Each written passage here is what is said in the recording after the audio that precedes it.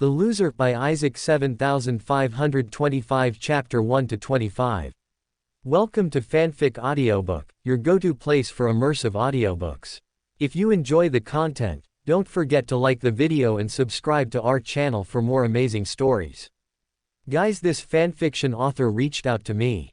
This is the first time any author reached me, so please support the author Isaac7525 by link in description. The only thing my parents have told me was to either get up for breakfast or get ready for school.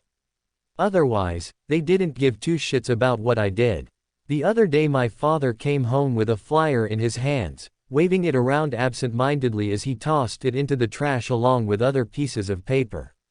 It was a usual task for me to look through whatever father brought home, looking through the numerous papers and seeing what they had to say.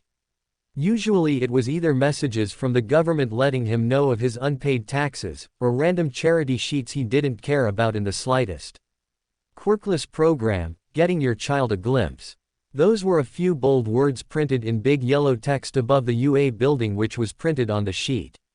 Thinking back on my past, the only experiences with quirks weren't exactly the best. Quirkless, loser, nobody, were phrases I was used to hearing on a daily basis. They all came from people who could jump to the moon, breathe fire or turn their organs into confetti, people with traits that made them special.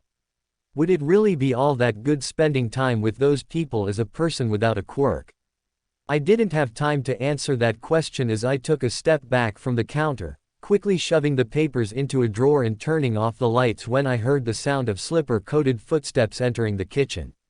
My father entered the kitchen carrying his usual bottle of beer, which he had a tendency to drink until he puked his brains out. I can still vividly recall the sounds of splashing in the bathroom, accompanied by strained coughs and nauseating sounds that flipped my stomach like a pancake. Later in the night at about 3 a.m. I left my bedroom and went to the kitchen, which wasn't that noisy of a task considering that our house had only one floor in the suburbs. Looking back at the paper, I began to read the details. Apparently I'd be among other quirkless students like me, learning the fundamentals of being a hero in training without needing a quirk to keep yourself alive. It's akin to being a hero, helping a woman cross the street without needing precognition to help you do so. That morning on Saturday my father was still asleep in bed while I crept out of my room, somewhat timid to rouse him. I smelt the same thing I had smelt about 100 other times in my life: coffee. My mother and father were both avid caffeine addicts, drinking their guts full with the brown liquid to keep themselves awake. I don't really think you need coffee all the time, I said as I entered the room, plucking an apple from the fruit basket and taking a bite. It gets the brain going, the brown-haired woman replied, taking another sip loudly. In the background I could see the television was running. It showcased a news report, telling the public of a recent bank robbery by a group of villains, only to be stopped by All Might just moments later. Those heroes. I heard my mother's voice again as she finished her coffee, placing the mug on the counter and turning back to her cell phone. The topic of heroes in this society was overall a tricky one to truly grasp. Was a hero someone who did what they found to be good, or was a hero someone who did what others found to be a good thing? You're rambling. The woman's voice cut through my thoughts like a dagger, rousing me out of my state. My mother always said I had a habit of raving to myself, often making me lose my focus. One time I got yelled out by one of my history teachers when asked about the Cold War, making my heart jump out of my chest. Soon enough you'll forget why you're here. Those next words made me sigh inwardly to myself. A doctor's appointment a few weeks ago stated that I suffered a major injury during gym class at school, while other reports say I experienced a vasovagal reaction to seeing something disturbing. Otherwise, I don't really remember much beyond my teenage years. I don't even remember my childhood and my first words. My parents don't either. Whatever. I sighed again as I turned away from my mother and towards the drawer where I had stuffed the papers the night before. Already? My mom cocked an eyebrow. No, I'm not rambling.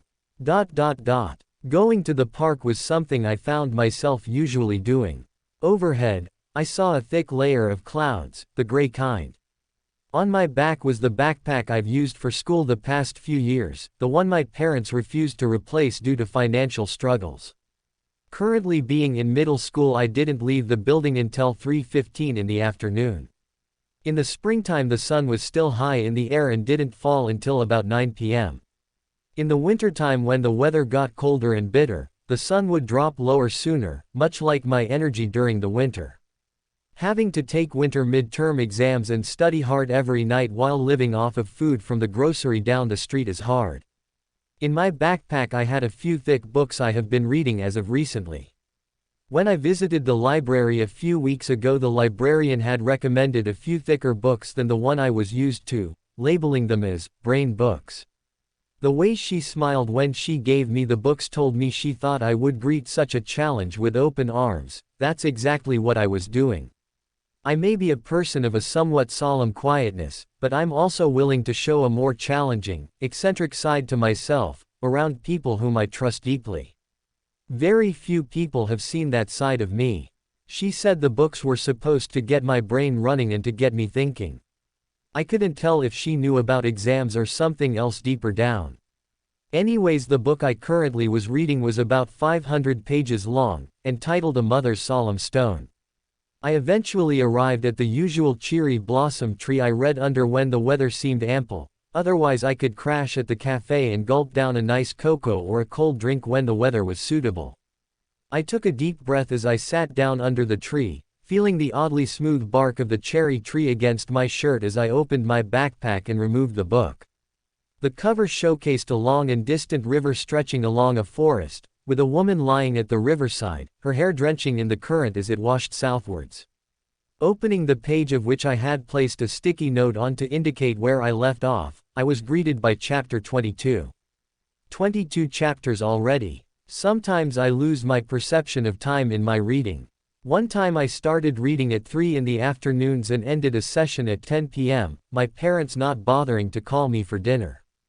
Recalling that thought, I couldn't help but laugh.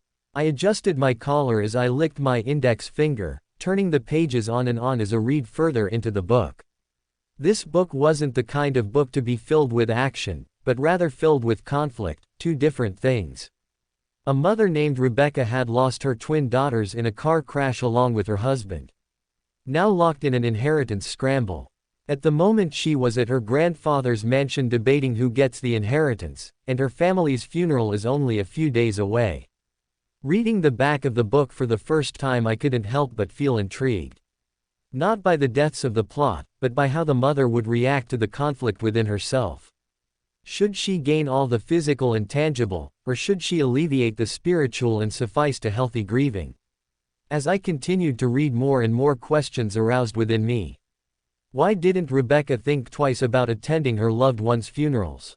Why would she value the money over her own health? Are humans born to be greedy creatures? I wouldn't call myself much of a philosopher, but such moral questions couldn't help but make the librarian's claims come to reality. This was a real brain book. I felt my phone buzz in the pocket, and I reached down and picked it up. It was a text from my father, telling me it was time for my usual task. Reading those words, I felt my heart shrink as if I were a cartoon character. I didn't want to sort papers again after he came home from work, but I felt like something bad would happen if I didn't agree to what he wanted me to do. I removed the sticky note that had been used numerous times, the sticky note's adhesive side having almost lost its purpose. I slapped it into the book and packed up my things as I began to leave the park. All of a sudden, I began to hear voices. "Hey sicko." The voice was young, masculine and distant, and I could tell it wasn't targeted at me. I turned around and raised an eyebrow, catching a glimpse at what was transpiring. In the middle of the field, I saw a boy with black hair, another with wings on his back and another who had green scales, all surrounding a girl who appeared to be smaller than them. Her eyes were filled with terror as she was grabbed by her shirt and pushed to the ground, her body hitting the plush grass. She didn't try to defend herself, she was probably quirkless to begin with. The boy with the black hair took 2 steps forward and brought his foot down onto the girl's chest, causing her to cry out in pain. My eyes widened as I felt my body freeze in fear, and I felt a million different emotions rushing through my body all at once. The girl's pained expression made my heart ache, and her cries of pain made me want to cry too, for her, and her pain.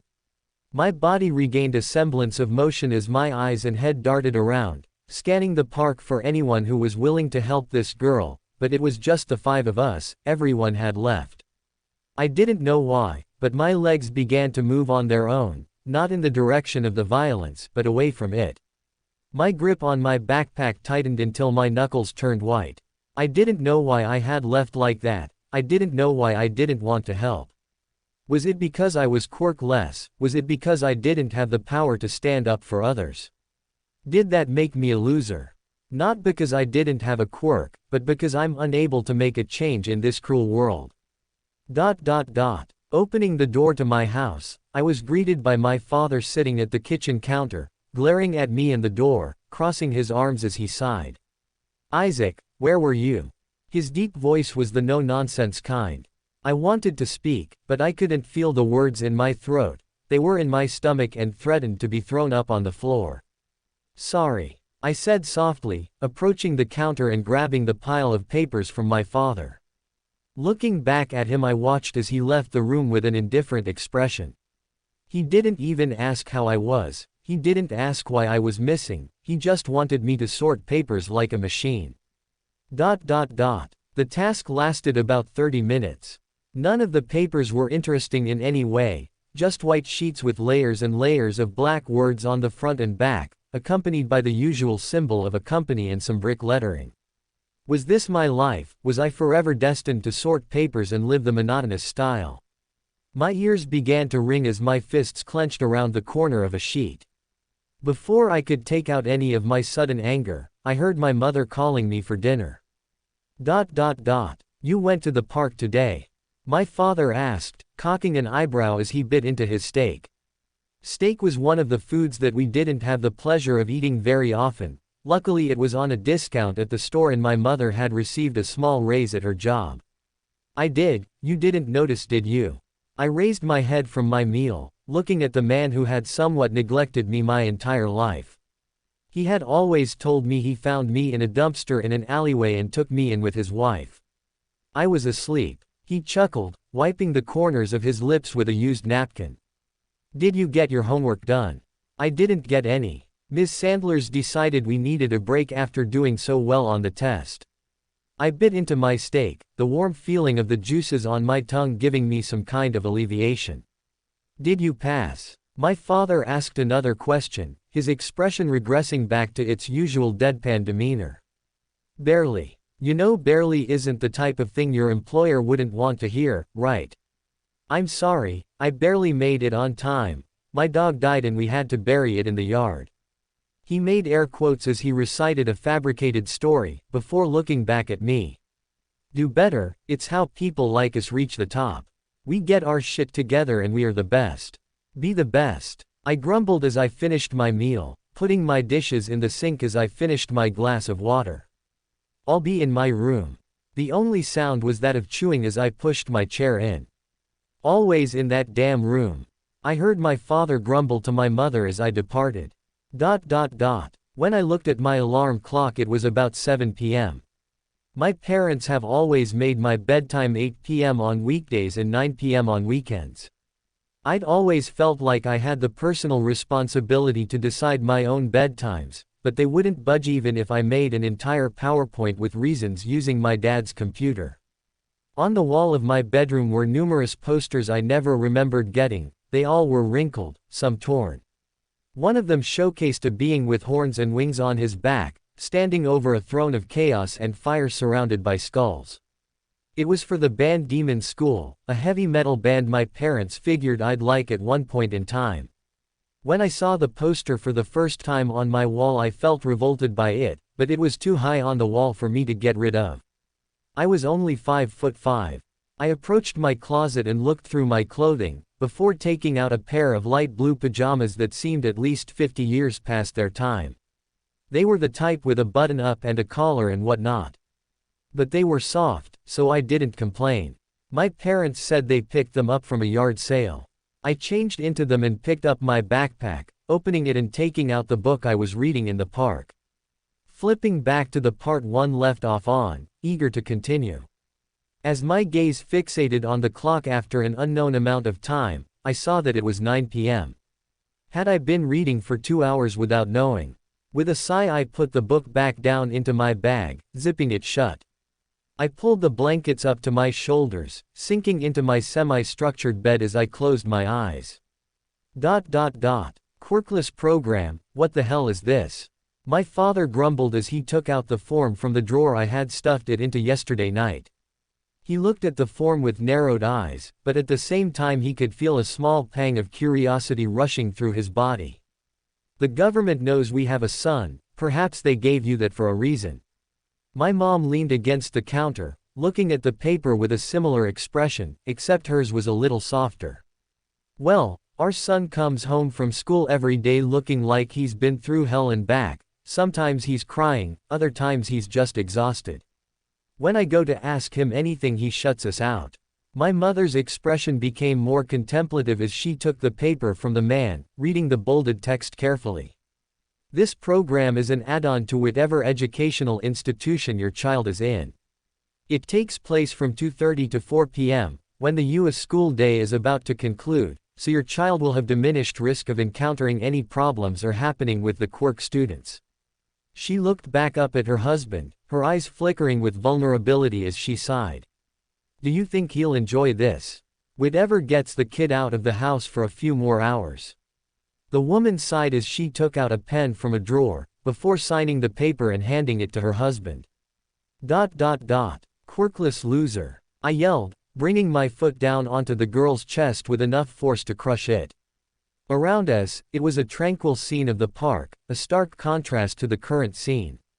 The black-haired girl choked up blood as she attempted to reach for my legs, trying to pry it off of her chest. Seeing this, my lips curled up as I pressed further, deepening the contact to an almost dangerous extent. Stop. It hurts, she wailed, thrashing and letting out strained yells.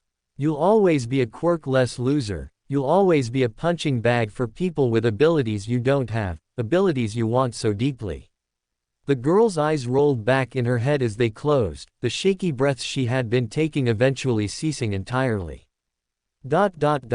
When I woke up at around 5 in the morning to prepare for school the next day. Trickles of sweat ran down my body, not from the pajamas but from what I had seen. Why did I do that to the girl I had seen getting bullied? I didn't have energy to answer such questions. I stood up from bed and stretched my arms above my head, feeling my back pop like a balloon. After going to the bathroom and brushing my teeth, I entered the kitchen to get some breakfast. I was greeted with both my parents sitting at the counter with solemn expressions. Would you sit down with us, please? You can get something to eat first, my mother said, a small smile forming on her face. I nodded, approaching one of the cabinets and taking out a box of cereal, pouring myself a bowl and adding milk, before sitting down at the table and taking a bite. So, Isaac, we know you've always somewhat been on top of your grades, so to reward you, how would you like a new opportunity? I cocked my head slightly as I lowered my spoon into the bowl, looking at the woman who had raised me with a mixed expression. What do you mean? At that moment my mother reached down and pulled out the paper I had thrown into the drawer 2 days ago. It was the Quirkless program sheet. Well, would you be interested in this? I felt my heart tighten upon seeing the form. Remembering the dream I had last night, I began to feel somewhat awkward and almost ashamed. Why would I dream of such a violent and questionable act?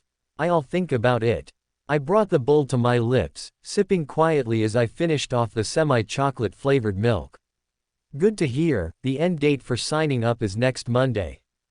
Going back to the park later in the day felt like a sin in itself. My inability to help the girl who was getting bullied was something that was ebbing away at me for hours now. Turning my head as I sat under the tree, I scanned the park for anyone nearby, but I never saw any familiar faces. I appeared to be all alone except for a couple playing with their dog, which barked quietly as the man threw a tennis ball. I didn't feel like reading at the moment. I didn't feel like doing much of anything except sitting by myself and thinking about what I had seen. Taking a deep breath, I leaned back against the tree and sighed to myself, attempting to make my body enter a tranquil state, even for a moment. I had entered such a state before. The last time I did so was when I was a small writer. I had always been one to express my creativity, not through arts like music or dancing, but rather through quiet and simple tasks like drawing and writing. I wasn't very good at drawing, but I still see the drawings I made when I was about 12 to 13 years old on the fridge, some of which were stick figures with happy suns, while others seemed more grotesque and almost disturbing. Even at the age I was now, which was 15, I can almost recall drawing like a child when I was 13. Something told me I was some sort of coping mechanism, other parts of me told me they weren't even my own drawings. One of them showcased a monster eating a goat alive, blood and bodily organs exploding outwards like sinister fireworks. The first time I saw it, I felt my head begin to spin and my ears began to ring as if I would faint. My amnesia I was diagnosed with only gave me questions about myself, and not answers. It wasn't a topic my parents discussed often, maybe even at all. After the diagnosis they took me out for an ice cream, something that felt out of character for them. Maybe they felt bad or they were so disturbed by what they heard they wanted to calm themselves down.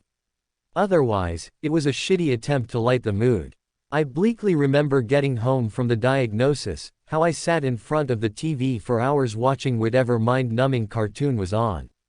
Its colorful and overstimulating scenery and characters almost acted as a stimulant, an attempt at forgetting what had happened. And I guess it worked to some degree. Does that mean I owe an anthropomorphic porcupine a favor? I adjusted my sweater, which overlaid on top of a collared shirt, before looking back at the rest of the park. By the time I registered my surroundings, I realized the couple and the dog had left. I wanted to stand up, but the dream and thoughts I had been nagging at me for what seemed like days, even if it's been only about 5 hours. It was akin to a weight that wouldn't stop pressing on top of me. All of a sudden in the corner of my eyes I saw a figure. She appeared to be 5'3", she had tousled black hair tossed into a bun, a pair of petite oval glasses and was wearing a collared shirt and sweater similar to mine. In her hands was a small purse. "I usually sit there," she said, her voice low and hushed, as if she was hesitant to speak to me. My eyes widened when I saw the girl. It was the girl from the park yesterday, the girl I was tormenting in my dream, the girl who has been haunting me. I fell silent, unable to speak for a few moments. My heart felt like it was going into overdrive. It wasn't from romantic feelings, but rather from anxiety and the raw pressure of seeing this figure before my eyes. "Are you okay?" The girl's eyes softened as she knelt down, her expression shifting and her lips parting slightly. "I'm sorry," I blurted out, turning away from the girl and burying my head in my hands, my breaths quickly becoming shaky and irregular. "Sorry, for what?" Confusion was evident in her voice. She sat down next to me on the tree, reaching into her purse and taking out a few items. One of them was a gingham-style blanket, laying it out beneath her, shielding her from the plush grass and dirt. She did so with an eerie refinement and an almost regal look to it. The other item she had taken out was a small lunch bag which had dampened slightly at the bottom from the food inside it. She opened the bag and removed the food inside. The food she had laid out was a small dish of rice, some sliced tangerines, tamagoyaki, and a small amount of grilled salmon. Accompanied by the meal was a selection of various sauces and seasonings. "You're quiet." Her words broke the silence which mostly consisted of rustling paper bags and kids snapping open. I was roused from my frenzied shock and jolted. "I'm sorry, was I too quiet?" I asked, a small amount of sweat building up on my forehead that trickled down to my cheeks, which were threatening to be washed away with tears. The black-haired girl smiled softly as she shook her head. "No, nothing's wrong with being quiet. I've always seen quiet as peace." Pub Future ads. She took out a plastic fork and punctured the salmon with it, bringing the meat to her lips and taking a bite. The more she ate the more I felt my stomach grumble, a silent sign of my own hunger. The reliance on canned and convenience store food wasn't the best lifestyle, but that didn't mean I wasn't grateful to begin with. "You seem fine after what happened yesterday." I didn't know why, but the words slipped out of my mouth. The girl turned back to me and swallowed her food. It wasn't too hard of a beating, to be honest. The worst that happened was a little suffocation. Hearing her words, I felt my heart twist into an unsolvable knot. She felt pain to begin with, and she doesn't think it's that bad. That's still awful what they did to you. My voice gradually lowered as I spoke, almost becoming a whisper that blended with the gentle breeze. I know, people treat quirks like a hierarchy.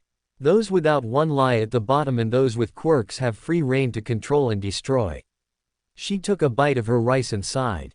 Sometimes I wish I had a quirk, any quirk, to be honest. I'd have it any other way than getting bullied for my lack of one. The girl then fell silent, pushing her glasses up the bridge of her round nose. Unfortunately, my mother and father were quirkless too, therefore I was born without one.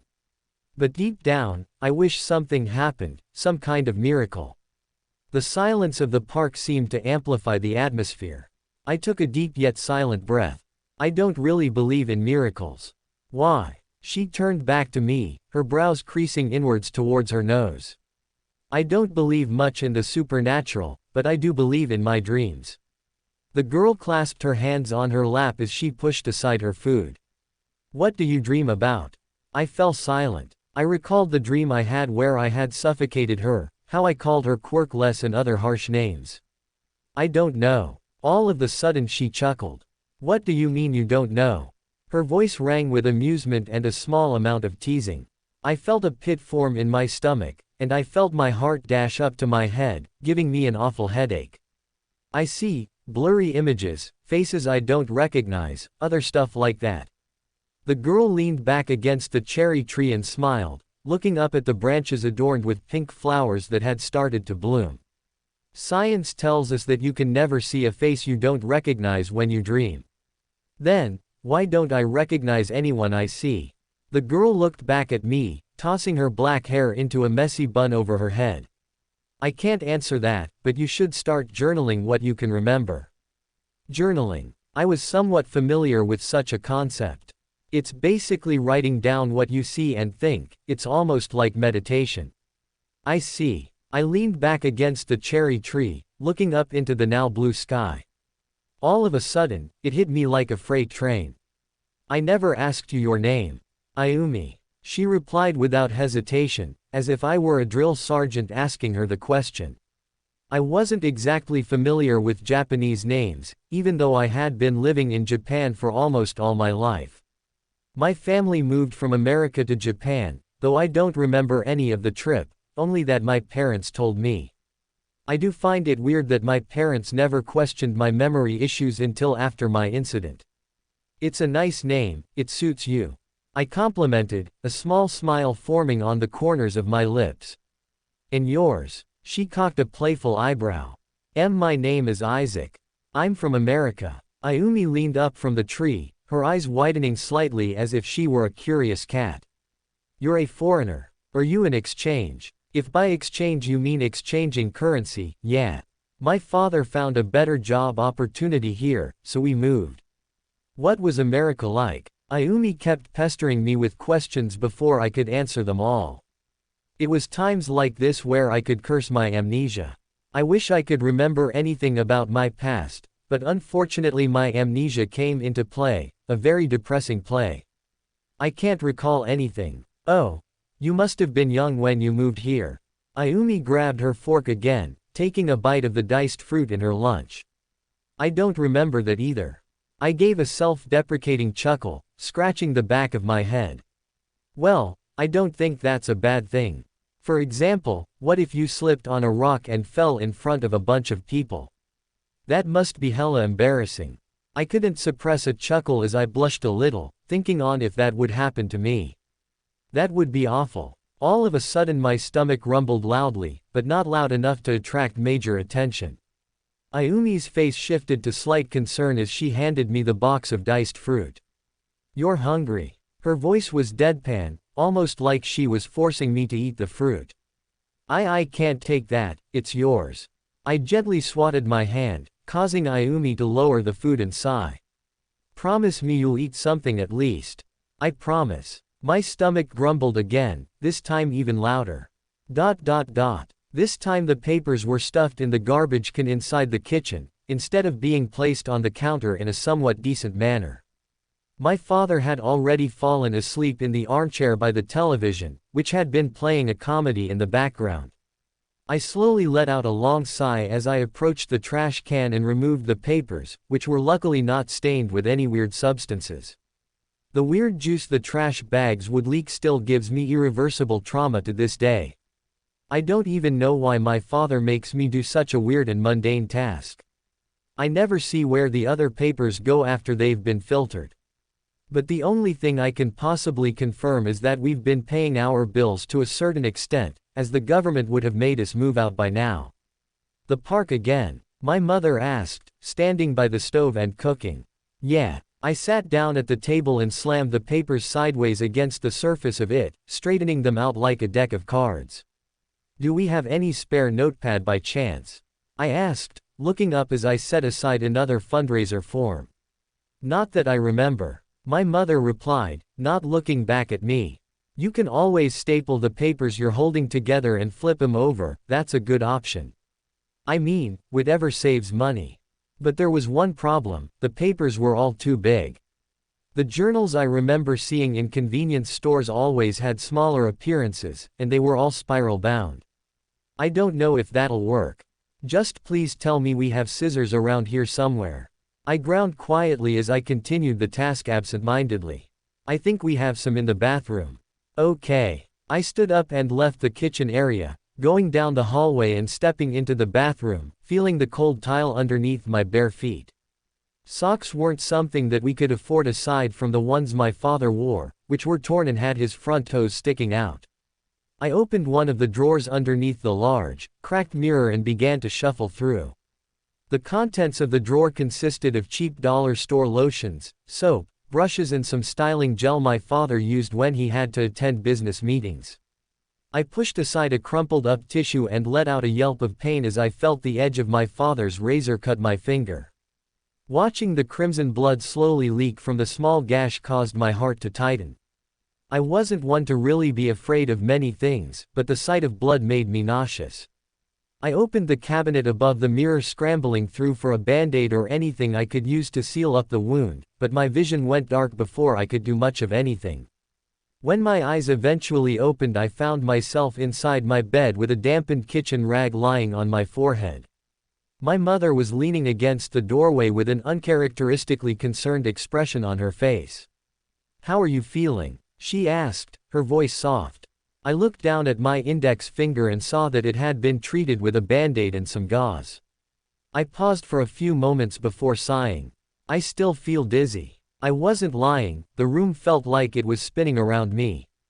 I wearily looked towards the clock in the room, reading that the time was 4:32 in the afternoon, meaning I'd only been asleep for about 30 minutes. "You should rest for now," my mother said as she left the room. I was given my dinner in bed. My mother had dragged a chair inside my bedroom for me to use as a makeshift table. She had made pork chops and peas, one of the meals I didn't mind eating. It was a meal I actually enjoyed to a certain extent. As I ate my meal, my mother watched me the entire time, still wearing that concerned expression I wasn't used to seeing. My relationship with my mother was quite complicated, but it wasn't unhealthy. Half the time she was either making meals for my father, or she was sitting in front of the television attempting to relax after a long day. She always looked sad and distant, her eyes flickering with some distant vulnerability as she gazed at the screen projecting some rerun of a drama show. After I had finished my meal, I was instructed to remain in my bed until morning, where my mother would take my temperature and assess if I could go to school that day. When I heard that, I assumed she was over-exaggerating a vasovagal reaction. As I lay in bed, my gaze continued to linger on the ceiling, watching the ceiling fan spin in a blur. My window had been opened, allowing me to hear what was happening outside. The neighborhood my parents had moved into was a rather quiet one. It was a neighborhood that lacked any kids or teenagers that I could socialize with, not that I exactly wanted to do such a thing. Outside it was beginning to get dark, and it was silent. I rolled over in my bed, gazing at my dresser. My dresser was a cluttered mess, some crumpled up tissues from sick days, empty and crushed water bottles, and old notes I had taken in my classes that I didn't have the energy to discard. I expected to see the usual clutter, but when I leaned up and rubbed my eyes I saw that my dresser had been cleaned entirely, and there was something sitting on it. It was a black book with a spiral binding, adorned with silver lining and tied in a messy ribbon. On the side of the book was a note made from a sticky note. "I hope you enjoy it." The handwritten note read. I could tell by the messily drawn smiley face that it was made by my mother. Picking up the spiraled book I didn't know what to say. When I opened it, the pages were lined just like my old notebooks. My mother had actually purchased me a journal. I would have been excited to receive such a thing hours ago, but with all the stuff my mother had done to accommodate me, I felt a surge of guilt. Had my suffering prompted her to act nicely? I stood up from my bed, not bothering that I was still clad in my old clothing and not bothering to change either. I walked over to the door and stepped outside, once again feeling the cold tile floor underneath my feet. Most of our house wasn't carpeted, we couldn't afford that kind of lifestyle. Down the hallway I could hear my dad snoring, not from the couch, but from the bedroom. That means sometime between him waking up and falling back asleep I had passed out in the bathroom. That bastard didn't bother to check on me. He probably didn't know to begin with. I quietly walked down the hallway and turned left into the living room, where our shoes were stacked messily by the door. Our family could only bother to afford a few pairs. I slowly put on my shoes and tied them loosely, adjusting my collar as I stepped out of the house in an attempt to make myself appear presentable post-faint. I realized I never bothered to look in the mirror, but such things never really came to my mind when I had to do more important things. I had the journal grasped in my right hand, holding it tightly to my waist. The neighborhood was beginning to get dark, the sunlight disappearing over the rooftop of a house across from ours. Taking out my cell phone and turning on the flashlight, I began to walk down the narrow sidewalk with small trees and bushes on either side of it. As I entered the more populated area of the neighborhood that bordered on the city of Hosu, the lights of the city illuminated my face and body like a crystal. I couldn't help but feel mesmerized by the lights. There were only a few times where I saw city lights like this. The last time was when my parents took me to go get some hot cocoa during the winter a few years ago. Expectantly, they haven't done anything like that since. As I walked deeper into the city, the challenge of mobility and reaction time had begun to manifest. More and more citizens had begun to appear, walking in the opposite direction as me. I narrowly dodged a few of them, while other times I walked on the other side in anticipation, but I never ran into them or had an unexpected collision. Turning right, I arrived at the local convenience store my mother and father visited often to either get a snack or to get a few cigarettes. I too wasn't a stranger to this place, as I'd wandered into here numerous times to get a bite to eat with money I found on the ground. "My man, Zaki," the clerk called out as I entered. He had a broad nose, disheveled blonde hair and blue eyes. He was also a foreigner like me, but he stated he was from the Philippines. He was allegedly outed by his community for his blonde hair, as it wasn't considered common to have it. Anyways, this eccentric and somewhat annoying man was named Gary. He's worked at this convenience store for about 6 months, which meant I had only met him after my incident that caused it. I gave him an awkward smile as I placed the journal on the counter, pushing it in his direction. "You can have this back. Can I get a refund? Didn't your mom buy you that?" Gary asked, his expression softening slightly. I could feel the disappointment evident in his eyes. "I know, but we're tight on money and I believe it's the best thing to do." My voice lowered as I sighed softly.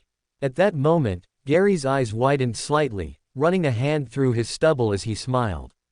"Wait here, kiddo." He left the counter and made his way to the back of the store, closing the door behind him as he entered the storage room. I waited for a few moments, looking down at the time on my phone, looking at the default style wallpaper I never bothered to change. I didn't really know how phones worked much, but I wasn't really one for having a personality within a screen. After a few moments, Gary left the storage room carrying something in his hands. It was a basket. Your mum always came in here buying cigarettes and snacks for the family, but I never thought you'd be struggling to make a living. Gary's voice rang with empathy as he showed me the basket. It was filled to the brim with objects. Numerous packets of ramen noodles, accompanied by sauces. 3 rice balls, miso soup packets, 3 bottles of green tea, some fruit juice, pokies and some rice crackers. There was also a small dark green silk throw blanket, and some lotions and other items. Seeing the basket, I didn't know what to say. My face heated up a little as I stepped back. I can't take this, Gary. I looked up at the slightly dissolved convenience store worker, my expression softening. No, kid, you need it, Gary insisted, shoving the basket into my arms and giving me an assuring pat on the back.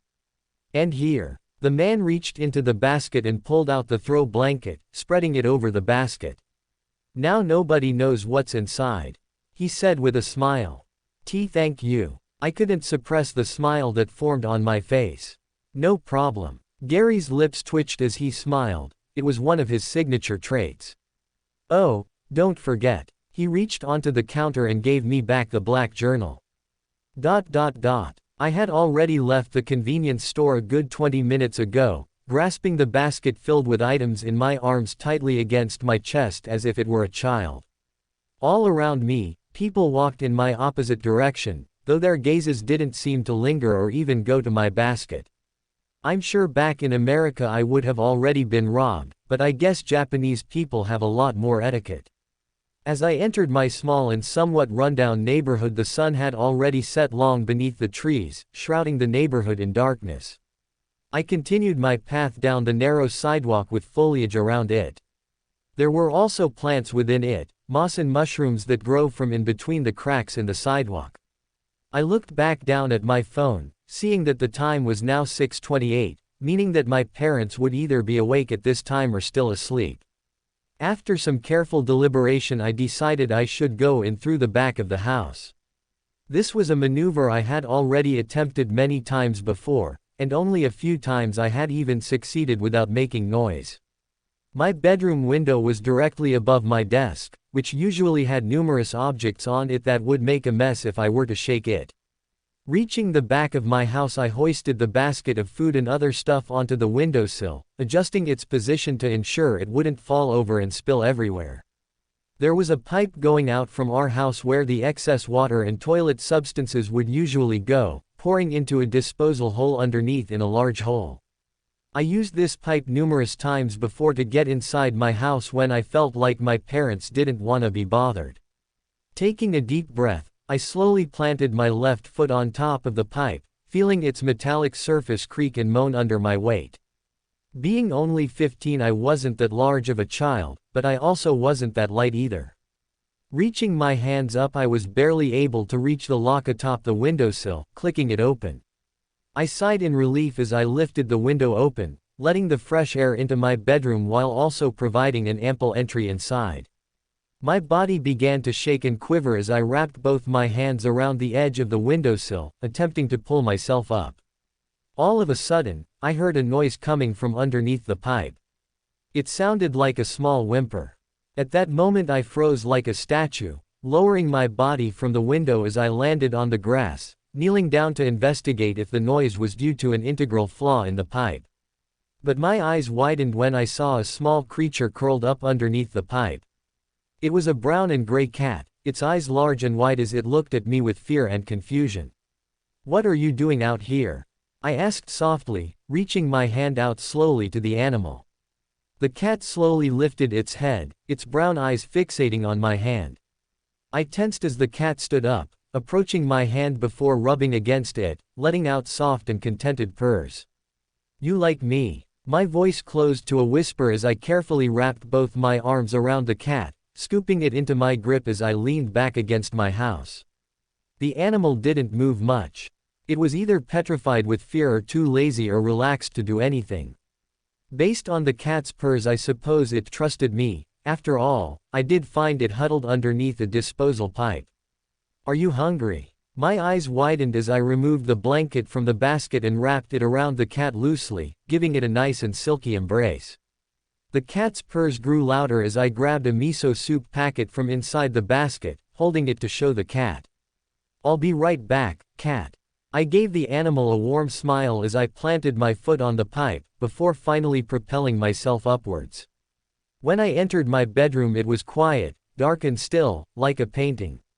The posters on the wall all remained the same and the worn-out bed remained with tousled blankets and without a proper sheet.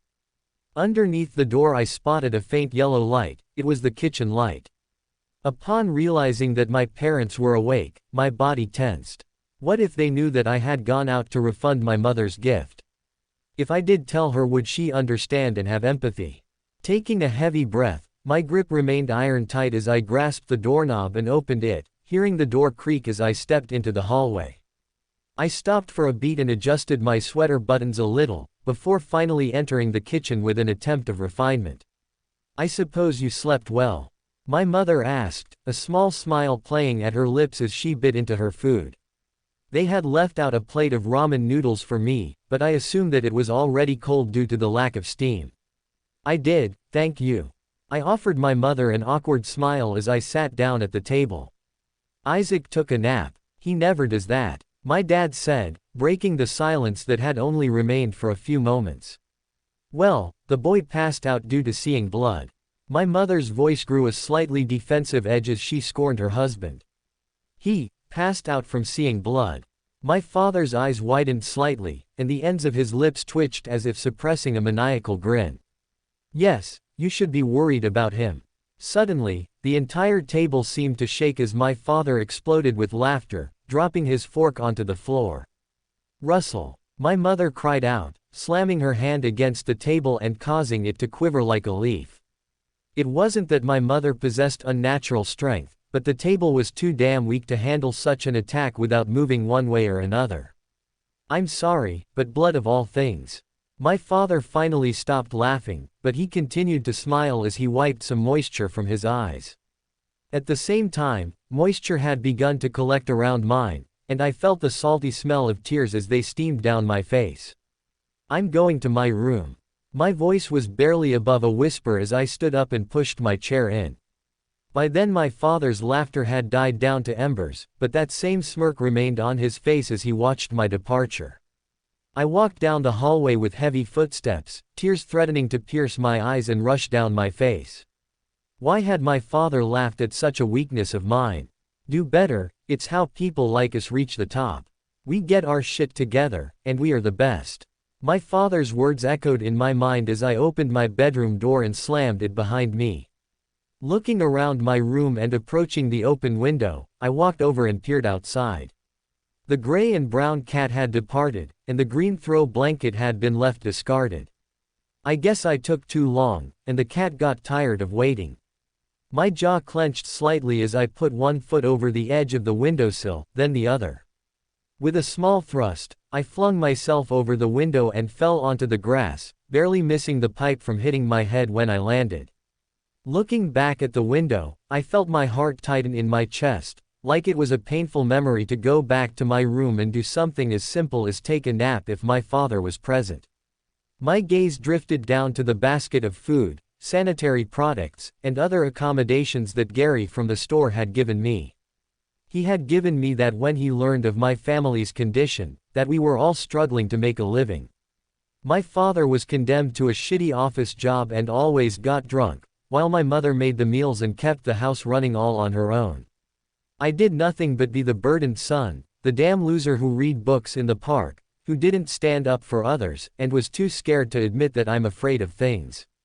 At that moment all the pent-up anger I had been feeling was released with one swipe of the leg, kicking the basket across the backyard and scattering all the items across the grass. I didn't want to be seen as a damn charity case. I didn't want to be seen as someone whom you're meant to feel empathy for. I wanted so desperately to be someone who's not afraid to stand up for others, to show a little vulnerability, to be able to smile and laugh with others without feeling judged. Being a damn foreigner is hard for me. Gary seems to have everything out for himself, while I'm too busy waiting for something I think disappeared years ago. I want to be a normal, average boy who feels loved by everyone, who wants to feel accepted by everyone, someone who doesn't want to feel judged by others and welcomed with open arms. The entire time I never realized I had kept kicking the woven basket I had received. With a kick of finality, I sent the basket flying into the fence, causing the planks it had collided with to recoil backwards. My gaze then drifted up to the sky as the tears had finally begun to be let free, a rare moment of vulnerability that only the sky and I knew. After my injury I had always climbed on top of our house's roof, which wasn't really dangerous considering it was a one-story house. I felt like the closer I got to the sky, the farther my troubles would leave me behind. Being close to something distant is akin to feeling close to something you never knew listened to you. This was one of those nights, a night where I could climb onto the roof and gaze up at the stars, where I could whisper my problems to them and receive comfort in knowing that someone listened. All of a sudden, I heard a voice call from above. It was my mother's. "Come inside, it's cold." Her eyes glistened with worry as she saw my tears, and I felt like she might grow tears of her own if I continued. I remained planted in my spot, not wanting to move. My gaze remained on my mother, tears continued to run down my face and my breath remained shaky. "I wanna talk with you, honey." Her voice softened to a shaky whisper, her hands curling around the edge of the windowsill as she looked down at me. Hearing her words I felt my heart stop for a moment, and my blood ran cold. Did my mother actually want to talk with me? "I'll make you some cocoa, I don't want you getting a cold." She turned around and left, and I heard the door being left open after she entered the hallway. Now that the mists of my anger and venting had lifted, it was pretty cold outside. I climbed back into my room, feeling the solidness of the spring beneath myself as I lay back on my bed and clutched a pillow to my chest. After a few minutes of silence my mother came back into the room carrying a mug with hot cocoa, with a tiny amount of whipped cream just how I liked it. I wanted to say something like, "You never do stuff like this for me," but I felt like that would kill the mood and she might take offense. My mother reached out and gave me the mug as she closed the window, her gaze lingering on the items scattered across the yard. Something in her expression told me she wanted to ask, but I suppose my current condition was the bigger priority at the moment, so she turned away and looked back at me with a soft expression. "I apologize for how Dad reacted," she said gently as she sat down on the bed beside me, her black eyes falling on the wooden floor beneath my bed. "You know it's not really his fault," she continued. "When me and your father first got together, he had his own issues. He just experienced a breakup and resorted to drinking to calm himself down, only to become violent and agitated afterwards. Why did he never beat me?" I asked, the words falling out of my mouth as if they've been waiting there for years. "Well," my mother fell silent. After a few moments she sighed. "Your father has always made comments regarding your past. And it breaks my heart to tell you that it's true, we did find you in a dumpster." "What?" My mother's eyes darted over to me, before she wrapped me in a large hug, and I could feel the moisture begin to collect on my shoulder from her tears. "Your father saw your awful condition and decided to stop drinking a lot more. He'd only told me after we found you that his father beat him up too, and he felt like escaping, just like you do." I felt my breath quicken as I wrapped my arms around my mother, new and fresh tears gushing down my face as I realized she understood me perfectly, but at the same time, how did she know how I was feeling deep down? "How did you know?" At that moment she let go of me, resting a hand on my knee as she sighed softly. "Sometimes when people get really sad they think they don't want to live anymore." I noticed her bottom lip quivering as her eyes met mine. "The cause of your memory loss, we don't know exactly, but we believe it was due to an attempt on your own life. No, we were informed when you were rushed to the hospital, and since you had already forgotten what happened, we lied so you wouldn't do anything else bad to yourself." I didn't know what to say. My breath seemed to leave my lungs as I leaned back into my bed, staring at the ceiling. "How did Dad react?" My mother paused for a beat, her hands gripping the torn sheets of my bed as she replied with hesitancy. "That night after you were treated and taken home from the hospital, he got drunk, again. Doesn't he always?" I covered my head with my hands, sighing. He told me things he's never said since. He said he felt bad even if he wasn't entirely there. Let me guess, he was smoking outside the room. The way my mother's expression shifted silently told me that was true. He told me that he's sorry for everything. I raised my head, my brows furrowing. And why should I forgive him? He's an asshole. He makes me sort papers like some damn robot and he doesn't do anything with me outside of that. Even after I swore for the first time around my mother, her gentle and empathetic expression didn't shift away. She rested a hand on my shoulder, giving it a small squeeze. Do you want some time alone? Sure, whatever. I rolled over in my bed, facing the wall. Behind me I heard my mother stand up and approach the closet, tossing me the usual light blue pair of pajamas. Sure, I grumbled out, taking the clothing as I removed my sleeveless sweater and unbuttoned my shirt. After I had changed, I adjusted the collar and cuffs as I lied down, trying to distract my hands and my mind from what I had learned. Had I really tried to take my life earlier? My father slept in the armchair, his arms dangling over the edge as they quietly brushed back and forth against the thin carpet. The living room was one of the only places in the house where we could afford a carpet. The television was left on. The screen shone dimly, playing an old sitcom from a few decades ago, but not old enough to be in black and white. The house was quiet and tranquil, except for the sound of quiet footsteps. At the end of the short hallway, my bedroom door opened, and I stepped out, my bare feet twitching as they touched the cold tile floor. Sometimes I wish I was smaller, that way my pajama pants could properly shield my feet, even if they did pull around my ankles. Walking down the hallway, I turned left into the kitchen, feeling the house in its silence.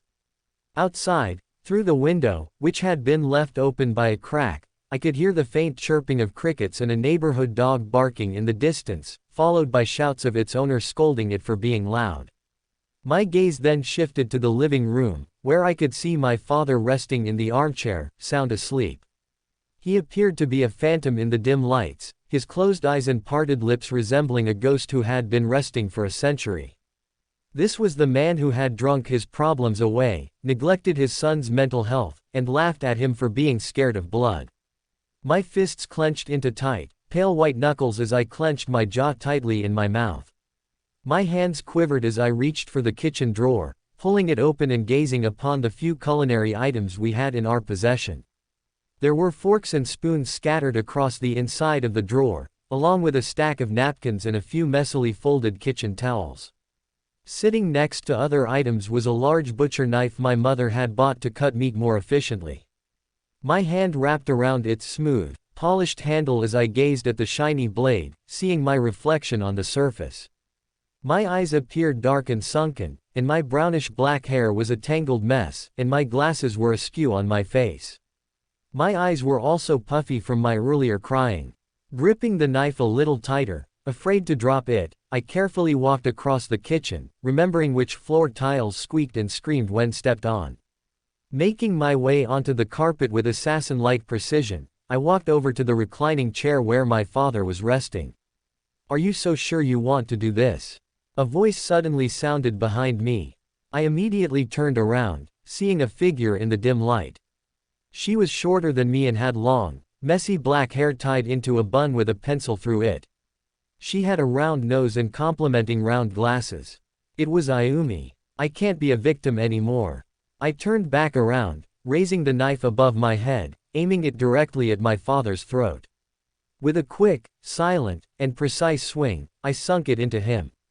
The blaring of my phone's alarm clock roused me from my sleep. My hand habitually slammed on top of my phone, shutting off my alarm. Glaring at the screen, I read the time of 4:45, the amount of time it took me to change, take a shower, and eat some breakfast.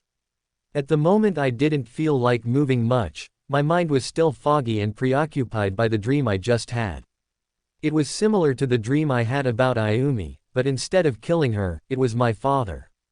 Why do I keep dreaming about people who I have encountered in grander emotional ways?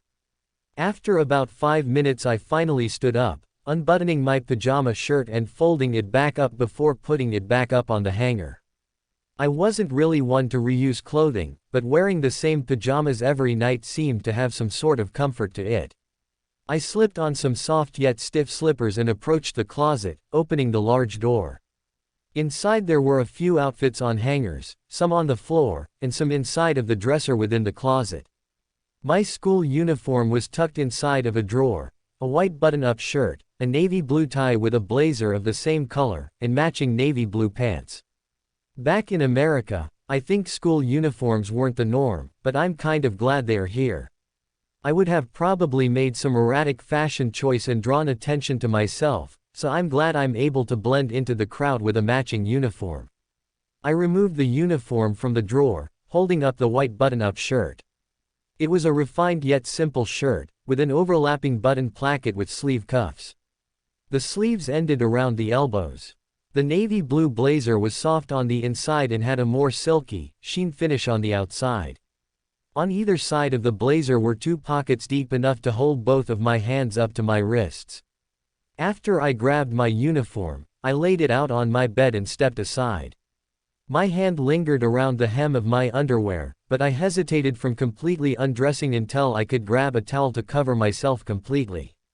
I usually woke up before my parents, meaning I didn't have to worry about them seeing me naked. But there was one time that I could remember vividly in spite of my memory problems. I was getting ready for school and I left my bedroom with a towel around my waist. My father had awoken early and was puking in the bathroom from the alcohol he had consumed the night prior. I didn't hear him until I opened the bathroom door, seeing the man hunched over the toilet and coughing up vomit into the toilet bowl, a little running down his mouth when he had turned to me and jumped. I shivered upon remembering that, remembering with a clear memory how he had threatened to beat me to a pulp if I ever crossed him like this again. Ever since, I ensured I would listen to the bathroom for a good 5 minutes before making any moves. I turned on the shower faucet, feeling the hot water grace my skin. It was like a game of Russian roulette with the water. Sometimes it would be scorching hot, other times it would be ice cold, and other times it would be in between. Due to the instability of our water system and the lack of government funding for services in our neighborhood, our water had a tendency to fluctuate in both pressure and temperature. It seemed like every scrub was a gamble to not receive first or even second-degree burns by damn shower water. I took a deep breath as the steam began to rise over the curtain and into the rest of the bathroom. It was like I had my own private sauna at times, and other times it would be like I was in the middle of the Arctic Circle. Picking up the damp rag everyone in the house used to wash our bodies, I began to lather myself in the soap. In times of rare tendency in my rather mundane and somewhat depressing life, my mind always tended to wander. I had never been one to invest with what had been happening with my mind to turbulent levels, but when you've been mostly alone all of your life and forced to fend on your own, you can't help but go to a place, even if it's hazy, that makes you somewhat happy. Behind my eyelids faint lights flickered, accompanied by music I didn't exactly recognize, but at the same time it still gave me a small yet opulent rush. Beneath my feet, I felt pavement gradually materialize underneath my shoes. I could hear voices around me, they all sounded joyful and filled with anticipation and wonder, as if it were their first time journeying with me. Next, a male voice shouted out. My eyes snapped open, and I saw a middle-aged man wearing a tuxedo standing behind a ticket booth, his brown mustache above his lips curling as he smiled. I looked down at myself, taking in my new attire. I was wearing a white button-up shirt similar to my uniform, except it had a few buttons missing on the placket. I was donned a pair of overalls, the leather straps over my shoulders having worn slightly from usage. This was my mental image, this is who I wanted to be at the moment. Sorry. I dug through my pocket and pulled out a small ticket. It was red with golden piping along the edges, and it had the logo of the movie theater on both faces of it. The man behind the counter smiled as he took the ticket and stowed it below in a bucket. "Enjoy the show," he said as he tipped his hat. I nodded silently, my gaze flickering on his eyes. They were brown like his hair and mustache, and they seemed opulent, soft and bright. They were much like Ayumi's eyes, the only other pair of eyes to gaze at me in such a way. Go on now, he said, waving his right hand in my direction, signaling me to move in time for the rest of the patrons. When I entered the movie theater, I looked above at the numerous large film posters sitting above the concession stand and entrances to numerous movie theaters. One of them showcased a woman, her eyes wide with terror as a spider 10 times the usual size was crawling towards her. The woman was restrained with chains as she struggled in the poster to escape. Too scary. Another poster showcased a group of men carrying revolvers, donning clothing I'd probably see during the Revolutionary War. The title made it somewhat obvious that it was a war movie. Too violent. The next poster had a portrait of a man and a woman dancing on a moonlit balcony, 2 glasses of champagne sitting on the railing as they engaged in a lovely, passionate kiss. It didn't appear scary or violent, it looked like the kind of movie someone would watch in the evening to unwind and contemplate things. This was my movie theater, so I could watch whatever I wanted. I put one foot in front of the other as I approached the concession stand, picking up a large bag of popcorn they offered for free. It was the 1920s and the economy was booming, so free accommodations such as these were common and often found in most places.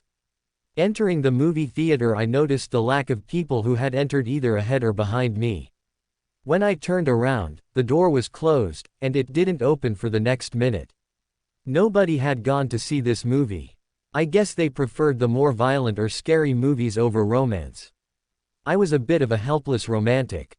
The movie theater's showing room was pretty large, with 20 rows of seats stretching upwards, stopping below the wall separating the projection booth and the movie screen.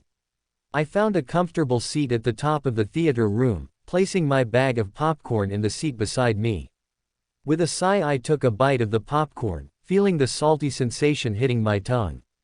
The projector suddenly activated, causing the entire theater room to light up as the screen ignited with white light. Moonlight and Margaritas. That was the title of the movie.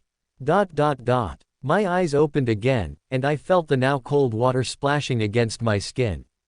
My body recoiled back, pressing with dear life against the shower wall. Worldly pleasures only lasted for a moment, but even with such time, indulgence wasn't the worst thing in the world. Stepping out of the shower, I left the bathroom with a towel coiled around my waist. The cold tile of the hallway didn't make me wince, for the sudden burst of cold water had already done so. When I gazed at my phone, I saw the time had now reached 5:15. I had been in the shower for a whole 30 minutes. In our house, water was a valuable commodity, so I felt a little guilty, but I reached for my uniform nonetheless. Buttoning up the shirt felt somewhat satisfying, feeling the buttons slide into their holes with small clicks. After adjusting the collar, I grabbed the navy blue tie, feeling a small pit in my stomach. I wasn't good at tying a tie, so I often let it go undone around my waist until I was corrected for it at school. Afterwards, I would go somewhere and watch the same online tutorial. The reason I didn't do so back here was that we had no internet connection, because my parents couldn't afford that kind of thing. I would have tried downloading a video or two, but I didn't want to spend the residual effort I had already used to wake up, contemplate my existence and get dressed. Putting on my navy blue pants, I stepped out of my bedroom and put on some socks which clung loosely to my ankles. They weren't too small for me, but my parents didn't want to buy any more. Slowly walking into the kitchen, I assessed what we had to eat for breakfast. The usual I ate was either cereal or frozen toaster waffles without any syrup. In health class, one had learned the concept of brain food, or food which was able to get your brain working in the morning, but I never really regarded topics like that as prevalent to me. Whatever I needed to survive, I got it, and I would learn if it was a mistake. I opened the freezer underneath the fridge and took out the box of frozen toaster waffles, the box having been worn and was slightly soggy. Opening it, I peeked in and saw what we had left. There were only 4 toaster waffles left for me to eat. If doing the math correctly, I could eat 2 over the next 2 days to ensure I had an appetizing breakfast for a little while longer. Or I could devour all 4 as I walked to school, living off of the dry grain cereal in the cabinet for the rest of the week until my mother bought a new round of groceries. After a little deliberation, I picked up all 4 of the waffles and stuffed them into my coat. As I was walking towards the door, I heard my parents' bedroom door open, and a pair of footsteps walking out of their bedroom. Getting ready, I assume. You know, if you skip, I'll be dragging your ass in a wheelchair down the sidewalk. I couldn't tell if my father was joking with what he said. He'd always made threats like that, threats to punish me if I ever stepped out of line, his line. You know me, I won't skip. I looked back at my father for a few moments, watching as the burly man's lips curled up into a small smile. Have a good day, Mr. Nauseous. My eyes widened in disbelief. Is that what he's calling me now? That same smirk remained on my father's face as my hands tightened around the doorknob, threatening to rip it from its hinges. Now I guess I had a reason for why I would want him dead. He was actively ridiculing me for what had happened last night. I'm gonna be late, I grumbled as I opened the door, my gaze remaining on him as I stepped outside, feeling the frigid morning air brush against my uniform.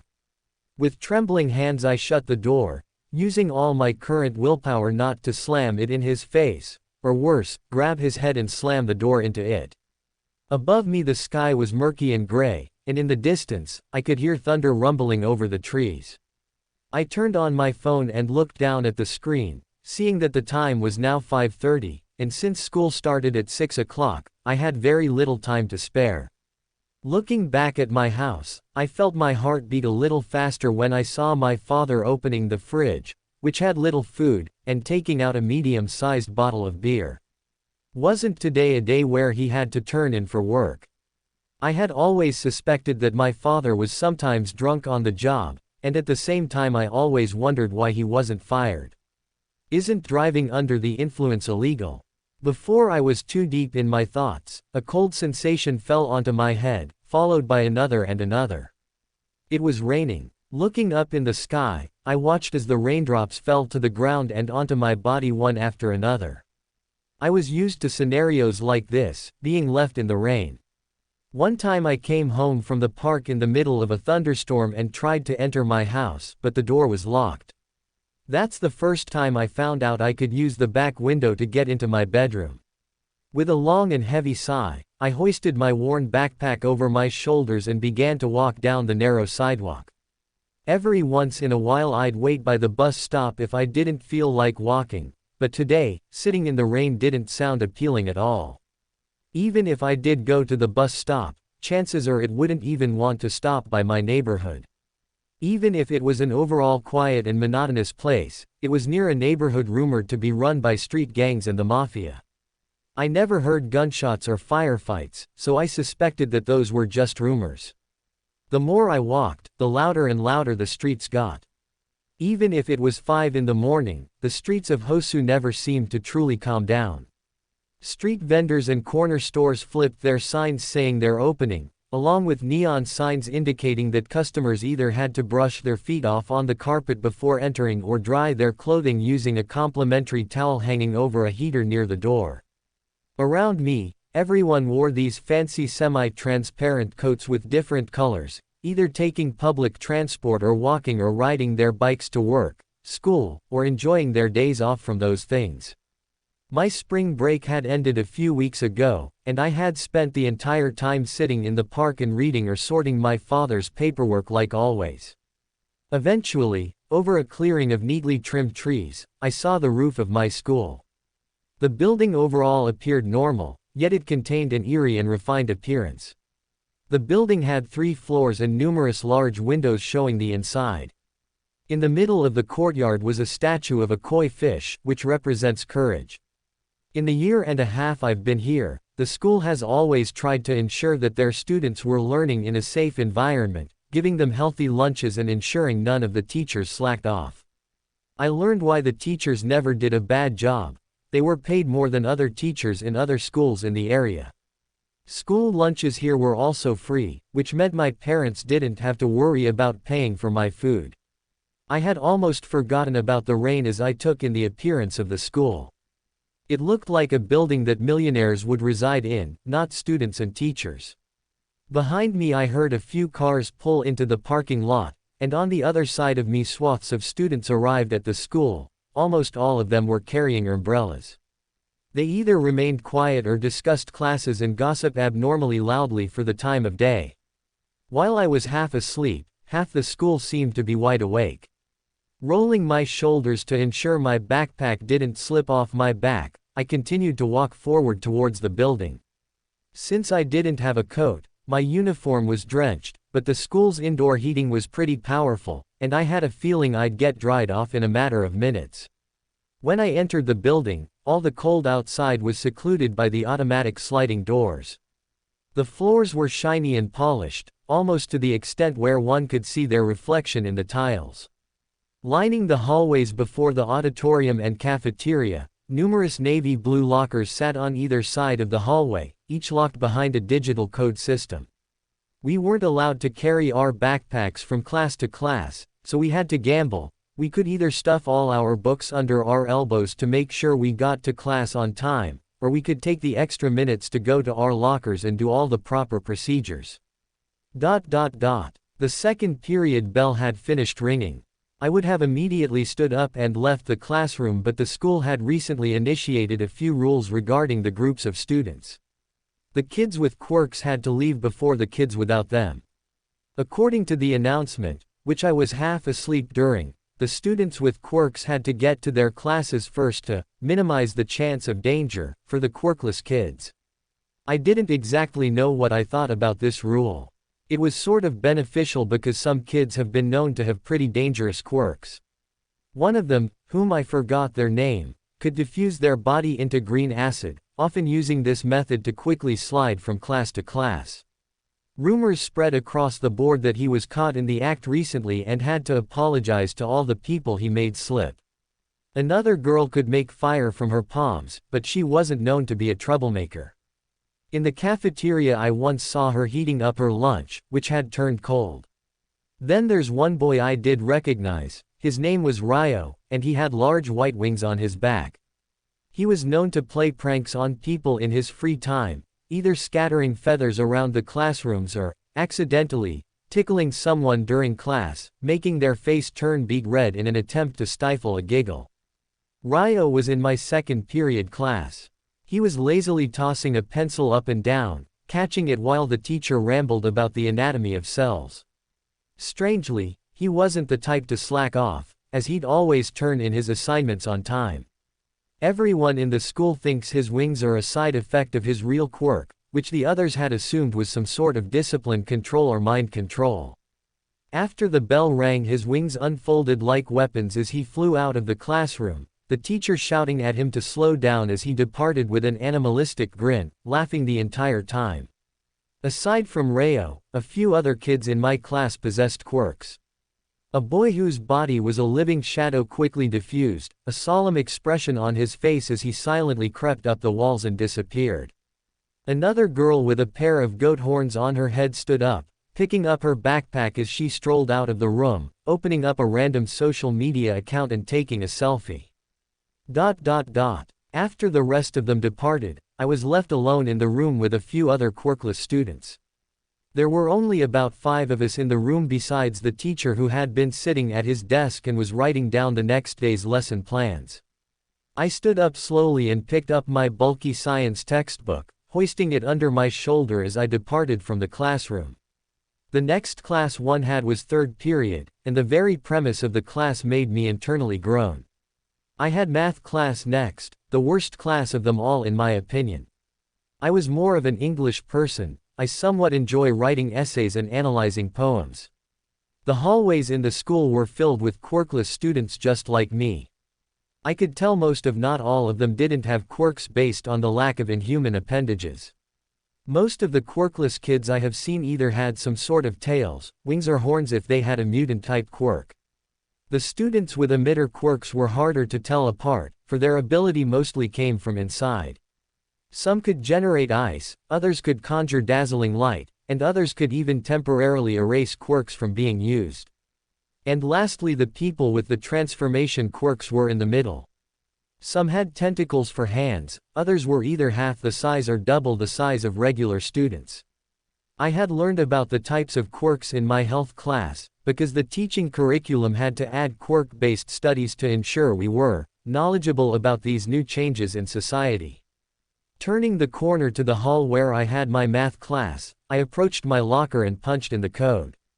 This was a somewhat convenient system. I could just press buttons instead of remembering which ways to twist and turn a lock in order to open it. I remember practicing this for months on end in preparation for my first time at this new school since my attempt, but I couldn't help but express both disappointment and joy when I saw the keypad system.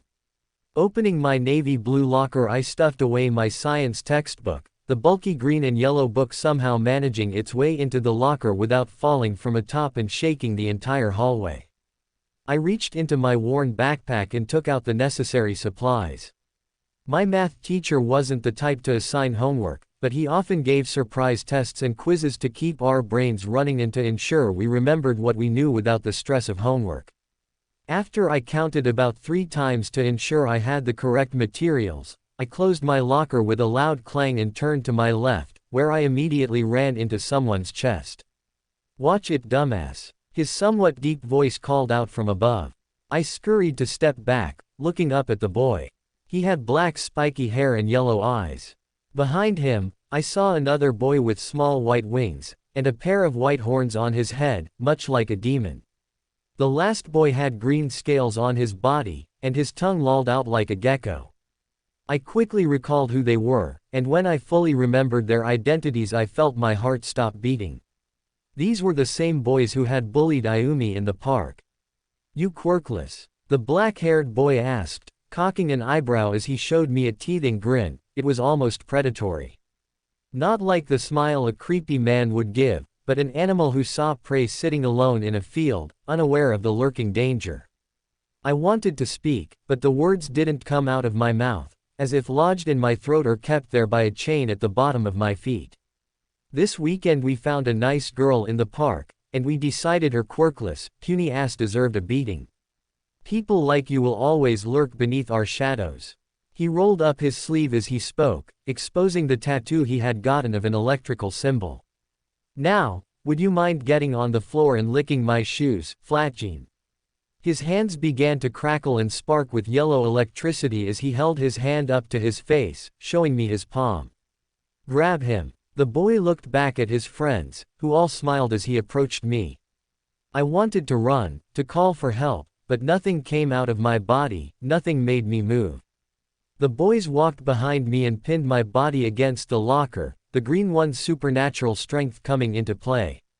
"We didn't beat that girl too badly because we were in public, but because we're in this pretty little building we can do whatever the fuck we want with you." The boy with small white wings grinned as he plucked a feather, running it across my face. I flinched, yanking my head to the side in an attempt to stop the teasing. At that moment, I felt a surge of pain as I was punched in the gut by the black-haired boy, sending a surge of white-hot pain through my body as I fell to my knees, feeling a sharp electrical current pass through my body from the attack. "You're almost there," he cooed mockingly, picking me up by my uniform collar and landing another punch directly to my face, sending another surge of pain through my body accompanied by an electrical shock. I gritted my teeth as my body invulnerability convulsed, the current surging through my body the longer he held me. It was like he was a battery and I was a conductor for his deranged mind. "Maybe if I knock you out you'll be begging at my knees for more." The black-haired boy's eyes narrowed as he tightened his grip around my collar, causing the electrical current to increase in strength. I let out a gargled groan of pain, my entire world seemingly filled with the bright yellow electricity. The corners of my eyes began to turn black, and my vision eventually grew hazy as I finally passed out. When I regained consciousness, a blinding overhead light immediately shone in my eyes, causing me to close them once again and let out a low whimper. The pain from the electrocution still radiated across my body, but they felt numb and more like a dull ache. When my eyes finally adjusted to the nurse office's lights, I opened my eyes and scanned my surroundings, my heart pounding in my chest. The medical wing was somewhat comfortable looking. My bed was shielded behind light blue linen curtains, and I had thick blankets draped over my body. In the background, I heard the faint yet obvious hum of the machines, a silent yet mechanical lullaby to lull me back into a state of partial relaxation. I could smell the disinfectant in the office as if it were a plague, invisible yet always there. Suddenly the curtain was drawn back, and I clenched my fists white in anticipation, hoping it wasn't any form of danger. A few moments later a nurse entered my booth and smiled at me. "You're awake, that's good." She was carrying a tray with a small amount of food on it, just what the school cafeteria was serving that day. I could slightly recall the interaction I had with the bullies, how they had tortured me until I was knocked out cold. Now my body was suffering the after effects. "By the way, I patched up your wound," the nurse said, gesturing with her pointer finger towards my cheek. I had now just realized that I had a bandage on my cheek, sealing up a wound that had been pounding within. "How'd I get that?" I asked, my voice slightly hoarse.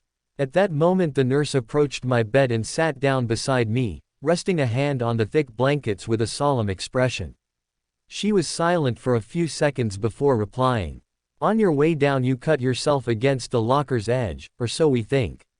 "What do you mean?" "Well, we suspect maybe your tormentors did it to truly knock you out." "Oh." I raised my right hand, running it along the bandage on my cheek, feeling the soft fabric of the bandage across my face. "Well, do you think you can walk, or do you think you'll need more time to recover?" the nurse asked, a flicker of empathy crossing her expression. "Well," I quickly assessed my condition. At the moment I had just suffered pain from electrocuting and a minor concussion. My head was hurting slightly and my legs felt slightly numb. If I were to keep going through the school day, what if my bullies found me and beat me harder? On the other hand, I've suffered injuries before and I was able to walk them off. I think I can handle it. I looked up at the nurse, a small smile forming on my face. "That's good to hear, but first," she reached back, bringing the tray of food in my direction. The plate had some grilled chicken on it, with a side of peas and a cup of noodles. I also had a glass of water to drink. "You need to eat, sweetie. You'll need your energy." Right. I took the plate and paused for a beat. I had always felt somewhat uncomfortable eating around strangers. During the regular lunch periods I would take my food to either the back of the cafeteria or leave the room and go to a room I always knew was open for either a study hall or the teacher didn't care if someone entered. My gaze flickered up to the nurse as I hesitantly spoke up. "Would you mind leaving, please?" "Absolutely, press that button if you need anything and I'll be right there." Beside my bed was a small red button that flickered with light. It made a small and constant beeping sound. With a sigh I raised my fork and knife, cutting into my chicken like a gourmet chef. Back at home my father and mother had taught me proper culinary skills and how to eat like a gentleman. It was ironic how my father didn't really care how he ate, but at least he knew he needed to use a napkin. My mother on the other hand always ate with a solemn and polite refinement, similar to me. After finishing my meal I placed my plate on the bedside table and sighed to myself, leaning back in my bed and feeling the pillow against my back.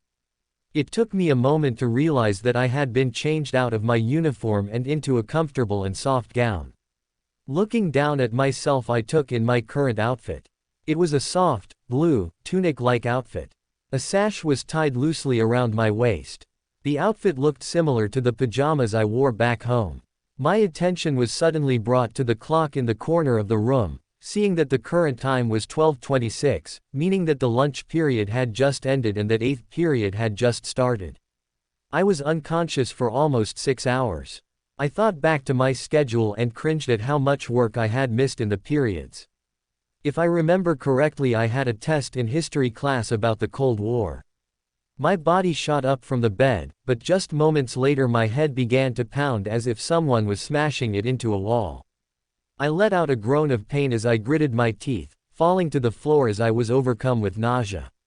The curtain was ripped open as the nurse darted in and knelt down. "Sweetie, can you hear me?" Tiny trickles of sweat ran down her face as she tapped me on the neck. I'm fine. I just got up too quickly." I managed to groan out. "Let's get you back in bed." She slowly reached her hands under my body and lifted me in the air, before placing me back into the bed, placing a hand on my forehead. "Don't scare me like that." Her eyebrows creased into an almost parental look as she backed away, her gaze still fixated on me. "You'll be sitting here for a little while longer. I'll give you a quick prescription and you'll be on your way. Prescription, is it that serious? My eyes widened as I watched her open the overhead cabinet and extract a bottle tainted with a faint orange hue. Inside I saw a few purple pills, their surfaces were smooth and they appeared to be tablets. Take one of these every morning, and I ensure you won't feel anything bad. Her expression reverted back to a more motherly smile as she handed me the bottle. I took it with shaky hands, feeling the texture of the bottle on my fingertips. I had held a bottle like this before, many times actually. My father had these pills inside of his drawer he always made me get after he drank. He had told me they helped his stomach, but I could tell it was something else.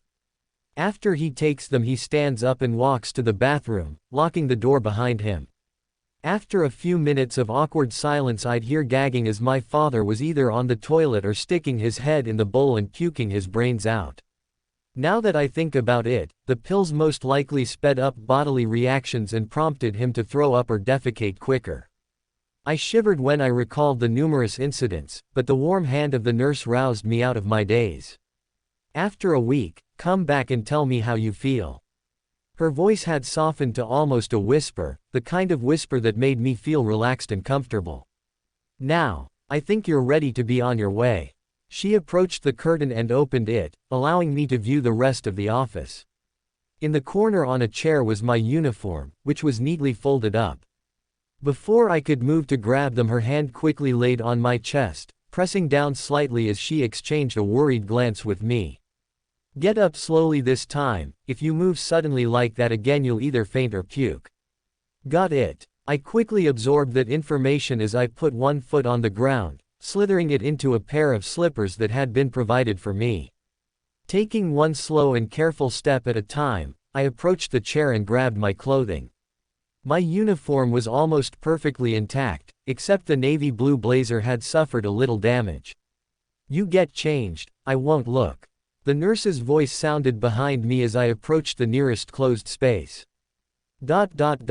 From that point the rest of the day was somewhat smooth. But one of my primal fears upon stepping out into the hallway was being hammered with questions about my condition. But strangely nobody knew about what happened earlier today. The distance of falling to the floor was great enough to cause some clatter, and the sounds of the boy's electricity quirk were sure enough to make a ruckus. I had managed to attend history class and take that test, though some of the questions regarding political figures and their ambitions made me wonder if I was getting a migraine. Afterwards the rest of the class went smoothly and I took a small nap in the school library after getting permission from my 9th period study hall teacher.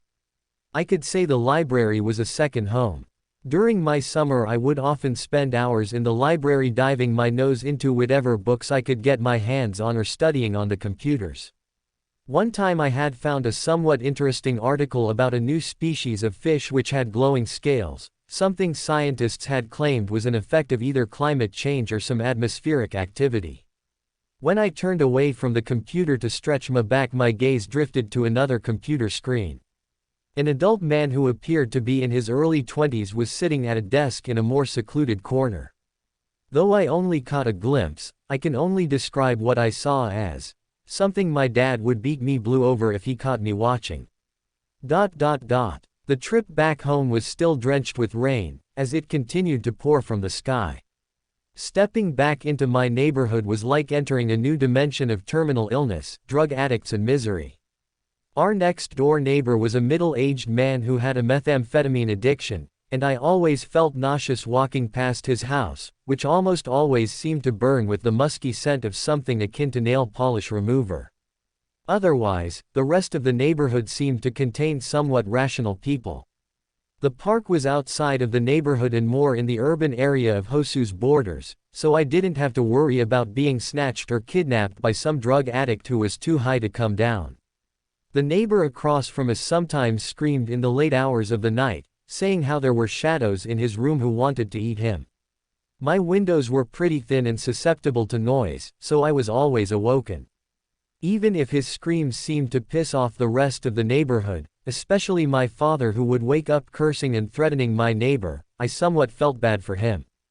Having a life where the unreal became real and you saw things you couldn't possibly fathom sounded like a nightmare come to life if you couldn't control it. Luckily I could control what my mind did to a certain extent, as I had grown so adept at escaping my life and fleeing to my imagination. Opening the front door I stepped inside of my house, looking around. It was only for a moment before I felt something hit my face. It was my father's fist. "You're hiding food and stuff from us, you son of a bitch," my father yelled, pointing to the kitchen counter.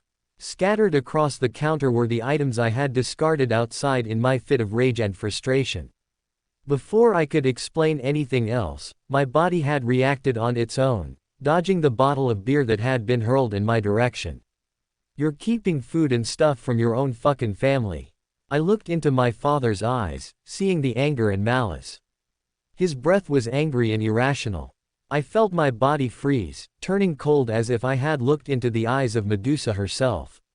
"I knew I should have left you in that damn dumpster, you no good bastard." Hearing my father's words, I felt my heart shrivel up and decay. Tears sprang from the corners of my eyes as my fists tightened white. Those words hung in the air as if suspended by chains. I watched as my father's grip fastened around another can of beer sitting on the counter. Judging by the quantity, he was obviously very drunk. It suddenly hurled my way, hitting me in the head with a small amount of force. Even if the attack didn't hurt physically, I felt like breaking down upon realizing the man before me was actively attempting to hurt me. My father's gaze didn't change, but the only shift was his eyes to the medical patch on my cheek. "What the hell happened to you?" he asked, his voice low and menacing, almost to a growling extent. Hearing his question, I felt my body tense. If I were to tell him that I had gotten into an altercation and lost, he'd most likely see me as a weak individual and continue the degradation and beating. The saliva in my throat seemed to turn to glue as I struggled to swallow it. My lack of response only seemed to aggravate him more, as he took a step closer, but not close enough to be within my proximity. His black eyes flickered with red-hot malice as they gazed into mine. I could feel the heat radiating off of them as they bored into me. "I beat someone up," I replied, my chest feeling a sudden pressure as if someone had been suffocating me. "Why?" My father's voice raised in pitch a little as he raised an eyebrow in an expectant demeanor. "They made fun of me, and I didn't like that." I felt my voice tighten in my throat, the words only leaving my mouth through an inhuman amount of pressure. Looking at my father was akin to looking at a demon, maybe even worse. "You beat someone up because you got your feelings hurt." His lips curled into a predatory grin as he used a mocking, high-pitched voice that resembled a child's. "Isn't that what you would have wanted of me, to be the best?" Behind my eyes I could begin to feel the tears rushing down. Why had I lied and told my father I had done an awful thing? If I would have told him I had gotten bullied and knocked out, who knows how the man would have reacted? I was his son, someone who was supposed to be perfect in his eyes. "Yes, that's true," my father replied coldly. "You're happy I beat someone up." At that moment my father fell silent. After a few moments he chuckled lightly. "Why wouldn't I be?" He reached onto the counter and gestured towards the scattered items. "Though I'm wondering what this shit is." I swallowed my spit as my gaze slowly left my father's expression and over to the counter. "I got that from the convenience store." "The convenience store? You know damn well we can't afford stuff like that. If you're stealing money from our pockets, I'll beat your ass until walking is just a dream." "No, I'm kinda friends with an employee there, and they gave me all this stuff because they knew about our lifestyle." "Our lifestyle?" I felt the air around me tense, as if it was slowly leaving the room. "Is that a problem?" I choked up, my voice cracking a little. Before I could react, another beer can was thrown at me with a harder force, hitting me in the head again. This time, it was full.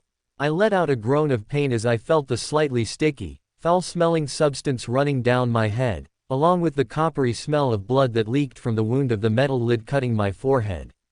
"You think I want people around here knowing I live like a dog because I have to take care of my shitty wife and a disgrace like you?" My father stormed over to me, grabbing me by my tie and pulling me so my face was inches from his. You better go back to that little store and beat the shit out of that worker, or I'll ensure your back is against a wheelchair. The veins began to bulge, becoming more prominent in his forehead as he spat on me through his gritted teeth. I can't, he did nothing wrong. I didn't have the time to finish my sentence as my father brought his palm to my face, delivering a sharp slap to my cheek. Everyone I know thinks I'm a good, well-off man. Even if one person is aware of my lifestyle, they'll either be dead or be too injured to say anything else. In the other room I suddenly heard a noise. My mother opened the bedroom door slowly, her eyes widening when she saw my condition. "Russell, let go of him," my mother cried, running over to the man and grabbing me by my collar, yanking me away with surprising strength. "You're drunk," she cried out, her eyes wide with terror as she looked towards her voice lowering. "Sweetie, go to your room, now." I slammed my bedroom door, locking it shut as I sat down against it, burying my head in my arms as I broke down completely. My father had never resorted to violence as a form of punishment or scolding. I thought he would have shouted at me instead of doing what he just did. The blood from the cut on my forehead had now dried a little, leaving an obvious yet small trail of crimson liquid running down the side of my face just above my cheek injury. My left palm, which he had smacked, was slightly red, almost purple. Why had my father wanted me to hurt Gary simply because he knew of our living conditions? The people wherever he works probably don't know he lives off canned food and a minimum wage. Outside, the sun had begun to set, shrouding my room in darkness. In the other room, I could hear my parents arguing, except there was no violence unlike earlier, only bickering. After a few minutes the house reverted back to silence, and I could hear my own heartbeat, which was hammering inside my chest. Behind me, I heard a gentle knock on the door. "You in there, sweetie?" "Why yeah." I tried to hide the sadness in my voice as I replied, hoping not to expose my emotions to my mother. I slowly got up and unlocked the door, stepping back and sitting on my bed, the mattress underneath me squeaking and straining, much like how my silent whimpers and cries had sounded. After a pregnant pause, the door opened, and my mother entered. Her expression was almost unreadable, but behind her eyes I could tell there was something deeper hidden within. "Dinner's ready if you wanna get it," she said softly, sitting beside me after she had closed the door. I suddenly felt her hand above the wound on my cheek, it was trembling as she took a shaky breath. "You're bleeding." "I know," I grumbled softly, lowering my head into my arms, moisture still forming in the corners of my eyes. At that moment my mother gently wrapped an arm around my shoulder. "This may be hard to hear but, we feel like it'll be the best choice for us." I looked up at my mother, my eyes flickering with curiosity mixed with residual sadness. The woman looked down at me, her somewhat young features unwrinkling as she frowned. "Me and your father are getting a divorce." "What? But how will we live?" My head shot up, a sudden rush of panic flowing through my body. My father was the one who gained the paycheck, and my mother was the one who kept the family going. "Well, that'll be a later problem." My mother reached inside her pocket, before taking out a piece of folded paper, handing it to me. I slowly took the sheet and unfolded it, my eyes widening when I read what was on it. "Quirkless program, getting your child a glimpse. It's not that we don't love you, but until we get things sorted out it's best we keep you out of the house a little longer." Hearing her words, I was suddenly overcome by a wave of confusion. Why not anything else? Why not sign me up for a sport or an after-school club? As if hearing my internal dialogue, my mother sighed as she turned away. "Clubs and stuff like that cost money, but the program is free." I thought back to what had happened earlier today with the bullying. Nobody even knew what had happened and I'm pretty sure the bullies got away unscathed. Would that mean my time at UA would be a living hell? But what if I get bullied and hurt? I looked to my mother, letting out a shaky sigh. The ends of her lips curled into a small smile as she replied, "Don't worry. I visited the UA building and was shown their policies and conditions for students attending, quirked or quirkless. I heard some great things, so I'm sure your time there will be an experience you'll never forget." The The week had passed somewhat slowly. Going back to school the next day was like having a target on my back. I had hesitantly agreed to the program and signed the form, and the first day of the program started after school today. I had previously met up with Ayumi, and she said she also signed up for the program. It made me feel slightly more assured knowing that I'd see a familiar face there, and not one that wanted to pummel me into the ground and laugh at my misery. After the school day had ended, I left the building somewhat quickly, looking up directions to the UA building on my phone. The distance between my middle school and the UA high school was a bit of a walk, but if I didn't stop for an after-school snack or a rest break, I assured myself I might be able to get there on time without being late. From what I had heard, UA High had a prestigious reputation, being the #1 hero school in Japan. It was dedicated to those who had quirks that were considered best of the best. Even if I knew I would be in a bullying-free environment, I still couldn't help but feel my stomach churn as I turned another corner. The walk to the building was about 20 minutes from school, and when I looked down at my phone's digital clock it was 3:12 in the afternoon, meaning that I wasn't late. I was actually quite early, since the program started at 3:30. The UA building appeared tall and somewhat menacing, even with the abundance of cherry blossoms lining either end of the gate and towards the door. The building was divided into 3 sections, one was lower than the rest and the other 2 were towering, tower-like structures. From the information I had previously read about UA and its history, the half on the left was dedicated to hero course students, while the middle was business class, and the right general studies. Studying the anatomy of the building via photos I had downloaded to my phone, I noticed that the building only contained such sections. Where would the Quirkless program be? In the distance I saw a few students. One had green hair, freckles on his face and large, round eyes. Another had spiky blonde hair, fiery red eyes and a seemingly constant scowl. The last one had a gnarly burn on his left eye, and his hair was divided into red and white like a half-moon cookie. The green-haired boy looked in my direction and gave me a small wave. And just like that, I felt like my body was unable to move. To make things worse, he began to walk over to me with a grin. "Hello. Are you new here?" The boy's voice was somewhat high and cheery, almost to an annoying extent. "Yeah, I am." I choked up a reply, a little sweat gathering on my uniform and dripping down my neck. "Well, what the hell are you doing out here? You have classes, damn it." The blonde-haired boy growled. "Hey, don't talk like that, Kachan." The green-haired boy with freckles on his face gave his accomplice a serious look, before returning his gaze to me. "Need some help around?" he asked, extending a hand. "Why yeah, I felt the words stick to my throat. My hands were sweaty as I grabbed my phone and showed the green-haired boy the information about the Quirkless program. "No way. You're in the Quirkless program." His eyes widened as I saw that his body had begun to tremble, his lips quivering slightly. "Yeah, got directions." I took a step back, the boy appeared like he would explode any minute. "Okay nerd." The blonde-haired boy extended his right hand and flicked my glasses up the bridge of my nose. "It's in the basement of the school. Enter the building, down the left hallway, turn left again and you'll see a creepy-ass door. Open it, go downstairs, and you'll see your other Quirkless friends, if that's what you'd call them." "Thanks." I gave the blonde boy an awkward smile.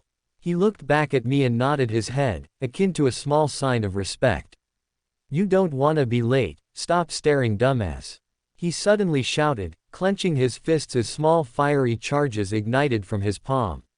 Following the blonde boy's directions I entered the school, pushing the door open and gazing inside. The hallways were half filled with different students of all shapes and sizes. One of them had pink skin and fluffy pink hair, another appeared to have scales like a dragon and the bulkiness of an armadillo. I could easily tell in a few seconds that the quantity of quirked students here outnumbered my school 50 to 1. I looked down the hallway, turning towards the hero course wing. Lining the hallway were more students, all clad in the UA uniform. Looking down at my own attire, I began to feel a little self-conscious. I was the only one here that wore outside attire, which I supposed would make me stick out in the crowd. Stuffing my hands in my pockets, I took a long and shaky sigh as I began to walk down the hallway. All around me I continued to silently admire the different students I saw.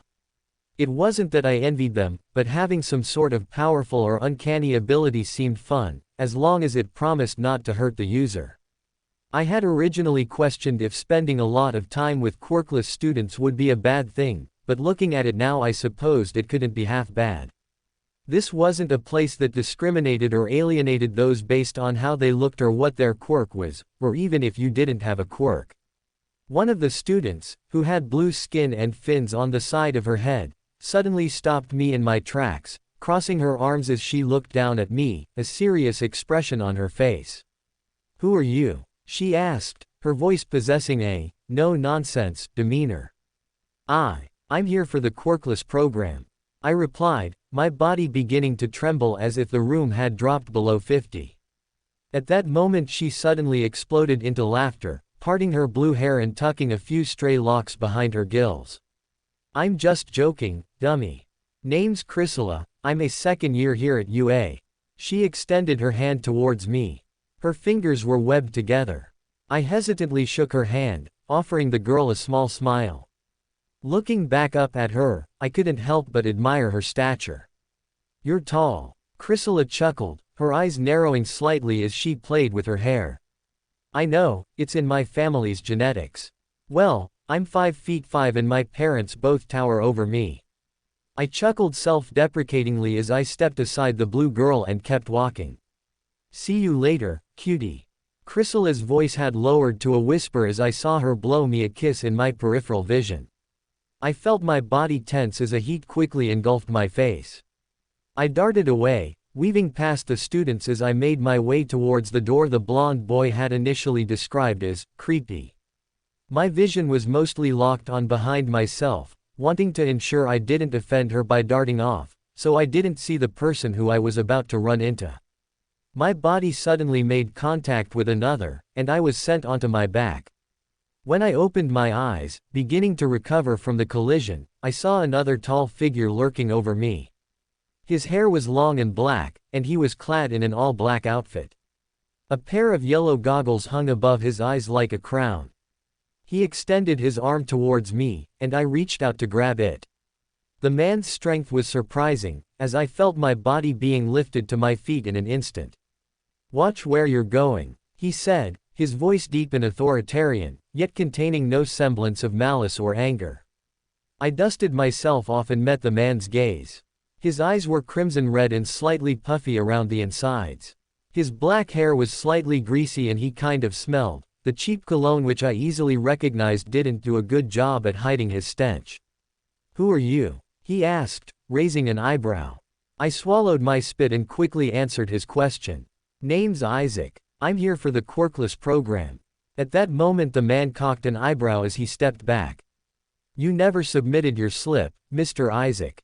That slip was supposed to be submitted to a UA official. It never said so on the pamphlet." "I apologize." I quickly opened my backpack and took out the packet of papers, handing them to the gruff man.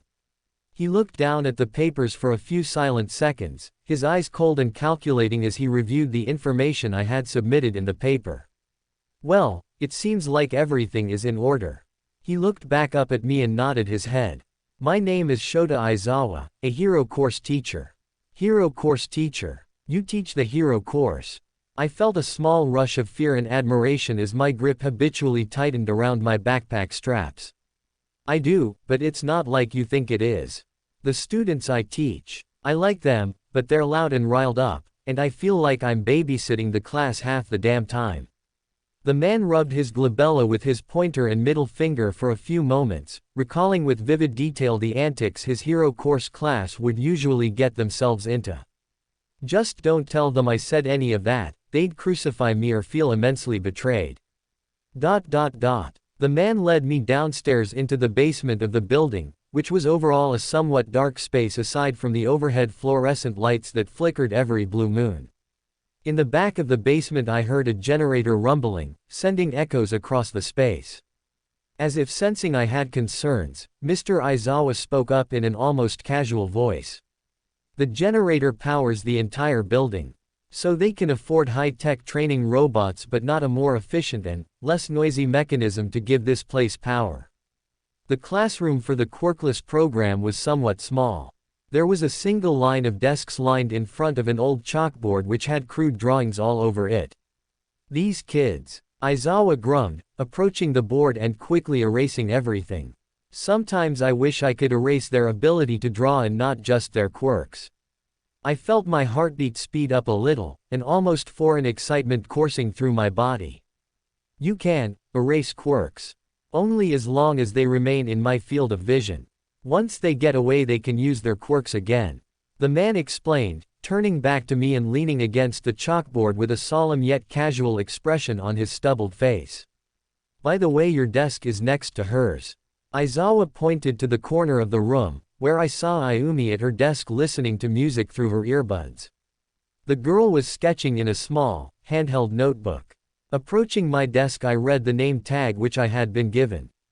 Aizawa had written them down in messy handwriting, and he used 2 S's to spell my name and not 2 A's.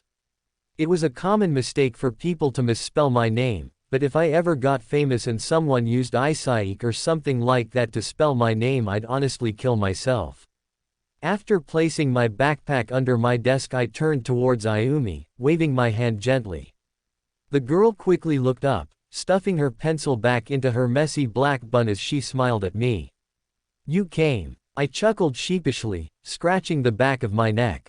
I guess I did. At the end of the hallway I suddenly heard the large door close, followed by Aizawa's footsteps.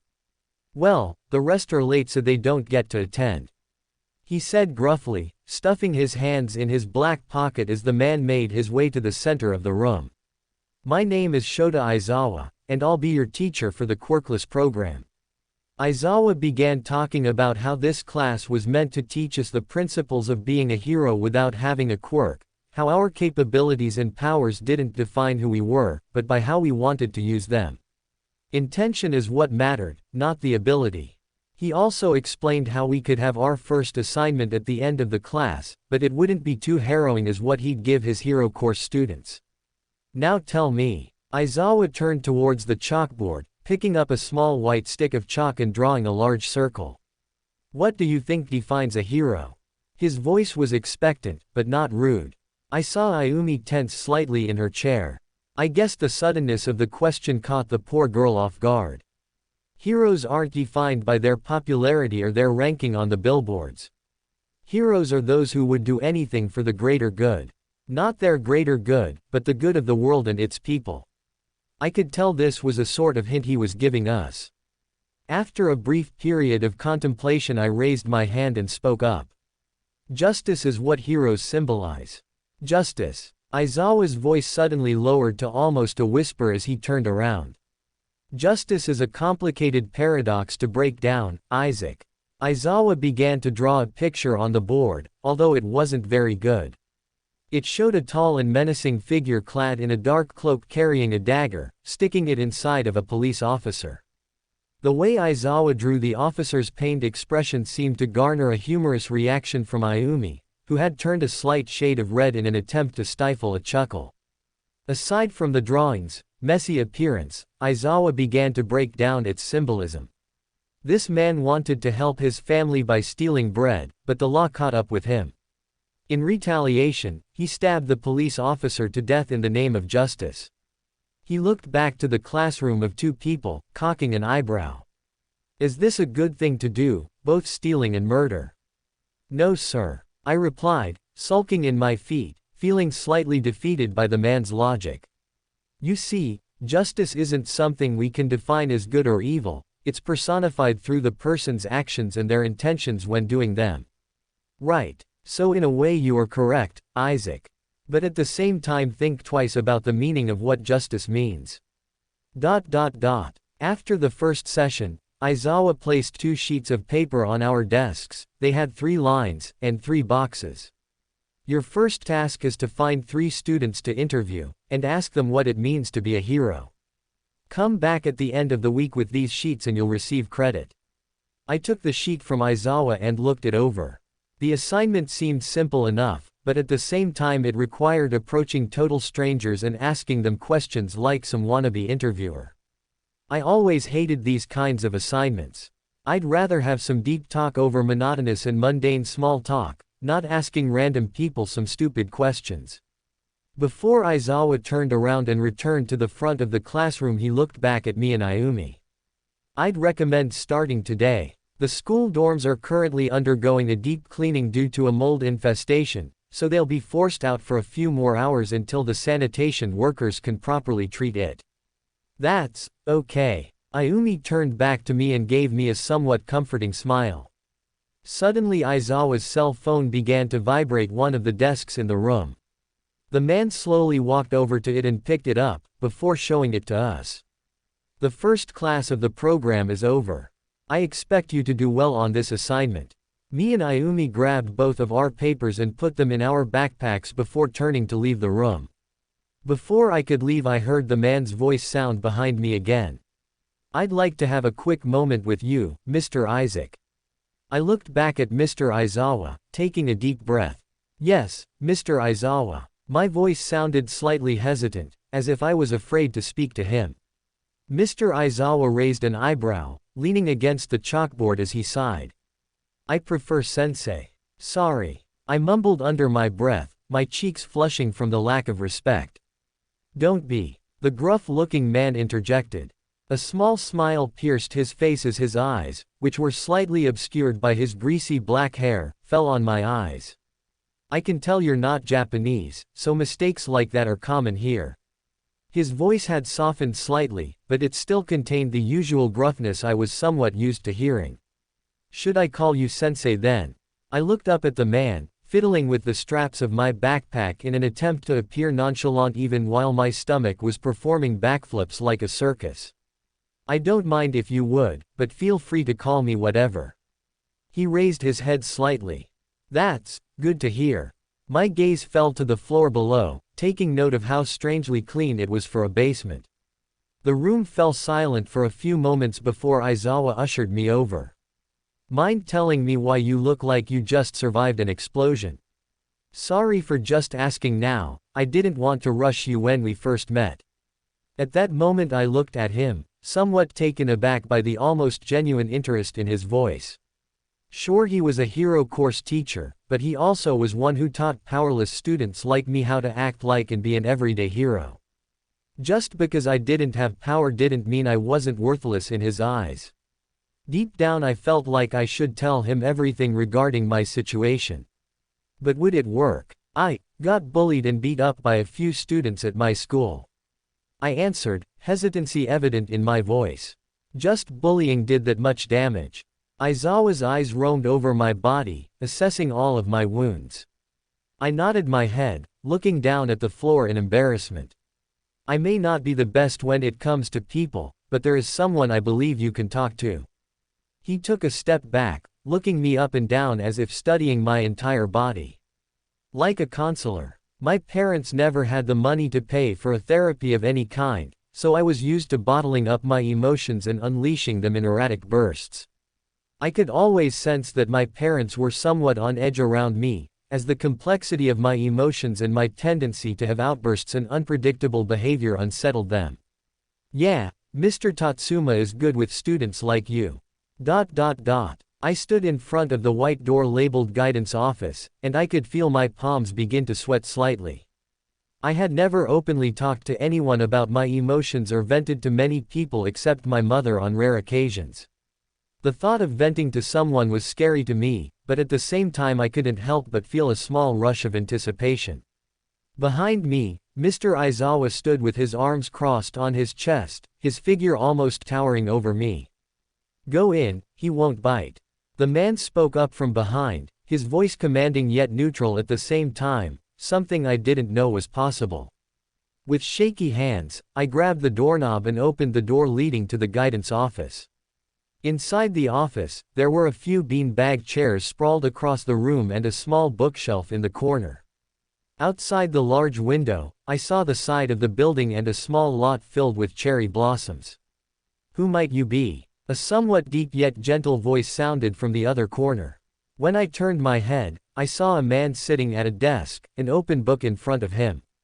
He had somewhat long hair similar to Aizawa's, and on his head were two dark blue horns. His eyes were light green, and a barely visible stubble adorned the top of his mouth above his lips. The first two buttons of his shirt were loose, allowing me a partial view of his toned chest. On his rear was a long black tail resembling a snake, while coiled around the leg of a chair. On his left cheek were a few scars. He cocked an eyebrow as his lips unfurled into a casual smile. "My name is Isaac," I replied, adjusting my uniform collar in hopes of appearing presentable. Pub Future adds, "Well, Isaac." His voice lowered as he narrowed his eyes. I saw his lips part slightly, as if wanting to speak. But he ended up chuckling softly, a complete switch in demeanor. "Name's Ryujin Tatsuma, UA. Hi's guidance counselor. You can call me Mr. Tatsuma by the way." I nodded upon hearing his words. The man appeared to have a more relaxed demeanor, unlike most of the people in my life. Back at home the atmosphere was tense and I always felt on edge, but in this room I felt strangely at peace. "All right," I replied, feeling a small warmth in my chest. Looking at this figure was similar to taking a hot shower. "Sit down." Ryujin pointed to the corner, gesturing towards a blue beanbag chair. It was scattered among a few other beanbag chairs, all varying in different shapes and sizes. Plopping down on one I looked towards the horned man. "I heard you're from the Quirkless program." Ryujin picked up his mug of coffee and sipped it, his gaze still fixated on me. "I am. I just got my first assignment." I opened my backpack and pulled out the worksheet. Even if the description was to ask 3 students, would Mr. Aizawa really care if I consulted a teacher? My gaze lifted from the paper and towards Mr. Ryujin. "Hey, I have a question." "Answer away," he nonchalantly replied, leaning back in his chair as his tail wrapped tighter against the leg of it, giving himself a makeshift support. "What do you think it means to be a hero?" Mr. Ryujin's eyes softened as his lips curled into a soft smile. "Good question, never been asked that before. Can you answer it though?"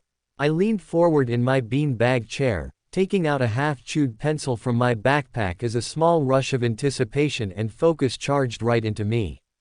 A hero is a good person, someone who doesn't want to embrace evil. Mr. Ryujin explained, his voice filled with a sense of casualness while also a mixture of finality. "That's all. I expected a teacher from UA to give a better explanation than that. I wouldn't be surprised if he gave the textbook definition, to be honest." That was underwhelming. "There's nothing underwhelming about my response, I simply answered because you asked." He took a deep sigh before continuing. "Just because I'm a hero doesn't mean I have it all under wraps. Your place in society shouldn't mean you know or experience more than others.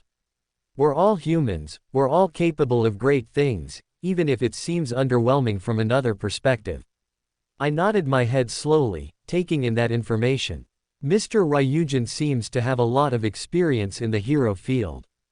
And being a guidance counselor, he was used to hearing students open up and opening up himself. "I don't have a quirk, how could I achieve what if all I do is get bullied and beaten by everyone? It's not fair." I felt a sudden rush of sadness upon recalling my past. "Why did you join the Quirkless program then?" I looked back up at the black-haired man. "I was convinced by my mother. They're currently going through a divorce at the moment and she wanted me out of the house a little longer for the sake of my safety." "I see." Mr. Ryujin nibbled on a pencil for a few moments before dropping it on the desk and strolling over, plopping down next to me on another beanbag chair. "Life is a difficult thing to deal with, Mr. Isaac. We all have our own troubles and flaws, but we don't let them define who we are inside." He looked towards me, his emerald eyes flickering with a small amount of curiosity. "What do you do when life gets hard?" At that moment I felt my heart sink a little in my body. The place I always went to, that movie theater in my mind, was a place nobody knew about, and I didn't want anybody to know about. Sighing softly, I turned to the man and answered his question. Pub Future adds, "I read, I write, I be alone." I sighed softly, leaning back against the bean-bag chair, staring up at the ceiling. Sometimes I wish I could disappear just like my problems. Even if I don't recall my suicide attempt, the thought of having my life ripped from my body was somewhat satisfying. To a certain extent I didn't want to be here, but the now comforting and alluring presence of Mr. Ryujin made me feel safe and comforted. Wanting to disappear, we've all been there. The man's deep voice sounded once again as he ran a hand through his hair. But you have to realize those feelings aren't healthy. They aren't yours. But they were my feelings. When I dreamt of me murdering my father, I felt like I wanted that to happen. When he called me Mr. Nauseous, I wanted to hurt him. When he slapped me, I wanted to punch him in the face, but I was too paralyzed with fear and shock to do anything. I want them to be healthy. I want to be loved and accepted by everyone. At that moment I felt a pang of sadness rush through my entire body. I suddenly felt a warm hand on my shoulder. It was Mr. Ryujin's. He looked into my eyes, which had begun to liquefy, his expression softening slightly as if feeling my pain. We all want love in our life, it's basic human anatomy. But the thing stopping you is, well, you. Huh, I uttered, my brows creasing as I was suddenly overcome by a wave of confusion. The guidance counselor sighed softly, his expression remaining the same. You are only stopping yourself from achieving your desires. He leaned back in the bean-bag chair, sighing softly. Caring about what others think about you in a negative way will only destroy you more, kiddo. He continued. You know what I recommend. At that moment his lips curled up into a small smile. What? Well, if you have a thought about yourself, write it down. Whatever you think, dream, aspire, write it down. I had already received advice like this from Ayumi. It seemed like everyone in my life wanted me to journal, at least the good people in my life. After I entered my room as I sighed, plopping down on the bed and buying my face into my worn pillow. The entire day was exhausting, but in a way, it was good to get out of the house for a few extra hours. The black journal my mother had given me 2 days ago sat on my dresser, though it didn't accumulate much dust or anything from the room, which I found slightly peculiar. Reaching out, I opened the journal, grabbing my half-chewed pencil from the desk. Turning to the first page, I saw words that were scrawled out and barely legible. I want to get out of this place. I want to get rid of my awful father. Does anyone actually care about me? The words were scrawled out in red ink that appeared to bleed through multiple sheets of the journal. I had never remembered writing any of this. My eyes widened as I tossed the book onto the ground, staring at it as if it had grown 2 legs and walked around on its own. I never wrote that down. Why is that there? My eyes darted over to the bedroom door, which had been left cracked open, allowing the light from the hallway to bleed in the form of a tiny sliver near my bed. I ran over to my bedroom and slammed the door shut, grabbing the journal off the ground and tossing it directly out the window and into the rain. My heart continued to race as I watched the black leather book fly out the window and land in the backyard. My gaze remained on the journal that now was lying in the rain, being drenched by the downpour accompanied by distant yet prominent thunder. I slowly took a deep breath, attempting to calm my nerves and reset my body. My room was almost completely dark except for the faint light coming from the neighbor's window. Over the fence in our backyard was one of our neighbors, whom I rarely saw. He was an old man with prominent wrinkles on his face. The inside of his house was a stark contrast to mine. With what I could faintly see, the walls were made of brick and they were adorned with numerous photos and paintings of either his own family members or historical figures. In the corner was a brightly lit fireplace, accompanied by 2 plush armchairs, which I found strangely peculiar considering I believed the man lived alone. What if he had a spouse who died? I continued to gaze into his comfortable-looking house, watching how the older man was clad in a bathrobe and carrying a cup of tea, coffee, or maybe even hot chocolate like I would. Though his expression appeared genial and warm, there was something in his eyes I couldn't exactly decipher. Over the quiet pattering of the rain against the concrete and grass, I could faintly hear classical music emitting through the thick windows. It sounded too out of this era, but simultaneously, I couldn't help but close my eyes and listen. Accompanied by the earthy scent of mud mingled with rain and grass, I could also smell something sweet baking inside the house. Though it was initially difficult to tell exactly what it was, it smelled like either black sesame cookies, or Japanese cheesecake. Suddenly another figure entered the room. It was an old woman wearing a traditional apron, carrying a tray of Japanese cheesecake. The man smiled at her as he pressed a kiss on her wrinkled cheek, causing her to smile warmly. I watched in silence as the duo began to pack the cheesecake up into tiny paper bags, wrapping the treats in foil. In black marker they wrote on the numerous bags in Japanese, "For those in need." In the bathroom, I slowly removed my drenched school uniform and tossed it into the hamper. Turning to the shower, I opened the curtain and turned on the water, waiting a few moments for the temperature to adjust to my liking. The hot water hit my skin as I stepped into it. I began to feel my body gradually relax under the sensation of the hot water hitting my skin and relaxing all my muscles. Though it was a calming experience, the looming danger that the temperature of the water could abruptly shift at any second always seemed to bite at me like an unseen entity. Future adds. My gaze was fixated on the ceiling, drawn to the worn-down roof and missing ceiling tiles. When we first got this house a few years back, the tiles on the ceiling were in perfect condition, but gradually over time, due to a lack of maintenance, they began to fall one after another. Soon enough, I think the entire bathroom ceiling would reveal the wooden plywood with patches of white insulation protruding through. Though I hadn't noticed it earlier, a small amount of mold and grime had begun to accumulate in the corners of the bathroom and shower. It was black, grimy stuff that resembled alien ooze I would have seen in a comic book or an action movie. Looking at it closer, it seemed to ooze downwards along the edges of the shower, painting the gray surface of the ceramic a slightly darker shade. The mold crept along the edges of the shower's surface like a spider web, before finally receding into the walls. I reached out towards the thin rack above the shower's bath faucet, grabbing the shower loofah and pumping a small amount of body wash onto its spongy surface. Our family usually bought the 3-in-1 bottles, but even with that small luxury, we still had to ration until my father's next paycheck. My right hand hovered above my left arm, ready to wash it, but I quickly noticed something peculiar, almost disturbing. Along the area near my wrist and forearm were numerous thin yet tangible lacerations. The skin around them was slightly puffy, extruding, and emitting a dark red hue that contrasted with my usually pale skin. There were a few of these markings, paper-thin yet clearly there. As the water rushed over them, the lines darkened to a deep crimson color, and the warm yet eerie sensation of blood leaking from the wounds. At that moment, my head began to reel again. My eyes slammed shut as I stumbled back, almost falling over in the shower.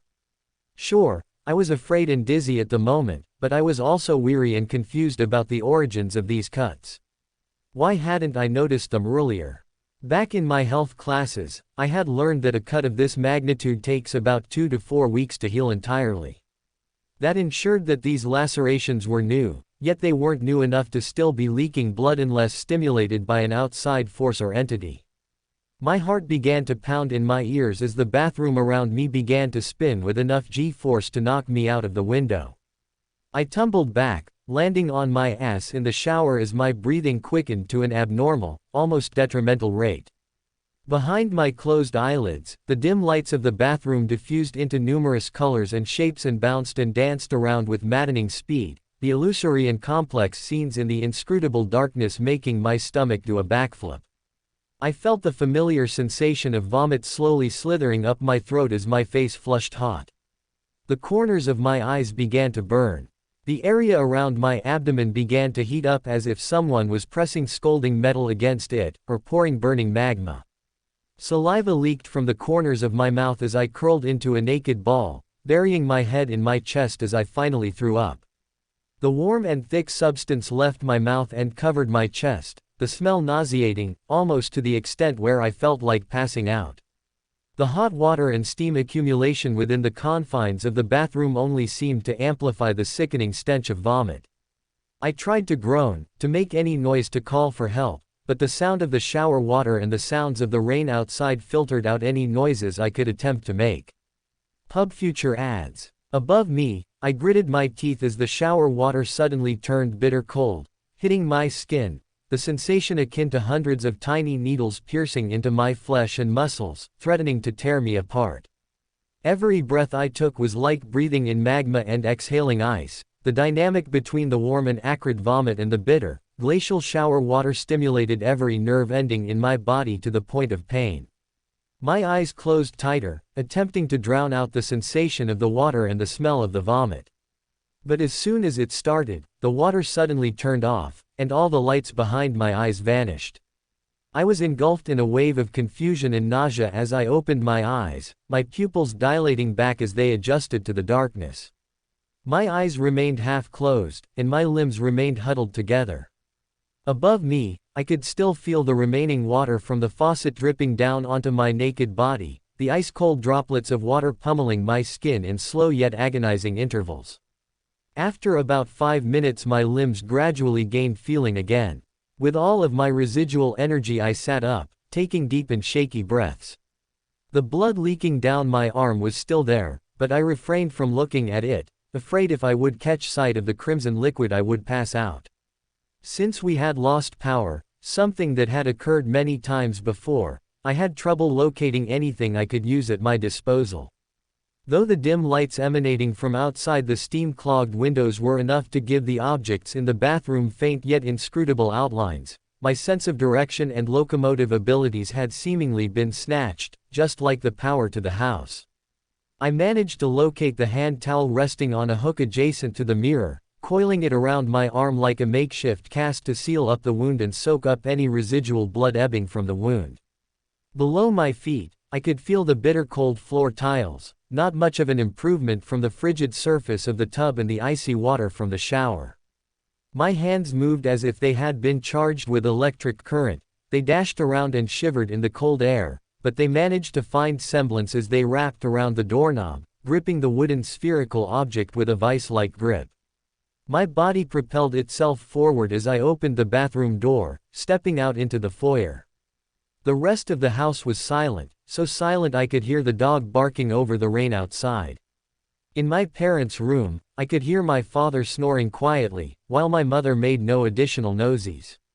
I slowly made my way to my bedroom and opened the door, stepping in and feeling the wooden floor underneath my feet. After changing into my usual pajamas I looked out the window. The glass's surface was distorted by small rivulets of rain, but I still ended up seeing that the black book was still out there in the rain, its surface now mottled and distorted by the constant assault of rainfall. At that moment, I recalled Mr. Ryujin's statement, about how I should write how I feel. With this thought, I opened my bedroom door and slowly made my way down the hallway whilst rolling up my cuffs, callous not to bump into anything from the dizzying lack of visibility and coordination. When I reached the front door I extended my arm to the left of the door, feeling along the rack until I felt the ragged yet soft feel of my father's raincoat.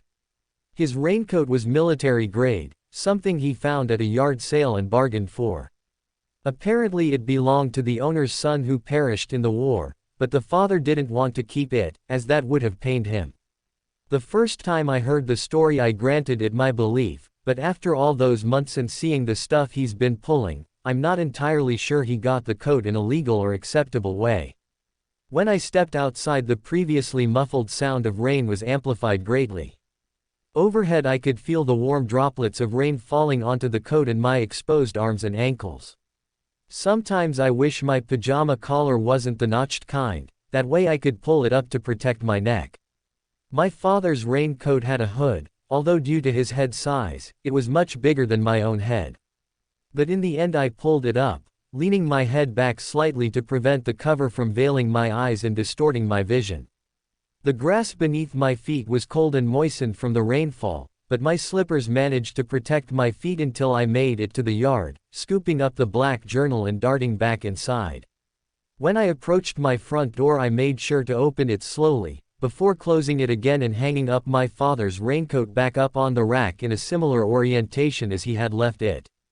My father was an advocate of small and meticulous details. Before I could step forward to proceed back to my room, I heard a few gentle knocks on the door. My gaze darted towards the window as I climbed onto the couch and peered outside. At my doorstep I saw two figures clad in raincoats, holding something in their hands. At that moment I entered a quiet state of deliberation. Why would two people go out in the middle of a rainstorm? But at the same time, I couldn't help but feel my curiosity peak. My eyes remained fixated on the figures on my doorstep for a few more silent seconds before I climbed off the couch, adjusting my collar and cuffs in an attempt to appear presentable. My slippers padded over to the door as I opened it slowly, my body tensing slightly as I caught sight of them. The two figures were about my height, but their calloused and wrinkled hands were a silent proclamation of their age. My hand remained coiled around the doorknob as I watched the figures for a few moments. "Hello, dear," an elderly woman's voice sounded from beneath the raincoat she was wearing. "Hello," I replied, my heart beginning to accelerate beneath my skin, contemplating the possibility of leaping down to my stomach in cowardice. "Did you lose power too?" the woman asked, looking up at me. I could see the genuine concern in her eyes. "I did." I looked back into my house and stepped aside a little, allowing the elderly couple a view of my homestead. "Just about 15 minutes ago." "That's awful." At that moment I heard the crinkling of wrappers for a few seconds, and the woman handed me a slightly moist paper bag with black writing on the front of it. "For your troubles, sweetie. Are you home alone?" I shook my head as I took the paper bag. "No, my parents are asleep down the hall." She then took out two other paper bags, offering me a gentle smile. "Well then, save these for them." I nodded as I took the bags, holding them all bundled up due to my inability to hold them in my palm. "Thank you, ma'am." The woman nodded her head. "You're welcome, dear." At that moment I caught sight of the man beside her. He had prominent wrinkles around his face and lips, and his skin drooped a little, but he wore a continuous smile. It was my neighbor I had seen over the fence. My lips parted as if wanting to speak, but I felt no words leave my mouth. "Have a good night," the man said, stepping back with his wife. I gave them a somewhat genial smile as I extended my right hand and closed the door behind me. Now that I was alone and without external stimulation, I could smell what they had given me. It was the same smell I had experienced earlier tonight. It was the Japanese cheesecake the couple had made. Gripping the three paper bags in my hand, I slowly strolled over to the counter, which was still painted with the charity items from Gary. I put the three bags on the counter and took out one of the cheesecakes from the bag. It was a creamy tan color, with a powdery surface of sugar, which reminded me of snow. On top of the cheesecake were numerous fruits such as strawberries, raspberries and blueberries clustered in the corner of the upper pie, giving it a more regal appearance despite its homey origins. I opened one of the kitchen drawers and took out a used napkin, laying it under the cake so I wouldn't risk scattering crumbs like an idiot. If I were to eat this, I shouldn't leave remnants of my consumption left behind for my father to see. He's most likely flip his lid. Even if I had gotten two other cakes, I silently insisted on keeping the other one for myself too, and either giving the last cake to either Ayumi or my mother. When I bit into the cheesecake, I felt the warm, spongy texture of the pastry diffuse on my tongue like it was melting. The warm, sweet cheese filling gushed out of the pastry and onto my tongue. It was honestly one of the best things I had ever tasted. After I devoured the pastry whole, my gaze fell on the other two paper bags with handwriting on them, my hand reaching out and grabbing them both by the tops. I placed the first bag on top of the fridge in the cabinet which my father never checked, and my mother always used to store her cleaning supplies. I took the other pastry into my room and stored it under my bed, wrapping it tightly and compacting it to prevent excess moisture from accumulating and spoiling the dessert. It was at this moment I realized I had been grasping the rain-soaked journal in my hand the entire time, its ink-black surface mottled and wrinkled from the rain. I had used the last of the napkins to accommodate myself, which made me feel a tiny bit selfish and guilty. I took the paper bag from under my bed and took out the last wrapped cheesecake, putting it on my bedside stand. I then coiled the journal within the paper bag, pressing with a vice-like grip, hoping the bag could absorb any excess moisture and return the diary to its previous condition, even a little bit.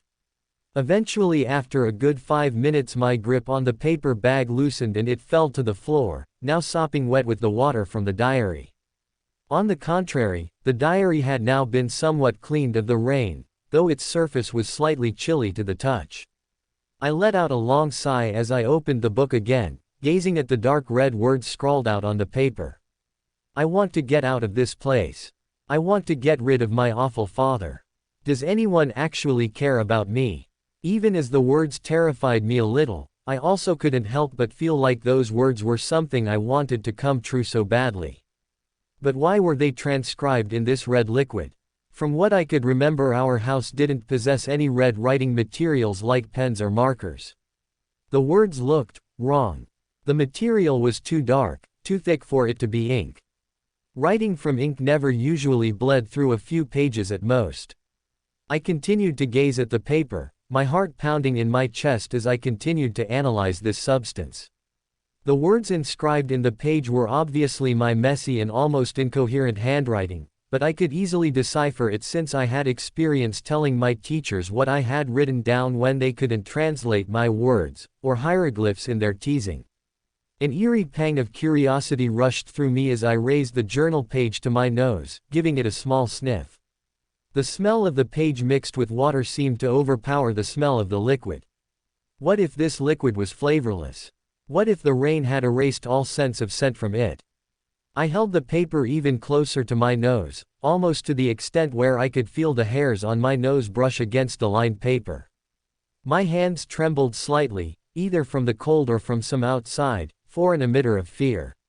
When I took another sniff, my nose clenched as if it had smelt the worst thing imaginable.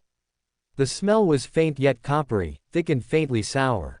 It was blood. My eyes widened as I instantly stepped back, my journal falling to the ground. I wasn't about to faint for a third time due to contact with blood. My body leapt towards the bed, curling up on the sheets to prevent a potentially deadly fall to the floor if I did pass out from a vasovagal reaction. I hugged my knees to my chest and began to take deep breaths, attempting to stir off the effects I was currently experiencing. The room around me began to spin, and a bright light engulfed my vision, then it all went dark. I saw a scene in my kitchen, although it was only for a moment. My wrist was stained with red, numerous deep cuts by the kitchen knife. Then it faded again. Another scene, tears rushed down my face as I ran my wounds under cold water. Then another bright light washed over me, and I heard the faint sound of birds calling and the distant yet tranquil ambience of a forest. All of a sudden, I heard a young voice call out. What have I done? A young boy, clad in a white wool shirt, overalls and a large hat on his head to shield him from the sun, which shone through a clearing of trees above. The boy had brown hair and was kneeling before an animal, a dead one. It was a cardinal, its body battered up from falling from such a height and into a pile of dried leaves. What happened? Lord have mercy if you brushed yourself. A masculine voice sounded in the forest, accompanied by the sounds of boots stomping on leaves. The man was about 6 feet tall and was clad in clothing similar to the boy. The young boy's gaze fell onto his father's, and his eyes widened as he clutched the dead cardinal to his chest, fresh salty tears leaking from the corners of his large, innocent eyes. I didn't mean to. I was just playing, Papa. The young boy blurted out. Accidents happen, young'un. The man extended his left palm, prompting the boy to give him the carcass of the bird. At that moment the boy's grip on the animal didn't loosen, instead it tightened. What are you gonna do? He asked, his voice quivering. We gotta bury the blasted thing. The man replied, his tone hardening like stone. The boy seemed roused by this change in demeanor, so he quickly let go of the bird and handed it to the taller man. He took a few silent moments to look over the creature, seeing its closed eyelids and bloodied feathers as a telltale sign of its fate. It's dead, fella. I'll get the shovel. After a few minutes the man returned with a rusty shovel, planting it into the soil, spitting down into the brown dirt. This was gonna be our plant and land, but your little runnin' around with forest creatures curses it. See curse. The boy's eyes widened as he stepped back, his eyes darting around as if paranoid of an unseen danger which was watching them. Not literally, you dumbo. The man's lips curled into a toothy smile as he looked back at his son, offering him a wheezy chuckle. As the man began to dig, the boy's gaze remained fixated on the bird, watching as its dead carcass gradually disappeared over the accumulating soil. Does this mean I won't be able to play in the forest anymore? He fiddled with the buttons of his shirt as he asked the question. Maybe. You're supposed to be helping your mama back home anyways. The gruff-looking man replied, finishing the burial.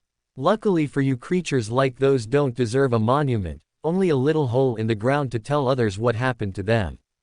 After a few moments of silently admiring his work, he pointed his bony finger in the distance towards a clearing of evergreen trees, and a large rock sitting near the edge of it. Come with me, he said simply, gently grabbing the boy by the hand and leading him towards the rock, sitting against it as they both watched the sun disappear over the horizon, the sky gradually getting darker. Why did you hurt that bird to begin with?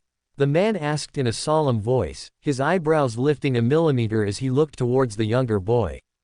I was playing with. I threw a rock, and it hit the bird, the boy stuttered out, as if he'd be slapped if he responded the wrong way.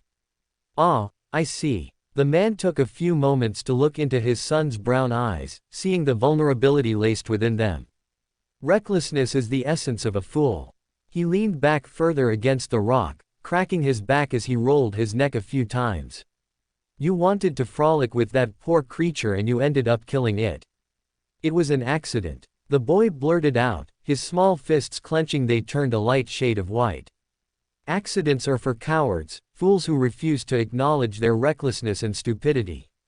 Their brains be going loony, telling them they did nothing wrong. Are you saying I'm loony? The boy's small eyes widened, a flicker of vulnerability crossing his brown pupils as they met his father's.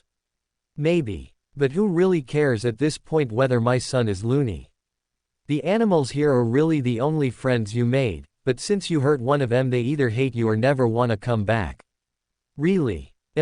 His father nodded his head with a tinge of refinement, his gaze falling back to the sun as it receded behind the clearing of evergreen trees. Let's get back to the house, mother's almost done with her stew. It may not be the best thing you'll ever eat, but it gets your noggin running, even at night. Another shot of blinding light engulfed the area as I woke up, my eyes shooting open. My gaze fell on my phone as my hand extended to pick it up, turning it on to get a view of the time. The digital clock near the top of the screen read 4:12 a.m., meaning I've been asleep for about 7 hours. In 3 minutes, I'd be waking up for school, and I'd also have to prepare for the program afterwards. With a sigh, I leaned back against my pillow, running a hand through my hair. The journal my mother had purchased for me was still lying on the floor, its surface and pages less drenched than before I fell asleep. As I gazed at the bound book, I felt a pang of reflection. My Ryujin had instructed me to write down my feelings, just like Ayumi had too. I could write down anything I was feeling, and at the moment I felt mostly confusion from the dream I had. I quickly changed out of my pajamas, took a shower, ate my breakfast and headed out the door in under 50 minutes, dodging my father before he could make a crude remark on my appearance or scold me. The bag with the cheesecake was still in the cabinet for my mother to find when she would proceed with her usual cleaning routine. Ahead the sky was slightly clearer, the storm clouds from last night having drifted away, and the sun piercing through the lighter clouds made the morning dew sparkle on the green grass like gemstones. I slugged my backpack over my shoulder as I began to walk down the sidewalk, every step feeling like a weight was under my feet. This morning I felt abnormally tired, something I haven't felt in a while considering my semblance of a nightly routine. I spotted the bus stop nestled underneath a few trees in the shade, a small number of students clad in different uniforms already waiting there. I instantly recognized a few of the uniforms and what schools they belonged to. I felt a tiny grumble in my stomach, even if I had eaten a light breakfast of grain cereal, a contrast to the colorful cereals with vibrant cartoon characters on them I can almost recall in America. At that moment, I quickly deliberated as I buried my head in my phone. I could either stop by the convenience store and get something for free under Gary's supervision, or I could wait until my lunch period to eat something more quantifiable, like the rice and soy sauce they provided. It always seemed to fill my stomach to the point of bloatedness. From my position I analyzed my current direction. The convenience store was nestled within town, which was near the UA building, but at the same time quite a walk. Also, the population of the morning would be a problem. What if numerous patrons rushed into the store wanting to buy something cheap like an energy bar to wake them up, or a cup of cheap coffee or hot chocolate? On the contrary, waiting among the students for my correct bus, which was somewhat tedious to analyze since almost all buses within the Hosu school district appeared the same, say, a few inscrutable differences, with colored trim or window wipers.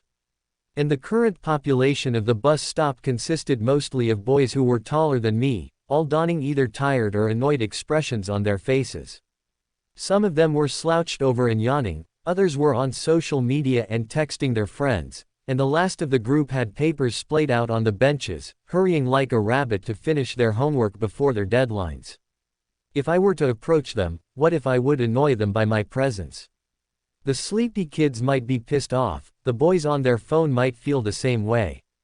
As for the students scribbling down on their homework, I might mess up their work and they'll have my head on the bench in the next minute.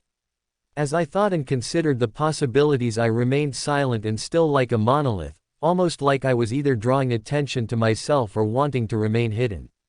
I stepped to my left and leaned against a thick bush, letting out a long sigh as I made a decision. I'd go to Gary's convenience store and pick up an energy bar, maybe some hot chocolate too. The tiny overhead bell over the door rang out quietly as I pushed it open, stepping into the store and smelling the familiar aroma of coffee coming from the pot nestled in the corner. The morning ambience of the store was tranquil and silent. Only a few patrons were in a small line near the counter, waiting for their beverages to be finished in the coffee pot. I stuffed my hands in my pockets as I walked into an aisle near the front of the store, which was where most of the energy bars and convenience-style snacks would be kept. Most of the energy bars came in flavors like cocoa brownie, Hokkaido butter, and almond, something I felt my stomach growling in conflict over which one was the best. Something like cocoa brownie would surely make my taste buds light on fire, but the sugar count on the bar made me question if it was a dessert rather than a physical fitness food. The Hokkaido butter bar seemed perfect in all angles except for its potato flavoring. I've eaten potato-related foods before, but only during lunch or a light snack for the most part. I didn't want to connect my breakfast with lunch in any way, as that would only make me hungrier. PubFuture adds. The almond bar was laced with a few chocolate chunks, and its nice, light brown color gave it the appearance that it wasn't dark and calorie-packed, while also not over the top packed with sugar and stimulants. I nodded to myself as I picked up the bar, heading over the counter, the line having now cleared up. I put the almond bar on the counter and looked towards Gary, who was occupied by cleaning the coffee pot.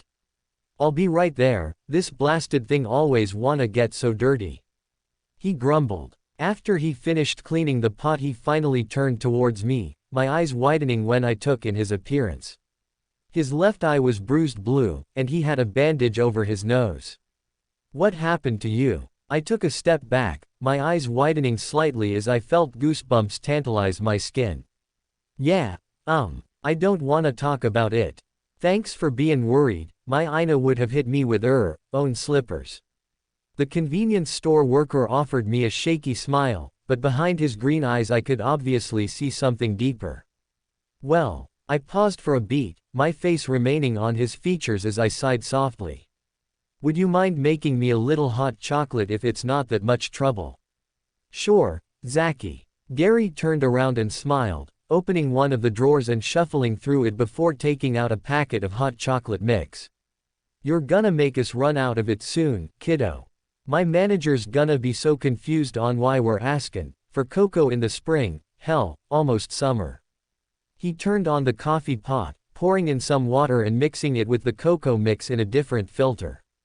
I stuffed my hands inside my uniform pocket as I watched the cocoa begin to brew. The hot water that Gary had added to the pot gradually darkened as the chocolate flavoring was added to it. After about 5 minutes the machine let out a small, Ding, noise, and the stubbled man took out the pot, pouring some into a reusable cup and adding a small amount of whipped cream and chocolate sprinkles. Thanks. I took the cocoa with a small smile, taking a sip and feeling the liquid rush down my throat, warming my body up in a way that the school heaters couldn't even fathom. Don't mention it. You've been my loyal customer for the past few months, so it's on the house. Gary smiled, leaning against the counter as he ran a hand through his blonde stubble. I wanted to express my gratitude to him, but I didn't know how. My stomach fluttered a little as I shoved the almond bar in the young man's direction. How much is this? 50 cents. He replied, picking up the bar. Ah, I see you have taste, my friend. Gary's voice lowered, and he took on an over-exaggerated accent, as if to impersonate a wizard from a fantasy story. Even if he tried his best to be funny, I didn't find the joke all that amusing, as I was still half asleep. My hands dove into my uniform pockets before taking out the required money. Most of the coins were worn down and unpolished since whenever my mother did the laundry they were washed alongside the uniform. I got the coins from picking them up as I went along to school, to the park, and other places. Over time I amassed a somewhat large amount, almost enough to buy myself a nice shirt or something somewhat fancy. Damn, did the coins go through hell and back? Gary raised an eyebrow, amused as he stuffed them into the cash register and handed me the bar. More like the laundry. I chortled. I unwrapped the almond bar and took a bite, feeling the flavors enter my mouth and melt on my tongue.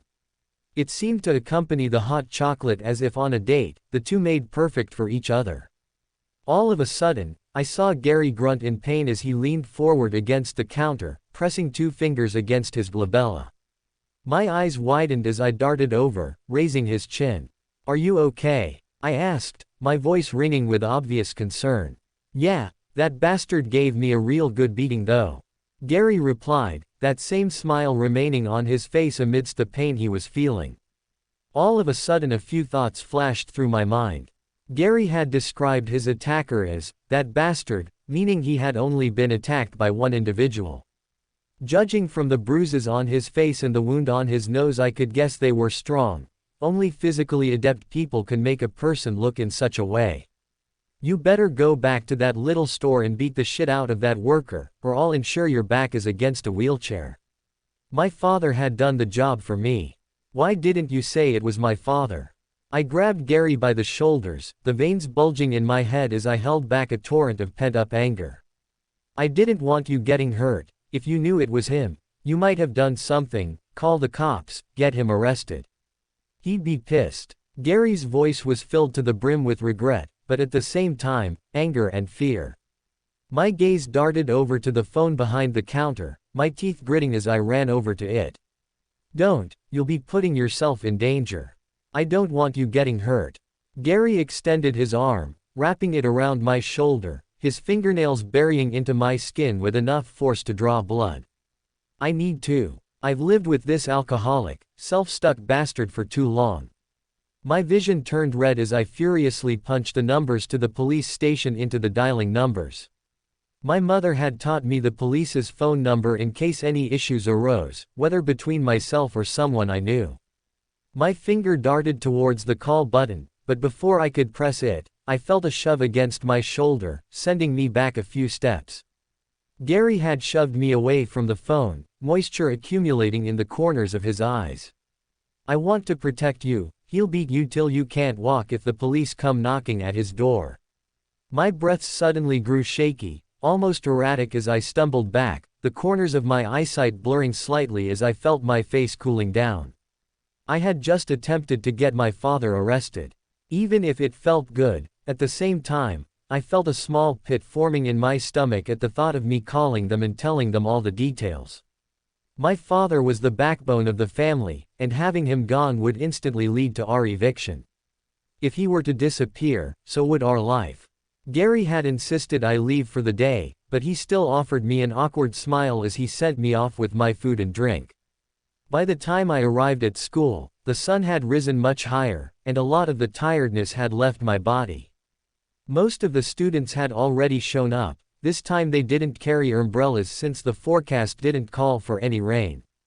I tossed away my garbage in a nearby bin, looking back at the school for a few more moments.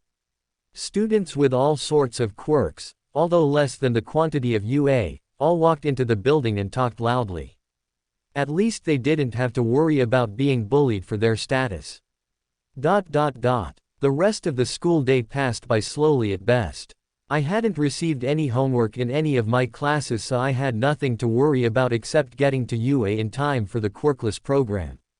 Afterwards I had plans to visit Mr. Ryujin's room to talk to him about my journal entries. I walked out of the school and made it to UA in ample time, about 20 minutes before scheduled. This time, a lot more students were scattered throughout the front courtyard, either sprawled under the cherry blossoms reading and studying, or talking leisurely. Some were also arguing and prompting each other to fight. I walked down the path lined with the flowered trees and opened the front doors, stepping into UA for the second time. This time, nobody noticed my outfit. Most of the school must have been informed about the Quirkless program at this point, so they must have been instructed to deter themselves from any anomalies. After I made my way down the hallway and hung left, a note was posted on the door in paper: "Program cancelled today, Hero Course Training." It was Mr. Aizawa's messy handwriting. Near the bottom of the paper were more words scrawled out.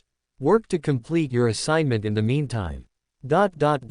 I've already asked a few students, but they never seem to want to answer me." Ayumi groaned, leaning back against the cherry tree, gazing up at the sky with apathy. "Maybe you're asking the wrong people," I interjected, slowly grabbing Ayumi's notebook to analyze her work. The top line was scribbled out with numerous student answers, but they were all phrases of confusion. Did this girl really write down everything she heard? "Hey, you're pretty quick." I smiled softly, handing her the paper back. "Well, if only I was quick with this assignment too." She huffed, crossing her arms. I remembered the green-haired boy I had interacted with yesterday. He seemed pretty kind. Maybe I could find him and consult him. I know who to find. I stood up, brushing off my uniform, looking down at the black-haired girl. "I hope you do. The last thing I want is to fail this crap." Me and Ayumi walked around the left half of the school, catching sight of the large Gamma gym in a large outcrop of concrete flooring. From what I researched, that's where the Hero Course students trained. The girl beside me sighed, looking in through the large windows, stuffing her pencil into her messy black bun. "They train in there. If we walk in there we could get blown up." Well, I leaned towards the right, catching a better view of the inside. The gym had dull gray walls but ample natural lighting. Inside were numerous concrete walls standing about 20 meters in height, which I suspected were obstacles. I don't see much activity. Plus, I'm sure if there was training in there we'd be stopped where we stand. I looked back and offered the girl a genial smile. "I suppose." Ayumi sighed, approaching the door and pausing for a few moments. "There's a passcode. Damn it. We had managed to locate a faculty member at UA, though it was slightly amusing to get instructions from a man whose body was a cement block. The passcode to get into the UA Gamma gym was something he would tell us, but he'd enter himself digitally. UA had a room where one could control all of the building's inner and outer functions. Me and Ayumi walked back to the Gamma gym, and shortly after the red light above the passcode tablet turned a light green, accompanied by a robotic female voice indicating that we could enter. Even if we could enter just by pushing open the door, I still felt hesitant. Behind this door were people with superpowers, using them to train each other and themselves. What if the floor suddenly turned to acid, or the entire gym was blown up? My palms began to sweat as I looked back at Ayumi, who nudged me towards the large, metal door handle. "Go on ya, dummy." She chuckled. I let out a low sigh as I pushed open the door, stepping in and slowly surveying the surroundings. The inside of the gym was a little chilly, but not enough to prompt me to put on more layers. Overhead were numerous rows of fluorescent lights, and the floor was made of stone. "Is anyone here?" Ayumi whispered, clutching her paper to her chest, biting her pencil. "Maybe we just have to find them." At that moment I heard a voice call out. "It's you, that nerd from yesterday." A blonde-haired boy leapt over a concrete wall, fiery bursts of energy emitting from his palms as he quickly descended from the air, as if using them to propel himself. He landed in front of us, his body shining and leaking with sweat. I took a step back, my body tensing from the sudden proximity with him. The boy's crimson eyes locked onto mine, and they narrowed in an almost predatory manner. "What are you doing wandering around here? You know this is for hero course students only." The blonde boy sneered, a tiny huff of smoke leaving his nostrils. "Well, I'd consider them an exception." Aizawa rounded a corner, crossing his arms as he assessed us both. "To say the least, I'm glad you're doing the assignment. I hope." Ayumi stepped forward, her lips quivering in an attempt to form a smile. Even if yesterday's interaction with the man was relaxed, it seemed like the heroic environment seemed to change Mr. Aizawa. "Yes, we are. We're just hoping a few of the students here could answer the survey."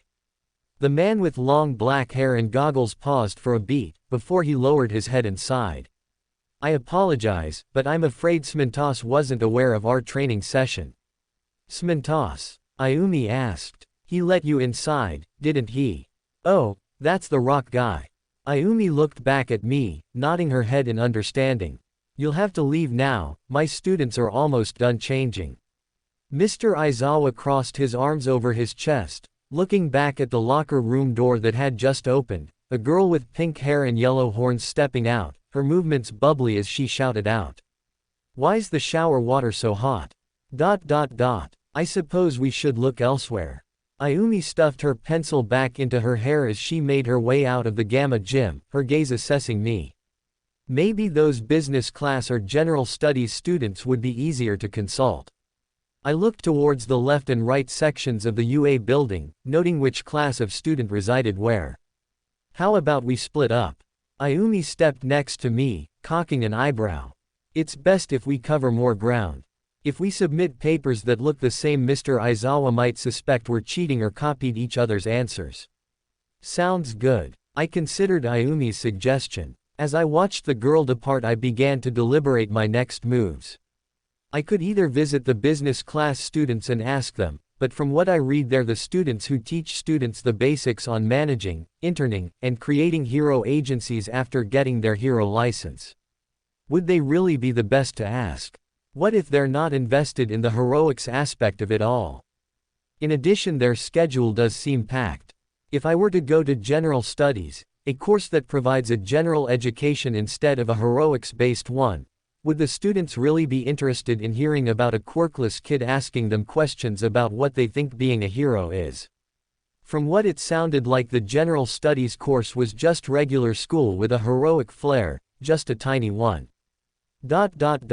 Ayumi made her way down the almost deserted UA hallway, her pencil intertwined in her black locks tied into a bun over her head. She had wandered the hallways for approximately 5 minutes and she hadn't seen a single student, at least one that looked approachable. The girl rounded a corner, but she didn't expect her face to collide with someone's chest. She stumbled back, almost falling backwards. Her gaze fell onto the figure she had bumped into. His eyes were a grayish blue and his hair was a blonde color, combed in a way that screamed high class. "I was gonna curse 1A, but you don't seem among their ranks." The boy spoke up, his eyes locked on Ayumi as his lips curled into a small smile. "What?" The black-haired girl had barely registered what he had said, her ears ringing slightly. "Whatever." He rolled his eyes as he stuffed his hands into the dark green trousers of his uniform. "Who might you be?" Ayumi Tagasuri." She stood up, adjusting her uniform tie. "You've never seen me around because I don't really go here."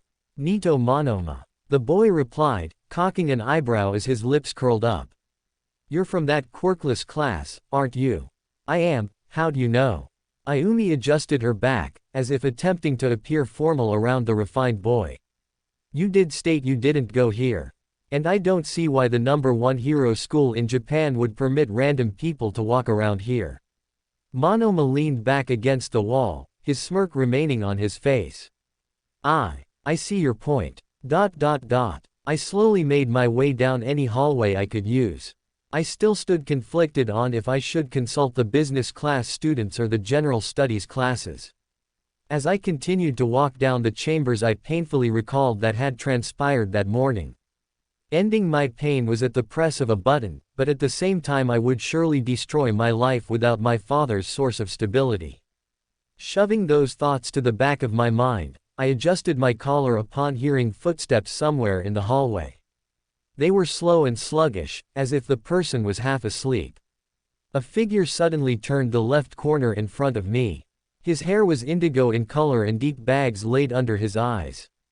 His shoulders were slouched and his grip on his backpack was with one hand, the other stuffed into his pocket.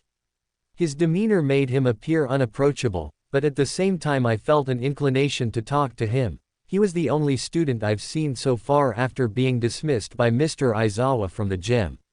My feet seemed to move on their own as I trotted over to the boy slowly. When I came into reasonable distance with him, I noticed how tall he actually was. My head was up to his chest. "Got something to say?" The boy's deep voice sounded, his gaze fixated on the floor, his voice blunt, almost impolite. I felt my heart stop in my chest for a few moments, unable to speak. "Well, you're the first person I've seen so far, and I was wondering if you'd answer a few questions." "Questions?" The boy cocked an eyebrow, looking towards me. "Yeah." I showed the boy the sheet, my hands trembling slightly. The boy's purple eyes darted to my hands, and his brows creased inwards. "You're shaking." His voice suddenly shifted, as if annoyed with me. "Sorry. I'm not the best with social situations," I replied, my gaze remaining on the boy's face. His lips parted as if wanting to speak, but in the end no words came out. "All I see are lines, not any damn questions," he scoffed, rolling his eyes as he began to walk forward. "That's because I have to ask you, eyebags." I couldn't help but find the boy's apathy towards me somewhat annoying. And the way he was talking to me wasn't that polite either. "I'm sorry." He looked back at me, his teeth gritting. At that moment I had just realized what I had said. I quickly took a step back, my body turning ice cold. "I'm sorry," I blurted out, a little sweat trickling down my face.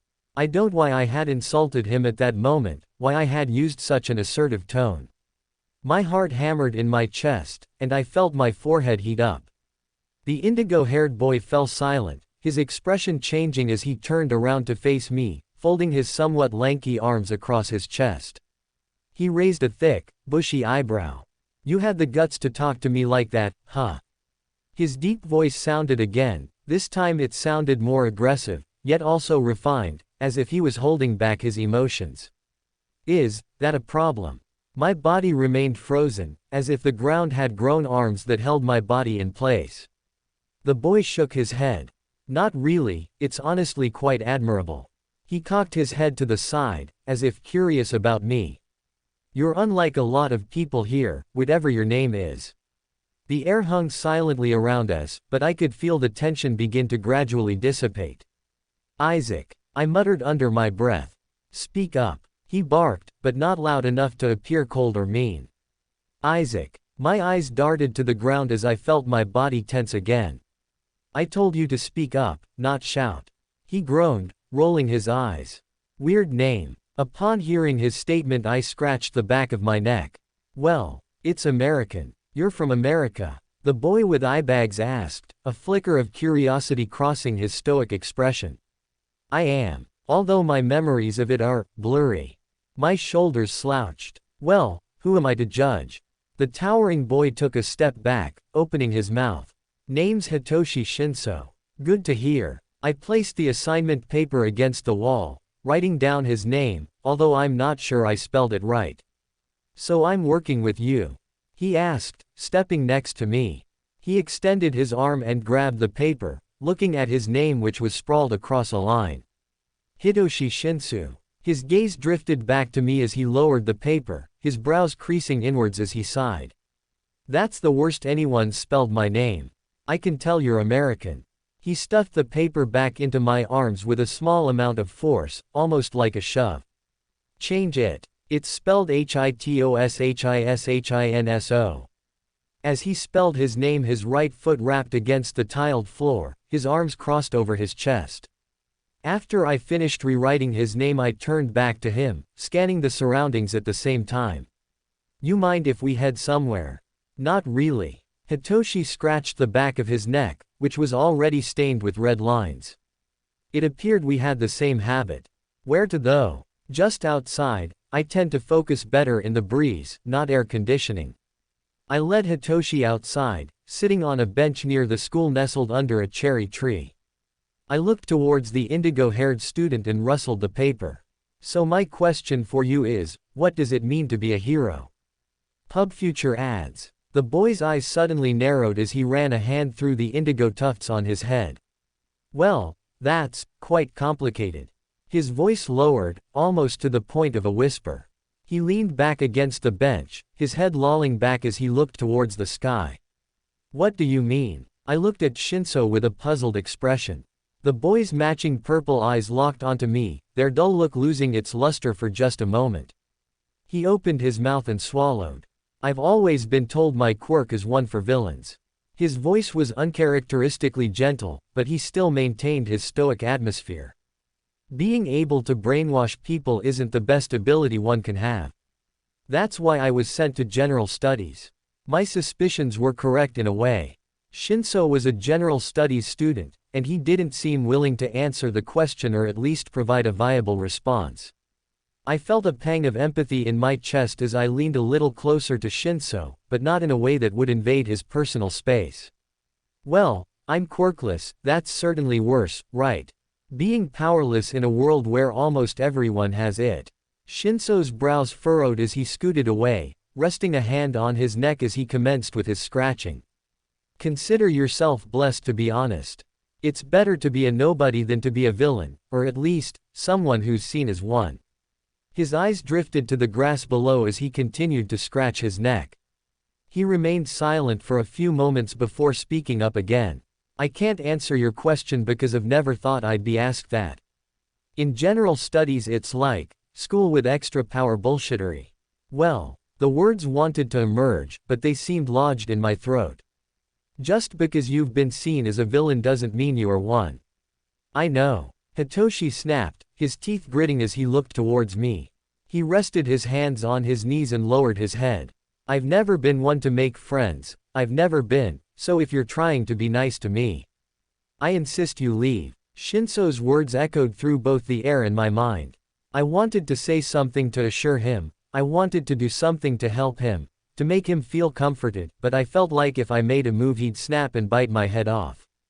Okay, I'll just leave, I said softly, picking up my paper as I stuffed it into my worn backpack, looking back at him for a few moments, staring into his indigo eyes, before I gained the courage to look forward, walking away. Shinszo remained on the bench, staring at the ground, his mind raced with numerous jumbled thoughts. He felt like he shouldn't have snapped like that, but at the same time he felt like it was necessary. He was never one to make friends or welcome people with open arms, at least people he didn't trust. His gaze lingered on the green grass below before they raised, looking in the direction where I once stood, noticing that I already left. He clenched his fists. Ayumi gazed at the blonde-haired boy with tired eyes, his rambling putting her on the verge of exhaustion. Before he could continue, the girl raised her palm. I get it, you hate Class 1A. But you've done anything but answer my question. You asked a question. Monoma raised an eyebrow, a look of genuine confusion crossing his expression. The black-haired girl groaned softly, her grip on her paper tightening to the point where it wrinkled. You're such a pain in the ass. She snapped, running a hand through her hair. What do you think it means to be a hero? Well, at that moment Monoma paused, leaning against the lockers lining the hallway. I can copy others' quirks. That doesn't answer the question. Ayumi looked into Monoma's grayish-blue eyes, scoffing. Fine. I think being a hero means doing the right thing regardless of the cost. Heroes make sacrifices, heroes put themselves in the line of danger, heroes are the shining stars of society. As he spoke, Monoma's voice ebbed with boredom, annoyed about being asked to answer a question akin to a lecture. Quite the boring answer. Ayumi grumbled softly, jotting down the boy's words onto the lined paper. She tried to keep her handwriting neat, but the speed the boy was explaining his philosophy was too overwhelming for Ayumi to keep up. You said your name was Monoma, right? She looked up from her paper, cocking her head. Correct, Nito Monoma. He adjusted the cuffs of his uniform, retying his tie. He then looked down at Ayumi with an indifferent expression. Are you going to ask anything else? That's all. Ayumi turned around, slowly letting out a long sigh as she began to walk away. The blond boy watched her depart with a solemn expression, before turning and looking back down the now empty corridor. He was quite annoying. Ayumi placed her paper on the bench, allowing me to take a look. Did you consult anyone else? Unfortunately, no. I laughed self-deprecatingly, leaning back against the bench as I gazed up at the pink flowers of the cherry blossom tree. I did meet this boy who could brainwash people, but he seemed distant from the question we had to ask him. What do you mean? The girl looked up, her eyes flickering with curiosity. Well, Shinszo. I looked down at the paper, erasing his name. He's always been looked at like a villain by everybody. He seems lonely, and he said he doesn't want to make friends with anybody. Well, let me tell you something. Ayumi stuffed her pencil into her messy black bun. The loneliest of people are the ones who want help the most. Maybe try talking to him the next time he sounds open to it. She opened her small bag, taking out some bubblegum, offering me a piece. I declined her offer, gazing down at the empty paper except for Mr. Ryujin's answer. A hero is a good person, someone who doesn't want to embrace evil. Sure, the quote was simple, but it made me think back to Shinszo. He said he doesn't want to be a villain, yet he had been born with a villainous quirk. I couldn't help but think he was braver than kids his age. If I were in his place, I would have cornered myself in my room. My fists clenched on my sides as I stood up, reaching out and pulling Ayumi up. I want to find that boy. Well, okay. Ayumi's face contorted with confusion from the suddenness of my declaration, but the way she looked at me told me she wasn't taken aback by the idea. I pushed open the door to a cat cafe. Lining the doors, windows and counters were numerous fluffy cats of all shapes and sizes. You aren't allergic, are you? I looked back at Ayumi stepping back outside the door. I have a pet cat, her name is Lavender. Ayumi said with a smile, peering inside. The moment we entered, a few of the cats fled the scene, a few others approached us and brushed against our legs, letting out constant, low purrs. One of the cats was brown with gray spots. It was small but not frail in a way that was concerning. The creature's ears perked up as it let out a meow, walking over to me and brushing against me. It was the cat that I found underneath the drainage pipe. What are you doing here? My voice softened to an affectionate whisper as I picked up the animal, the brown and gray cat curling up in my arms and closing its eyes. She's our newest guest. A voice suddenly sounded from a corner. One of the baristas laid out a tray of cat food on the counter as she smiled at me. How'd you find him? He appeared at our doorstep meowing. I figured I'd let him in. She explained, slowly stroking an older-looking white cat who was munching down some kitty kibble. Do you allow adoptions? This cat. I actually found it in the rain and tried to keep it, but it ran off. I looked down at the small animal in my arms, noticing how the cat had almost fallen limp in my grip. He does seem to love you. I've never seen a cat so affectionate before. Let me get the papers and I'll have you on your way. The barista gave me a smile as she departed to the back room. Suddenly, Ayumi spoke up. Why'd you take us here to begin with? I mean, not that I have a problem with it. He smelled like cats. Who? Ayumi had a black cat on her shoulder, one that complemented her hair. Shinszo. I see your point. Ayumi considered what I had told her. But what if he has a cat and has never stepped foot in here? My lips curled into a small smile. Trust me, he'd come here. A few moments later the barista came back with a clipboard and a sheet of paper, handing them to me. I thanked her as I sat down at a nearby counter, looking over the form. Most of the information was that I already knew, like my phone number and address, but since I was a teenager there were a few problems. I needed a parental signature. Although I'm not sure if my mother would be open to the idea of getting a cat, my father would probably hate it. Something told me he's more of a dog person. Forging my parents' signature was one of my first options, but due to the fact that my parents weren't present with me, the barista would be confused on how I acquired the signature without leaving. On the contrary, I could just steal the cat and run out the door, but that would be illegal, and I'd probably be fined, maybe even banned from the cat cafe entirely. You look stuck. Ayumi spoke up, sitting beside me. I looked towards her, a small pang of disappointment running through my body as I sighed. Unfortunately, I'll need a parental signature, and I don't think my parents would like the idea of getting a cat, or even affording one. I dropped the pencil onto the wooden table and leaned back against the plush, booth-style bench, letting out a sigh of disappointment. Ayumi eyed the paper for a few moments, and the way her expression changed made me think an idea had just formed in her head. Maybe. She reached out and picked up the paper and pencil, and she began to scribble down on the lines. I could get it for you. Huh. I didn't know how to feel. The only thoughts running through my mind were my parents' reaction if they found out I was keeping a cat in secret. I ended up shoving that idea aside when I heard the bell over the door ring as it was opened, and a pair of shoes sounding as they entered the cafe. It was Shinszo. The boy slugged over to a separate corner and plopped down in a booth, his lips curling into a faint smile as he extended his hand and began stroking a light gray cat, which rubbed against him with contentment. Mr. Shinszo is one of our most frequent customers. The barista spoke up, her voice almost a conspiratorial whisper as she pointed to a picture hanging overhead the counter. It showed Shinszo, and he was holding a plastic certificate indicating the number of times he had visited the cafe. My eyes widened when I saw the number, well over 300. Hey, he got an award. Ayumi chuckled, looking at the photo for a few more moments before returning her gaze to me and the paper in her hands. Is he a friend of yours? I'd be happy to supply you with a discount. 20% off all our coffee, biscuits, and everything we have to offer. I shook my head softly. I wasn't friends with him, at least for the moment. The barista nodded as she stepped back and walked into the kitchen, leaving the three of us alone.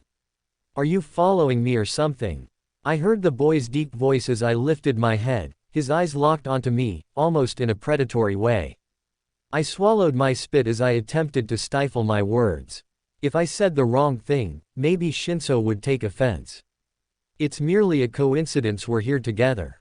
I looked towards the kitchen, watching the barista approach us with 2 cups of coffee. These are on the house since it's your first time here, she said with a smile as she put them on the table. Shinszo watched the whole interaction, his gaze not leaving me at all. His hand continued to mindlessly run over the fur of the gray cat he was petting, the animal never leaving his side. The indigo-haired boy remained silent for a few more seconds before speaking again. It's your first time here, huh? He looked towards the photo on the wall, his disinterested gaze in the photograph posted in the frame reflecting his current one. Yeah, although you seem to enjoy it here. My lips curled into a small smile as I took a sip of the coffee. It was chocolate-flavored, almost familiar to the hot chocolate I usually drank. Shinszo's cheeks flushed a little as he looked down at the cat, the animal's eyes closed in relaxation as it curled on the table, its tail lazily swinging back and forth. It's not my fault I like cats. Hey, I like cats too. I held up the brown and gray cat in my arms, showing it to Shinszo. The boy looked at the cat in my arms and I think I saw his eyes soften. Cute. The boy's voice was uncharacteristically soft, but that sense of stoicness never seemed to leave it. I know, I found it in the rain in my backyard. I looked down at the cat in my arms, it remained limp in my grip as it purred like a tiny motor. Wow, that's nice. Shinszo's expression didn't change, but his voice remained softer than usual. The flush on his cheeks remained as he continued to pet the cat lying down on the table. At that moment his pupils drifted towards me, and he raised both of his eyebrows. Why did you leave? I'm sorry. You left me alone at UA. Shinszo's voice returned to its stoic demeanor, and his jaw tightened slightly. I felt my entire body freeze. It was like I was standing in 30-degree weather with nothing but boxers on. If I were to tell Shinszo I had left him because of his outburst, would that hurt his feelings? Would he take offense and blame himself? I had stuff to do. I choked up, the words leaving my throat with immense effort. It felt awful to lie to him, but at the same time it was impolite to not give him a response. Stuff to do, like come here. Shinszo crossed his arms over his chest, letting his hand leave the cat. The animal perked an ear as its eyes shot open, slightly agitated from the lack of affection now.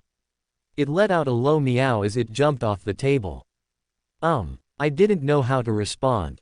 My entire chest seemed to tighten as the words seemed snared in my lungs. Shinszo let out a low groan as he stood up, approaching the door, his gaze remaining on me. Just admit you're like everyone else. The indigo-haired boy's gaze drifted down to his phone as he stepped out of the cafe. The sound of the overhead bell was calming at first, but now it felt like rejection.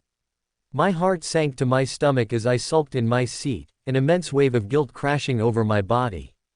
I felt Ayumi's hand rest on my shoulder, and the dark-haired girl offered me a genial yet solemn expression. It'll take time, Isaac. I had a dream last night, so I wrote down what I saw. I took out the worn journal from my backpack, sliding it to Mr. Ryujin, who was seated across from me. The dark-haired man with blue horns on his head took the diary and opened it, his brows furrowing when he caught sight of the dark red liquid sprawled out across the pages of the spiral-bound book. "What's this?" he asked, his voice lowering to a whisper as he turned the book towards me. "I don't really know how it got there." I slouched back in the bean-bag chair, the guilt and previous interaction with Shinszo replaying in my mind like a tortuous cassette tape. I couldn't focus. "Well, these words are quite disturbing." Mr. Ryujin's expression remained analytical as he scanned the lined pages and their eerie, almost grotesque phrases. "I want to get out of this place. I want to get rid of my awful father. Does anyone actually care about me?"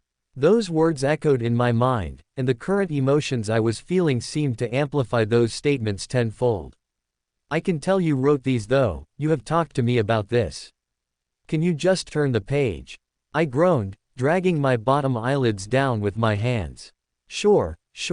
Mr. Ryujin nodded his head as he flipped the page, catching sight of what I had written on the next page. "You had a dream about a boy who killed a bird." He looked back at me, his eyebrow raising, not in suspicion, but rather in curiosity and something else I couldn't exactly decipher. I looked down from the ceiling and at the guidance counselor, nodding my head. "I've never seen them before, I don't know why. Aren't faces you've seen in dreams only ones you know?" "I think that's true, but Tyla's seeing a man she doesn't recognize. Maybe she's on some booze, or something, more bitter." His lips curled into a mischievous grin. I felt a surge of confusion. "Sorry. Lane of Lust is too good to put down." Mr. Ryujin pointed to a thick book sitting beside him. "Did I mention I read romance books?" He cocked an eyebrow playfully. "Let's get back to the topic." I groaned, plopping back against the red bean-bag chair. Yes. Mr. Ryujin sighed, almost disappointed as he pushed the book aside and looked back at my journal.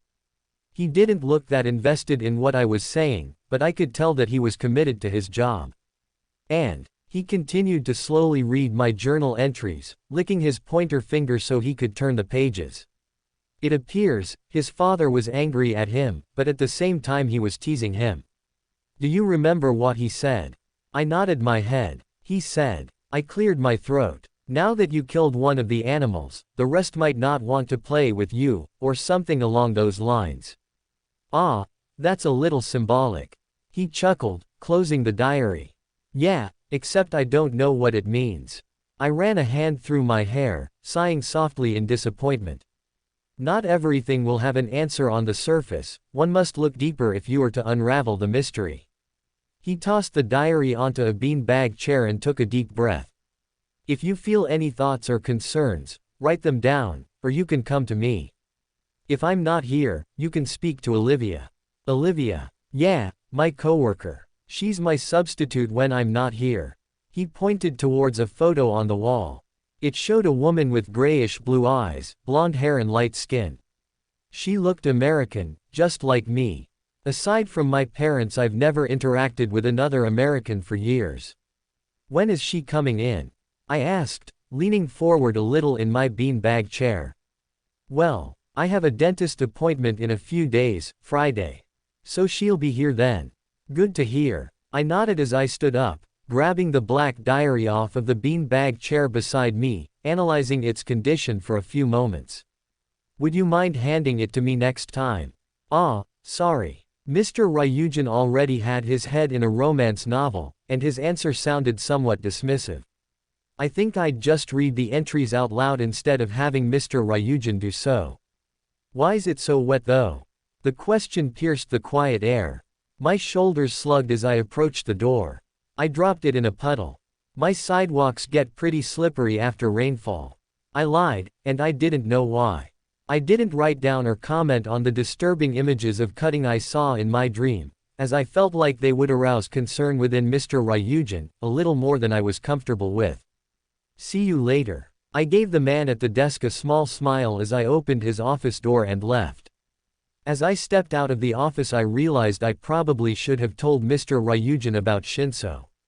Perhaps he'd understand and give advice, maybe even have the two of us meet in his office for a one-on-one talk. The thought of talking with Shinszo was somewhat exhilarating, but at the same time, I felt a strange sense of anxiety. Shinszo hadn't ever wanted to openly talk with me after what transpired at UA. Based on the way his demeanor was in the coffee shop told me he was offended and hurt by what I had done. I had left him because he snapped at me, and he most likely perceived it as an act of fear, not an act of social respect and understanding. I had only walked away because he was probably stressed. I suddenly thought back to our small conversation in the cat cafe, how the boy had openly expressed his liking for cats. Aside from him walking out after I failed to give a proper explanation, he seemed somewhat genial when cats were the topic of discussion. Perhaps the next time we meet I'd take it slow and ask him about cats. Or I could arrange for a cat to be nearby somehow so he'd have a reason to talk aside from boredom or disgust with me. If the cat were to be involved, as he's petting it, I could lighten up to him and give a proper explanation.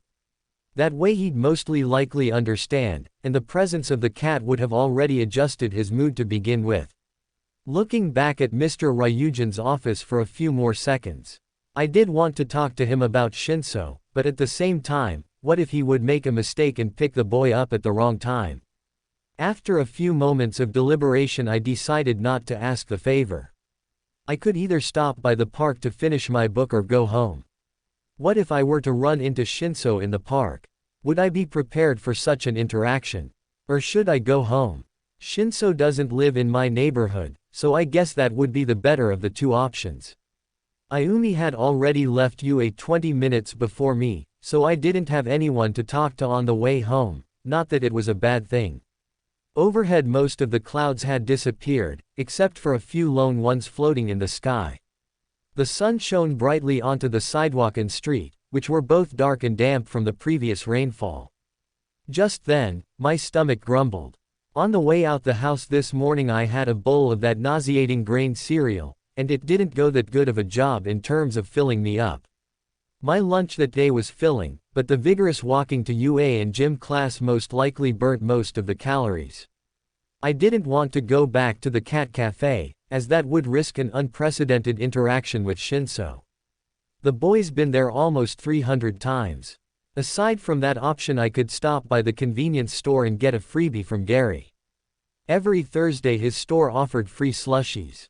But would it be awkward considering what occurred this morning? I had attempted to get my father arrested. I don't know why I had acted like that, it's not like me. But at the same time, I wanted to do it with all my might. I figured I should just go home. I could eat whatever was sitting in the fridge if we had anything besides cup ramen and dollar store stuff. My neighborhood had the usual odors of marijuana and other drugs. Today, it was surprisingly prominent. I reached down and undid my tie, wrapping it around my nose as I continued forward. Maybe one of my neighbors had an overdose. I could still smell it through the slightly sweaty fabric of my tie, the two foul scents intermingling to make my nose want to explode. Before I knew it, I had already left my neighborhood and decided to take a detour. It wasn't necessarily a bad detour, but it was one I considered lengthy. My neighborhood had a shape similar to a square, with 4 streets that were interconnected to form the shape. One of the sides of this square had an extra road from outside, forming an intersection. If I could navigate that road, I could make it back without passing out from the foul smells. I walked back out to the border of Hosu and assessed my current position. I was on the edge of the east side of my neighborhood, and from some research I had conducted, the rogue street came from the west. Using the compass in my phone, I navigated west, passing through another neighborhood that had a much higher quality than mine. This was the neighborhood rumored to be run by the mafia and drug gangs. Pub future ads. Each of the houses had a more polished and refined appearance, with neatly trimmed bushes and the distant sounds of sprinklers washing the lush, green grass. The grass of my neighborhood was also green, but other patches of it were yellow and brown, dead. Even if the place appeared well done, I didn't see a single face, a single person in this neighborhood. The eerie silence of this place had my heartbeat speed up slightly. All around me, I could feel invisible gazes peering at me from all directions. Sweat began to accumulate as it dashed down my face, the collar of my uniform beginning to darken from the liquid soaking into it. My steps became faster rather quickly, and the pattering of my feet under the unscathed sidewalk accelerated as I began to speedwalk forward, my gaze remaining on the compass on my phone. Eventually, that feeling gradually dissipated, along with the fleeting sounds of sprinklers. Looking ahead of me, the sun had begun to descend, but it wouldn't be another 3 hours until it got dark. Around me, the polished and neatly trimmed bushes had been replaced by shaggy trees, fungus, and a strange amount of loose foliage. The street I found myself on was rather wide, enough for 2 cars to drive down it at the same time without colliding, which was much unlike my neighborhood, where our road was slim. Most of the people in my neighborhood walked to their locations because of the road's condition, or they couldn't afford to purchase cars or rent a taxi ride. Lining the road were numerous pieces of trash and disposed items. Some were discarded fast food wrappers, old, broken toys, even a few used condoms. My gaze suddenly fell to a teddy bear lying on the side of the road near a dumpster. What triggered me was there was a dumpster, but nobody bothered to use it. The teddy bear wore a worn yet pleasant-looking smile, and on the left side of its chest was a slightly faded but large and eccentric pink heart. On the heart were 2 bold, red letters, "Press Me." I felt an unwelcome yet strange surge of curiosity as I held the bear in my grip, pressing down with my 2 thumbs on the fabric heart. "I love you so much." An old, rusty voice sounded from a speaker underneath the bear's skin. The voice sounded like something I'd hear from a cartoon, happy and optimistic, yet warm and reassuring. Those words were ones I was familiar with, but they've never been focused towards me. It was always the couple on the cheesy romance television show or words I'd read in a book. But hearing those words from a stuffed bear, whose owner discarded it, leaving it alone to rot, I felt my heart tighten, and my throat tighten. As if paternally, my grip habitually tightened around the bear, holding it to my chest. My legs began to quiver underneath me, as if unstable and unable to support themselves much longer. I slowly walked over to the dumpster and sat down, still gripping the bear closely to my chest as I looked down at the dead grass. My ears must have been filtering out the noise, but I heard the energetic voice sound again and again. "I love you so much. I love you so much. I love you so much." Warm and salty tears began to accumulate in the corners of my eyes as I continued pressing the bear's chest, hearing the words again and again like they were an affirmation. My vision blurred a little as tears gushed down my face, my grip around the bear tightening to the point where I might break it. I rested my head back against the cold surface of the dumpster, feeling the rough and bumpy texture of the metal gracing my scalp, as if giving me a massage. "Oh my God," I heard a female voice sound. My eyes darted open, assessing my surroundings. It was pouring above me, and I was curled up inside of the dumpster. I held a stuffed turtle plush to my chest, the mottled, green fabric riddled with tears and stitches. The lid of the dumpster was pried open, and I saw a young woman in black hair gazing down at me. Pub Future ads. Beside her was a man with black hair and a stubble, his eyes assessing yet filled with worry. It didn't take much time to recognize those figures, they were my parents. "Russell, give me your coat." My mother looked back at her husband, extending her arm. My father removed the coat quickly and handed it to her. "You're gonna be okay, sweetie." My mother's voice was soft as she slowly reached out her hand towards me. Just then, my vision was overwhelmed by a blinding light. My eyes opened, this time slowly. I looked around in a daze. The sun had set below the trees, casting the surroundings in darkness. Had 3 hours passed when I was asleep? I tried to stand up but my feet were like jelly, and I felt an abnormal throbbing pain in my head, as if someone had bashed it against the dumpster again and again. After a few moments of silence I leaned back against the metal, taking a deep breath. Why had I seen my parents like that? They looked so young and well off. The coats they were wearing were unlike the ones they wore now, they appeared much more refined and elegant. Had I seen my parents when they were younger? Was that, when they found me in the dumpster? After 20 minutes of sitting there, I had finally gathered the strength to propel my body upwards and continue walking. I had made the rest of the way home and stood at my front door. If I were to open it, I had no idea how my parents would react.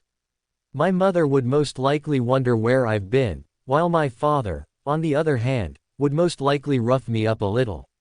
When I usually came home from school, my mother was in the process of making dinner, and my father was either asleep on the couch or at work. The amount of time I was away prompted them to both complete their tasks. My father didn't have work today, so he most likely drank all day or went to meet up with his friends. My mother would have finished dinner and called me for it about an hour ago. My legs moved on their own, and I didn't think twice. I opened the window into my bedroom and entered it. The air was still and I heard no noise from the inside of my house. My bedsheets were as I had left them when I woke up, and nothing had been moved or adjusted. Had my parents not entered my room? Just then I heard a knock on the door. It was a light knock, which belonged to my mother. "Honey, dinner is ready.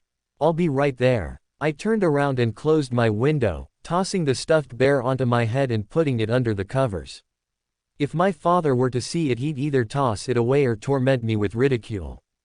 My hands trembled slightly as I opened the door. I took a deep breath as I walked down the hallway and assessed my parents' conditions.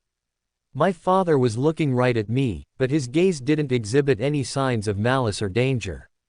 My mother, on the other hand, was looking down at her plate, eating her chicken.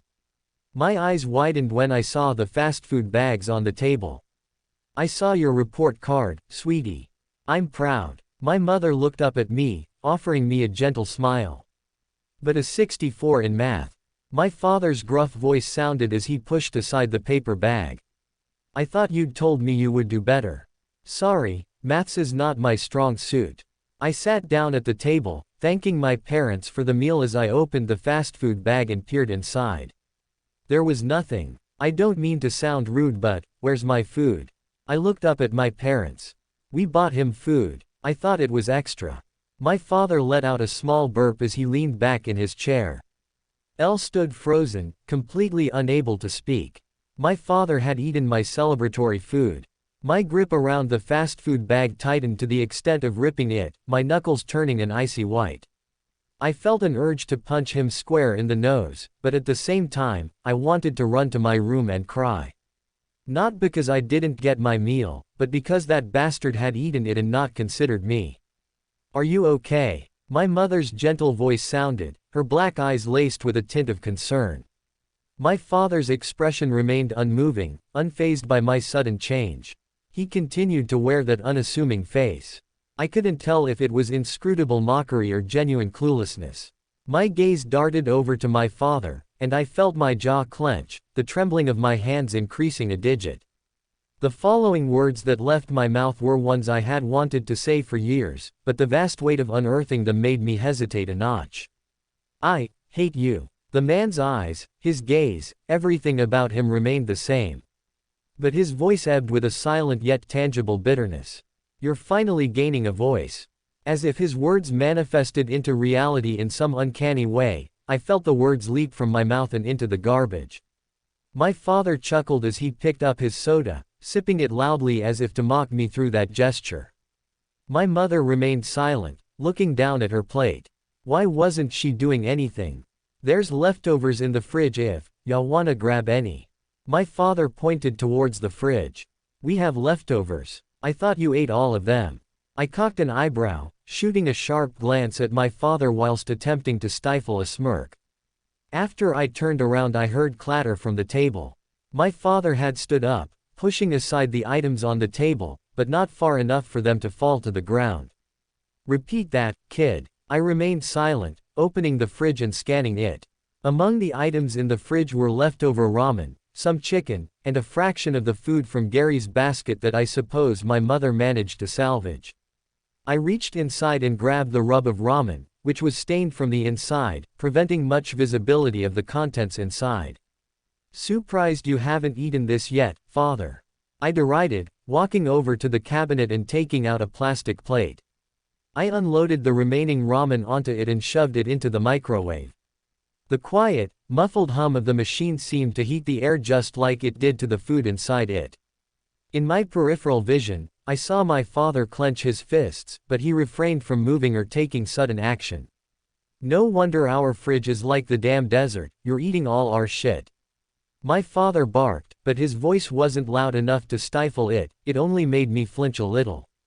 My gaze remained fixated on the microwave, watching the ramen on the plate spin in circles as it was gradually heated. Am I a mirror or something, because I don't know why you're accusing me. My voice turned deadpan as I felt my face begin to tingle. This wasn't due to tears or suppressed sadness, but rather something I wasn't aware of. I looked toward my father, attempting to remain as solemn as I could, but at the same time, I wanted to beat him till he bled. But who knows, maybe I will devour all the food in the fridge, and you'll be tied to the chair your gluttonous ass sits in right now. I used all my willpower to make the smirk I was hiding recede to the back of my throat, but my efforts were menial as my lips twitched up a millimeter. Before I could anticipate it, my father hurled his cup of soda at me, causing the lid to fall loose and the foul, sticky liquid to stain my school uniform. Maybe I should do the same to you. You wouldn't be able to stop me to begin with, ya damn loser. The room fell silent, the only sounds were the hum of the microwave and my father's labored breathing. Just then, the man's voice severed the atmosphere like a blade. Look at you, dumpster child. You look just like how we found you. Russell. My mother shot up from her chair, glaring down at her husband with a look of uncharacteristically prominent rage. Her fists were clenched to her sides, but judging by the way her left hand was trembling, I knew she was about to do something prominent. Go to your room, now. My mother looked towards me, her eyes wide with what appeared to be a mixture of sadness and anger. I didn't answer, I didn't move. My father's words had turned into an invisible cage. My hands clenched so hard I felt the warm, coppery liquid of blood run from my palms into the floor. But this time, I didn't pass out. At this moment, I wanted to see blood. I wanted to see the blood of my father spilling onto the ground, and I wanted to be the one to do it to begin with. My gaze switched to the kitchen drawer. I heard a slap. My mother had slapped my father across the face, but my father hadn't flinched from the attack. Instead, he smirked like an animal finding its meal. My mother's entire body tensed, as if the man's gaze alone was enough to petrify its opponent into submission. He returned one, except this one was harder. The woman was sent back, her head colliding with the kitchen cabinets. The collision wasn't enough to prompt bleeding, as she had hit no surface capable of shedding skin. What are you doing? Go to your damn room. This was the first time my mother had swore at me. Her voice was earnest, filled with a palpable fear for my safety. Her eyes began to narrow slightly, and her body began to tip to the side. She was going to pass out. My body reacted on its own. I ran forward and caught my mother before she hit the floor. My father remained still, assessing the both of us with a cynical, almost masochistic gaze. His lips continued to resemble that of a lion as he smirked. This man wasn't a human anymore, this was a demon masquerading as my father. I looked up at my father, my vision red hot as my hands trembled around my mother's shoulders. I slowly let the woman onto the kitchen floor, trying my hardest to ensure her frail, vulnerable form wouldn't suffer any more damage. Make any move and I'll make you end up like your mother, kid. My father's voice shot through the air like a bullet, hitting me in the face and in the heart. I looked down at my mother, feeling her chest and her slow yet steady breathing. She was in bad condition, but not in critical condition. I let go of my mother, scooting back against the kitchen counter. Above me was the drawer containing the knife. The knife I had used to murder my father in the dream. In an instant, I stood up and opened the drawer, taking out the knife and slashing at the air. All surrounding stimuli seemed to fade away, as every digit of my focus was aimed on my father. I wanted this man dead. He had treated me like garbage, he had ridiculed me, shamed me, and expected too much of me. My father extended his arm in what appeared like a blur, coiling around my arm holding the knife. "What the fuck was that, dumpster boy?" he asked, his teeth gritted to the extent where I could hear them grinding against each other as he barked those words. The veins in his forehead were bulging, and I thought his muscles and veins might come loose and crawl out of his body. I let out a low groan of pain as I felt his grip around my arm gradually tighten. I desperately began to claw at his arm in an attempt to stop this action, but judging by his face this man wasn't going to until my arm was severed from my body, or at least broken. "What the hell are you doing?" The tingling on my face had evolved to a sharp burning, a burning that seemed to emit from the core of the earth itself. As if instinctively, I lowered my head onto my father's hand, biting down with all the power I could. The coppery taste of blood quickly filled my mouth. A pang of surprise quickly rushed through me. Was my biting strength that powerful? Or was it my anger? "You little shit," my father growled, his voice almost animalistic as he grabbed me by my head, slamming it downwards onto the marble counter. I should have been knocked out, but for some reason I didn't suffer an injury of enough grandeur to knock me out. My vision began to blur, but at the same time I felt it lock onto my father like a sniper. In my peripheral vision I spotted the large knife on the ground. Almost habitually, I lunged for the metal object, but a swift kick from my father knocked me back into the cabinet, the back of my head colliding with the metal of the handle with a great amount of force. My vision continued to remain on my father, but this time the injury was enough to partially incapacitate my vision. "Since when were you so feisty? I broke your arm and you're still up and moving." My eyes widened, and as if on cue a roaring pain shot through my right arm. I let out a scream of pain as my fury gradually died down. My entire world seemed to become engulfed in this fiery pain that radiated from my arm. Why hadn't I felt it previously? Why haven't I felt the pain of such an attack beforehand? Ah, there we go. The boy's whining again like he always does. My father's voice sounded in my ears at an abnormal volume, as if amplified with a speaker directly embedded in my skull. The pain from my arm was too much to bear, and I could gradually feel the darkness surrounding the corners of my eyes begin to engulf me. I let out a low groan as I passed out, my body falling numb and losing all semblance of connection with the real world. I didn't go to my mental theater. I didn't fall into a dream, all I saw around me was black. An inscrutable darkness that could not be seen, not be heard, could not be felt. Around me I could begin to hear and feel things. A cool wind brushed against my body and I felt a wooden surface protruding against my neck. Above me, I could hear the wind blowing through trees, and I felt something light and small land on my cheek. My eyes slowly opened, and overhead I saw a cherry blossom tree in the night sky. I felt the pain in my neck, and I turned around. I had been resting against the armrest of a bench in the park. My legs were suspended in midair, and my broken, slightly darkened arm rested on my chest as if someone had been tending to me. When I sat up and scanned my surroundings callously, no one was present, except for a figure standing a few feet away, leaning against a cherry tree. He had indigo hair, eye bags, and matching purple eyes. It was Shinszo. I felt my heart tighten, but I didn't have the strength to say or do anything beyond small and subtle movements. Did you get attacked by a monster or something? He asked, his voice taking on his usual aloof, almost sarcastic demeanor. I didn't answer the boy's question. Instead, my mind trailed back to what had transpired inside my house. I had been knocked out by my father and my mother had been slightly wounded. My eyes widened as I felt my body dart upwards, but I let out a yell of pain as I hit the ground, the pain in my arm coursing through my body. Be careful, Shinszo said as he approached me, his voice uncharacteristically caring. I looked up at him as the other boy helped me up, grabbing my left arm which had been left unscathed. He sat me back down on the bench and took a step back, assessing my condition. Your arm is broken. It is. Is that a problem? At that moment the indigo-haired boy let out a long, almost disappointed sigh. Of course it is. Your arm is broken, dumbass. You need to rest for a while, but not here. Shinszo's usually stoic and eyes flickered with a strike of ambivalence. Mind if I carry you? Shinszo's expression was unreadable, but I could tell he meant what he had asked. What? You don't look that muscular, you're actually quite small. Shinszo's lips curled into an almost teasing smile as he slowly picked me up.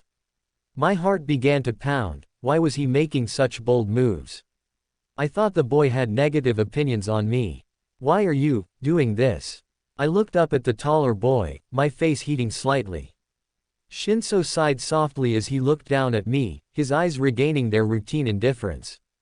You're hurt, obviously. But why can't you just call an ambulance? I felt a tiny amount of sweat begin to gather as it sprinkled down my face. My father is a doctor, he'll know how to treat you. Oh. Shinszo continued to carry me through the park, his eyes laid on the path ahead, not bothering to look down at me. He didn't even ask if I was feeling nauseous. Either he didn't care and he wanted me out of life quicker or something inside him was different. The park around us was silent, the only indication of where Shinszo had to go were the street lamps of the park lining the trail I usually walked down. I knew exactly where home was from here, so if something were to occur I could run right back to it. I began to wonder what was currently happening at my house. My mother had passed out after my father had beaten her up, and the two of them are all alone. My heart continued to race, and I felt like I wanted to cry, not out of sadness, but out of stress. We're almost there. Shinszo's voice cut through the depths of the silence around us. I flinched slightly from the sudden voice, but I felt a small pang of relief when it was Shinszo and not a foreign voice or my father's. My body began to gradually relax in Shinszo's warm arms, but my mental state and concern for my parents lingered over me like an omnipresent phantom. I began to take deep breaths in an attempt to calm myself, but the current circumstances of being in the arms of someone close to a stranger and what was transpiring back home kept me from doing so. How'd you even get there? Shinszo asked, looking down at me with a slightly soft yet expectant gaze. I don't remember. I passed out in my kitchen and I woke up on the bench. And you were there. Judging by the boy's question, he didn't know how I had ended up there, but he just happened to be there. You don't remember? Shinszo cocked one of his thick, purple eyebrows. No. It all happened too quickly. He'd never been so intense and violent before. Sure, I've seen bleeding, but he'd never wanted to go that far. Who? Shinszo's voice lowered to an almost dangerous extent. His purple eyes widened slightly as I felt his grip around me tighten a little. My father. He's an alcoholic, I replied, looking down at the ground. I felt tears begin to form in the corners of my eyes, but I quickly wiped them away, not wanting to appear weak in front of the taller boy. That explains a lot. My parents do drink but they don't abuse the stuff. I'm kinda sorry that happened to you. The boy's tone changed as his voice gradually softened. His purple eyes flickered with something I never thought I'd see in them. Empathy. Pub future ads. Thanks. I looked down at the ground again, a faint blush coating my cheeks. Shinszo continued to carry me for a few more minutes before leaving the park and placing me down on another bench to catch his breath. All that training with Eraserhead really pays off. He grumbled to himself as he began to stretch his arms. The audible yet faint sound of popping joints could be heard behind me. Eraserhead. I looked back at Shinszo, feeling a tinge of curiosity rising inside me. Mr. Aizawa, doesn't he teach your class? Shinszo looked down at me, his brows creasing inward. Did he not tell you his hero name, or did you hit your head after you lost consciousness? He never told me. Well, good news, glasses were almost at my house. Shinszo approached me again and picked me up, the action taking little strain on his body. I heard his back pop a little as he did so. That's good to hear. We approached a single-floored house with a white outside, in a neighborhood about a half-mile away from the park. Shinszo had stopped numerous times on the way, resting against trees and taking sips of water from his bag. He even offered me some on the way here. The indigo-haired boy extended his hand, knocking on the door a few times. He then stepped back and waited with me in his arms. Most of the lights in the house were on, and I could faintly hear voices. A few moments later the door opened, and a gruff-looking man with shaggy purple hair, clad in a white coat used by doctors, opened the door. His eyes were hypercritical in appearance, but they quickly lost that look when his gaze shifted onto me and Shinszo. Mihoko, Hitoshi's got a boyfriend. The man turned back and yelled into the hallway. Dad. Shinszo groaned, his face turning a shade of red adjacent to a cherry. Sorry, kiddo. Shinszo's father let out a dry, sarcastic-sounding chuckle as his gaze shifted to me, who was still in Shinszo's arms bridal style. Who might you be? He crossed his arms over his chest in a similar fashion to his son, cocking his head to the right a little. Before I could respond, Shinszo took the lead. I found him in the park, his arms broken. He gestured towards my right arm, which had turned a slight shade of blue. Oh shit. You couldn't have gotten him here faster. The man's eyes widened as he reached out quickly and took me from Shinszo's warm arms. The man who was now holding me smelled of antibiotics, latex and a faint amount of blood. Consider yourself lucky I'm a doctor, kid. You wouldn't want your parents paying thousands worth of medical bills. Even if you have insurance it'll reap your pockets, hey. Even as he made that joke in an attempt to lift the mood, his demeanor and expression still appeared determined. He led me into the living room, placing me on the couch and laying me down. Med kits down the hallway, don't move a muscle. The man's voice sharpened as he departed from the room. Shinszo's house was surprisingly casual in appearance considering Shinszo's demeanor. I had honestly expected heavy metal posters and gothic decorations everywhere, but the sleek, almost modern appearance of the house was something I could only dream of back home. Across from the couch was a large window showing the rest of Shinszo's neighborhood. It was much like the neighborhood I went to where I had felt like I was being watched, but here, I felt almost at peace. A type of peace someone felt when all their troubles lifted and disappeared from view.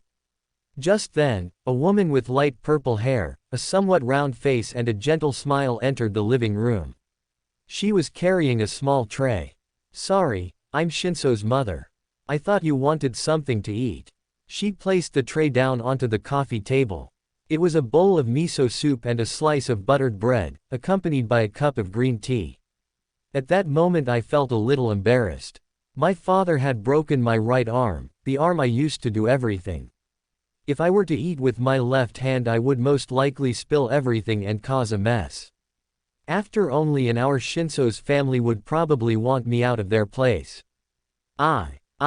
I fell silent, my cheeks flushing slightly as I struggled to make eye contact with Shinszo's mother. Go on. Her voice softened, and she carefully placed a hand on my shoulder, attempting not to startle me. I broke the arm I use, and I can't, eat with my left, I'd cause a big mess. No worries. The woman reached down and grabbed the spoon sitting inside the bowl, lifting my chin slightly as she slowly put it inside my mouth. I think I can eat myself, I can try. I was too flustered and embarrassed to speak, my face flushing dark, my heart pounding. I saw Shinszo standing by the front door, assessing me with a small smirk, one I only saw in the cat cafe. Pub future ads. But you're hurt. Her eyes narrowed as her lips parted, her gaze filled with worry. I felt guilt begin to rise in my chest. I had told her I was capable of handling myself, but the way she almost seemed excited to help me made me feel like I was shattering a lifelong dream. I suppose I'll loosen my dignity for the sake of someone else. Actually, I wouldn't mind it, thank you. Shinszo's mother smiled softly as she took another spoonful of the soup and fed it to me.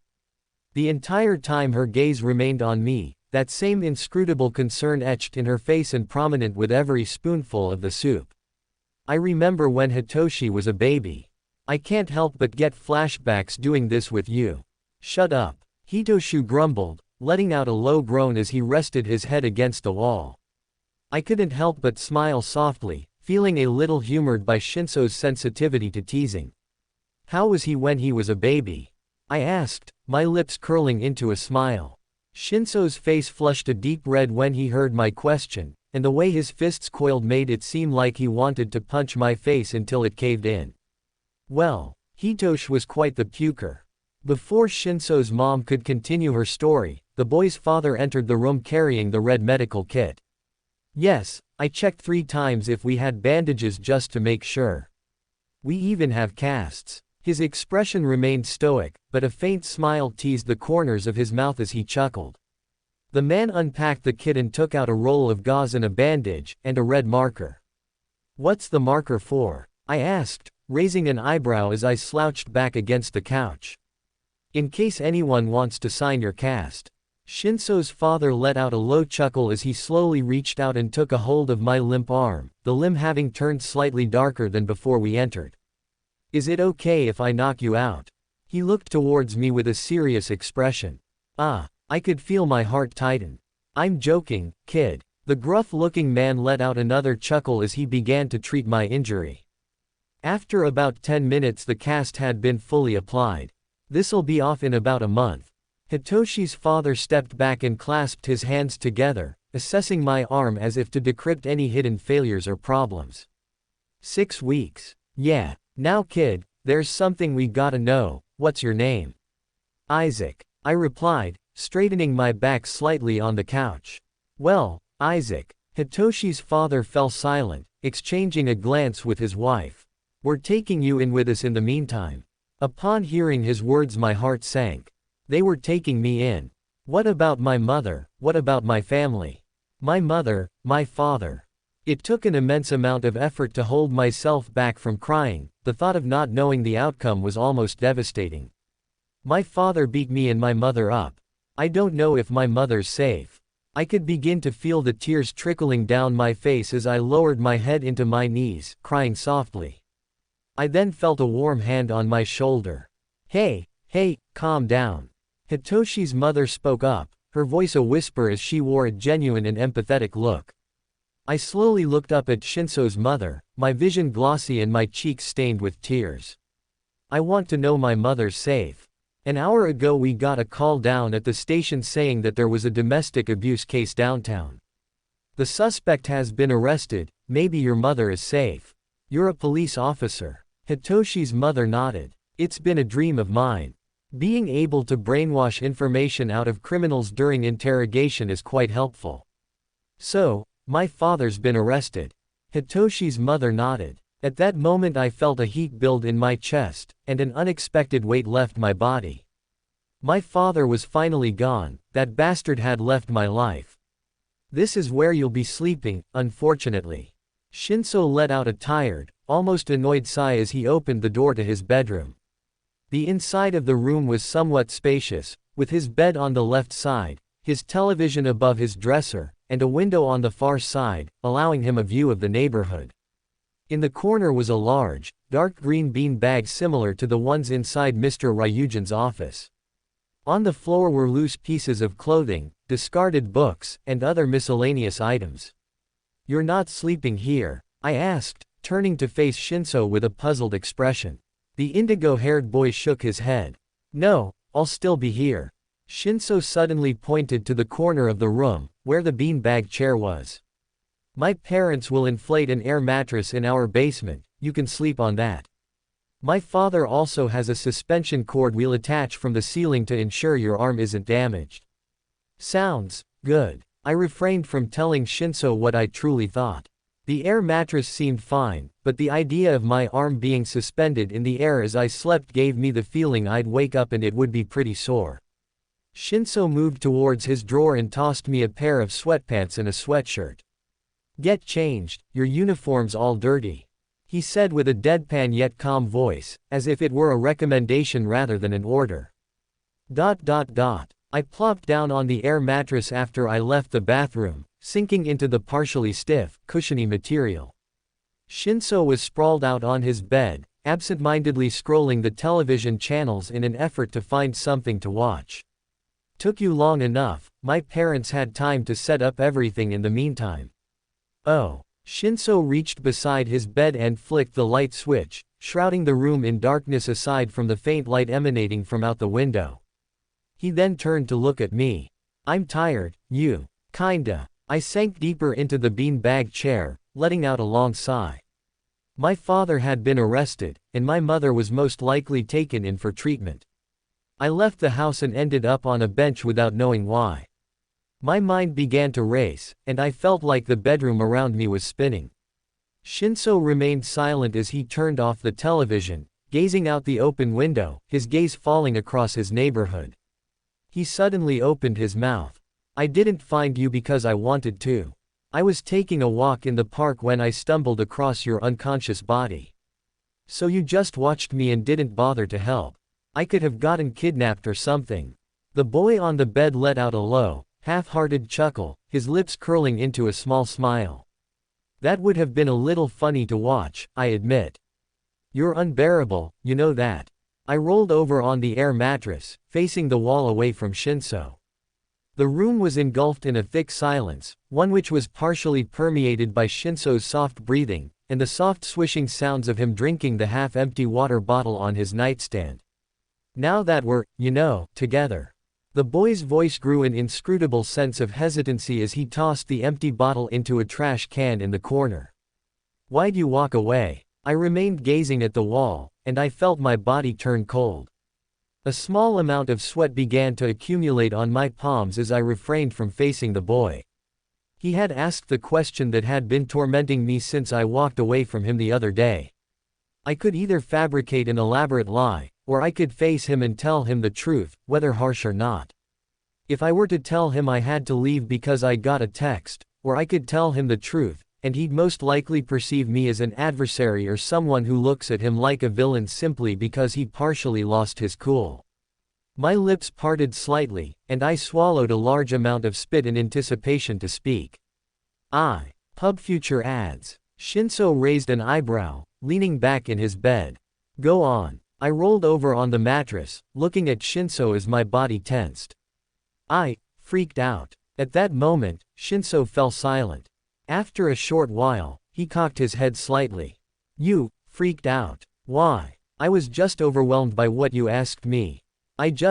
You snapped, and I felt like you would have done something if I kept talking to you. But at the same time I wanted to learn more about you, so me and my friend went to the cat cafe together, hoping you'd show up." "So?" Shinszo's lips curled into a small smile as he chuckled. "In a sense you were following me." "Kinda." I felt my cheeks heat a little from the realization. Shinszo leaned up in his bed, posting his elbow on the edge of his nightstand. "I said I'm not one to make friends, mostly because nobody has ever wanted to be mine. I'll be yours." I sat up on the air mattress, looking towards the boy as a smile crept up the corners of my mouth. "Maybe Ayumi will, too." "Ayumi?" Shinszo's brows creased. "The girl who was with me in the cafe." Shinszo nodded his head. Right. He quietly scrutinized himself for his inability to recall those details. "I'm sorry about what happened to you." At that moment the door opened, and Shinszo's father peered in, wearing a nonchalant expression. "Yeah, boy's doing all right." Shinszo looked towards his father and nodded. "Yeah." The gruff-looking man nodded as he closed the door behind him. His footsteps could be heard as he receded down the hallway. "As I was saying," Shinszo scratched the back of his neck. "I'm sorry about what happened. I could never fathom that." He leaned back against the headboard of his bed as his eyes fell to the sheets below, his hands clenching the fabric of his sheets. You'll be staying with us in the meantime until we find out about your family. From what I heard about my mother, your father will most likely lose custody over you. Good. I'd love that man to leave me alone. I grumbled, laying back down on the mattress below me. My eyes were fixated on Shinszo, who looked back at me with uncharacteristically sympathetic eyes. Although, there are a few ground rules here. Shinszo raised his hand, sticking out 3 fingers.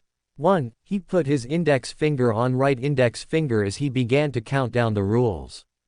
You can have snacks, but our monthly budget says only 1 per day. Shinszo continued. 2. My father doesn't like me having people over, not like that's ever been a problem, but still, you were an exception considering your situation. 3. Pub future ads. Shinszo's eyes narrowed. Make sure to pet Moshi whenever you walk by him, he loves head scratches. Moshi. Shinszo smiled slightly as he stood up from his bed, approaching the door. I'll be right back. A few moments later he came back into the room carrying a large and fluffy black cat with large green eyes. This is Moshi. He put the cat down on the bed. Moshi's nose switched as he sniffed the air and rubbed his head against the sheets. His gaze then turned to me. The cat's large and eccentric green eyes dilated and his tail receded between his legs. His ears lowered and his back arched, as if forming a bridge. Moshi let out a hiss as he scrambled backwards, almost falling off the bed. Shinszo, who was watching from the sidelines, felt a pang of curiosity and concern as he approached the black cat, scooping it up into his arms as he gazed at me with a sympathetic expression. Moshi's usually accustomed to strangers. My father sometimes has guests over, but I don't know why he's acting like this around you.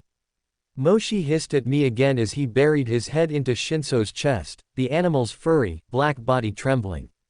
My forehead began to burn just like when I was confronting my father. My breathing quickened as I fell back against the pillows, putting a hand on my forehead as I let out a quiet groan through clenched teeth. Are you okay there? Shinszo asked, putting Moshi down, letting the cat scurry from the room. I didn't respond. Illusory red flashes crossed my vision, and I could hear distant, inscrutable screams from somewhere. They sounded both real and fake, but I couldn't tell which possibility was true. I have to use the bathroom. I slowly stood up, clenching my forehead as I approached the door of Shinszo's bedroom. My vision was filled to the brim with spots and stars, and the room around me felt like it was spinning and flipping upside down. With a Herculean effort, I reached out and clutched the doorknob with all my might, trying desperately not to let go. The indigo-haired boy continued to watch me, his body ready to lunge out and catch me if I fell back. I slowly opened the door of Shinszo's bedroom, stepping out into the dark hallway. Aside from the convenient night light in the hallway to allow partial visibility, I couldn't perceive most of my surroundings. The bathroom was only a few doors down, nestled at the end of the hallway. My body slowly made its way forward, each step feeling like I had walked a mile as the hallway rotated and spun around me. Eventually, my hand coiled around the doorknob and I pushed the bathroom door open.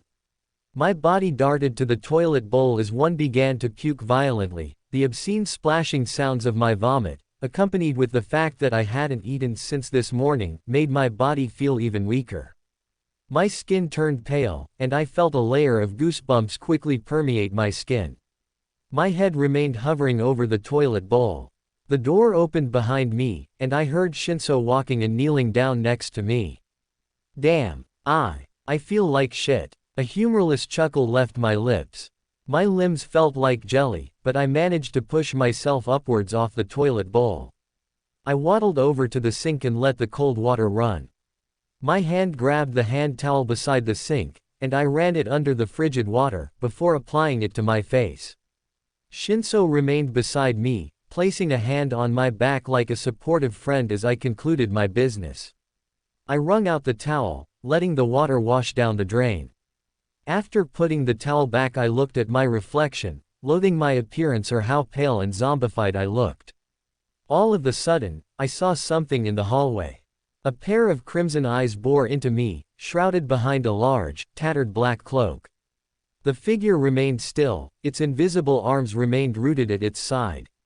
The darkness of the hallway seemed to encompass the figure's being. This entity stood about 6 feet tall. It suddenly extended its left hand, pointing it directly at me as 2 illusory words left its mouth. "Hello, Isaac." I blinked and rubbed my eyes, and the figure had vanished. Shinszo looked back in the hallway, gazing at the small white light plugged into an outlet. "You look like you just saw a ghost." I didn't reply to him, remaining silent as I contemplated what I had just seen and heard. My mind wasn't one to play tricks on me, but seeing things was a titanic symptom of sleep loss or fatigue. Maybe I was having a hallucination. It was nothing, Shinszo. I looked at Shinszo and smiled softly. My teeth clenched as I suddenly clutched my stomach. "Would you mind leaving? I have stuff to do." Shinszo's cheeks immediately flushed as he quickly walked over to the door, closing and locking it.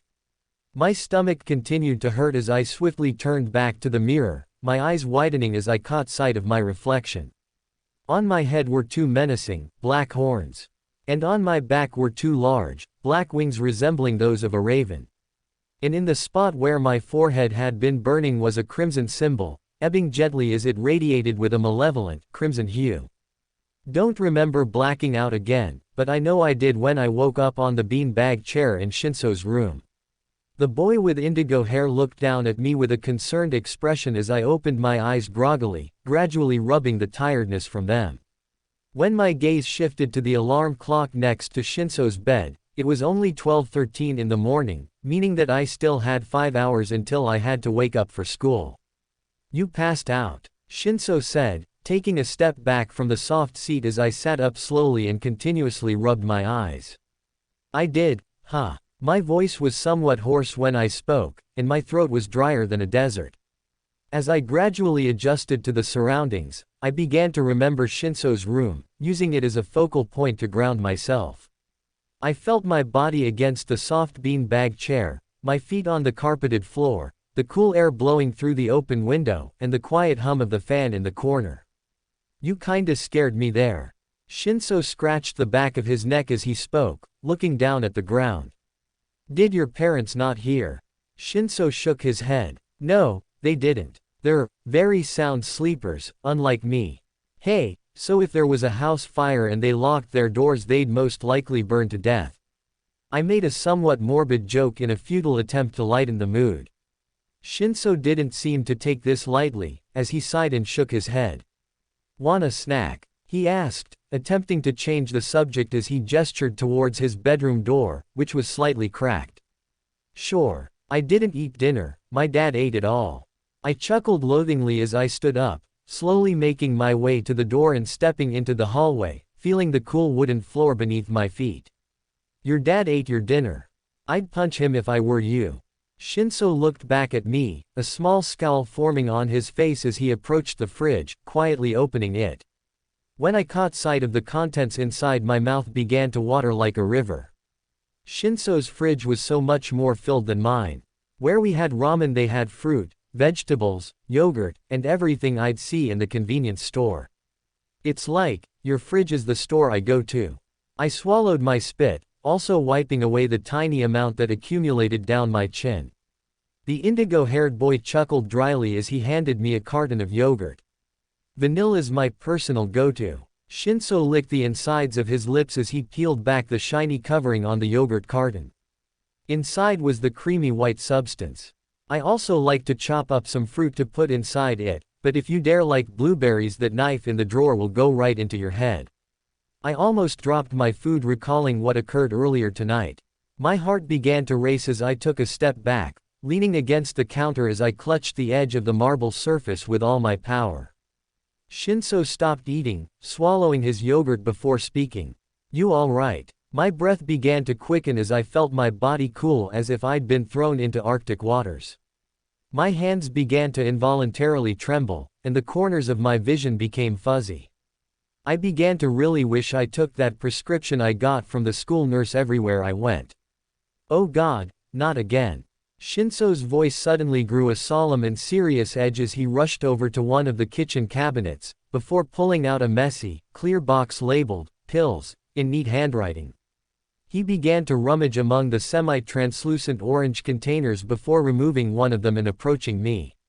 His hands scrambled as he removed the lid and pulled out a purple pill that resembled a tablet. "I'll get some water, then you can eat this."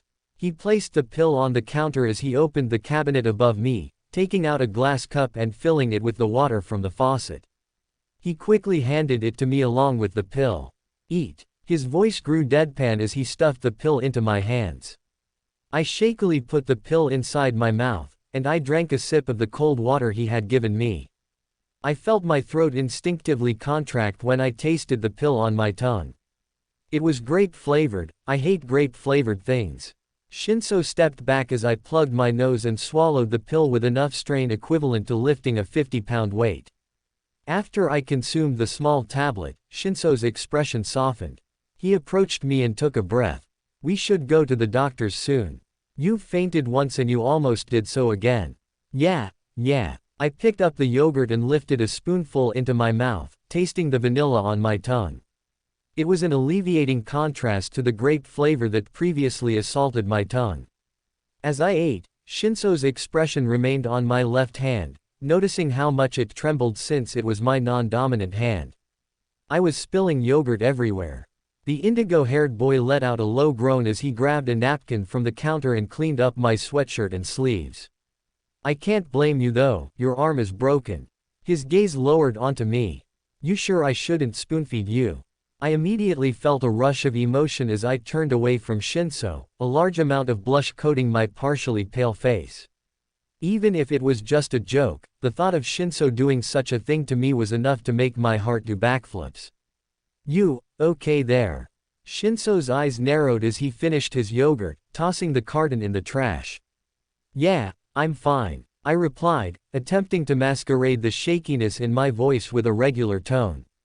Shinszo then looked back towards the hallway and sighed. "It's pretty late, we should get back to bed. After all, we both gotta wake up for school." That morning I had to use an extra toothbrush Shinszo's father had given me.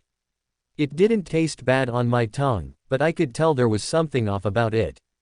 After I had my breakfast I was loaded into Shinszo's parents' car. Shinszo usually took his bike to UA, but he figured he'd keep me company considering the walk from his house to my middle school was 5 times longer now considering my current location. Shinszo's dad shuffled through the radio stations with one hand as he kept his other on the steering wheel. I heard all the stations as they shuffled by. Some played pop music while others played news broadcasts. He eventually settled on silence as he turned off the radio and peered into the rearview mirror. "I'm sorry about your pops, Zach, and your arm." The usually disheveled and gruff man had combed his hair a little and donned more appropriate attire than the partially blood-stained doctors wear from yesterday. Did he just call me Zach? I began to have mixed feelings about the nickname, but the almost fatherly concern he had for my injuries seemed to drown those feelings. "Thanks." I shuffled my left arm and rested on my cheek as I looked out the window. This morning I took another pill for my dizziness. Shinszo's father's gaze remained on me for a few more moments before returning to the road, but he continued to speak. "I packed the marker in case anyone wants to sign your cast." Yeah. I rolled my eyes, my gaze focused on the blur of houses and other passing cars. The quiet humming of the car and the whooshing sound of other passing cars were the only sounds that could be heard aside from Shinszo's dad sipping his scalding coffee. Looking into my somewhat visible reflection in the glossy car window, I recalled what I had seen last night. My reflection in the bathroom mirror was almost inhuman, and I think I was hallucinating considering I had seen a shadowy figure standing in the doorway. I wasn't one to hallucinate, but considering how I could fabricate an entire realm in my mind which I could go to, the possibility I am seeing things isn't anything short of considerable. As we pulled up to my school, Shinszo gave me a small smile as I opened the door. "Kate Cafe after school." I nodded in agreement to this plan as I left the car, closing the door behind me as Shinszo and his father drove away. As I gradually went through the school day, I didn't get many questions regarding my case aside from concerned teachers, including my gym teacher, who had the class do push-ups today for our primary exercise. I also received assistance with writing and eating from either willing or unwilling students. They grumbled when told they had to accommodate my needs. I also got my cast signed by a few curious students, including Ryo, who stuck one of his hot pink feathers into my hair as a joke. I didn't realize it was there until one of my teachers pointed it out. "Hey fuckwad." A scarily familiar voice sounded behind me as I turned around, my eyes laying on the boy with the electrical quirk. This time, his friends weren't with them. "So, discipline isn't enough for you to stop, huh?" I rolled my eyes as I turned my body around completely to face him. "Why think some teachers and a little suspension are gonna do anything?" His palms began to crackle with the red-hot electricity, focusing it at me. "Maybe I'll zap your little broken arm off, and I'll break the other off too. Then maybe you'll get a little zitty if I shove them both up your ass." He chuckled darkly as he clenched his palms, the electric energy glowing a little brighter. "And to think you can't do shit to defend yourself, how pitiful. Maybe I'll only beat you until you're blue and not black just to save you some trouble." His lips curled up into an almost inhuman grin as he ran at me. My eyes widened as I felt the same searing pain on my forehead, that same burning I had experienced when my father had beaten my mother. I tried to stifle a groan as I put my left hand on my forehead, the burning sensation stubbornly refusing to cease. At that moment, the boy froze in place as if he had become a statue. His teeth gritted and the veins on his forehead bulged as he collapsed to his knees, clutching his throat as he coughed and gagged. His face swiftly reddened as drool and spit ran down his chin. His eyes remained terrified as he looked at me, illusory black cracks beginning to manifest up his neck like the veins under his skin. "What the hell?" I was too shocked to speak, watching mortified as the boy's face turned a pale blue and his eyes rolled back.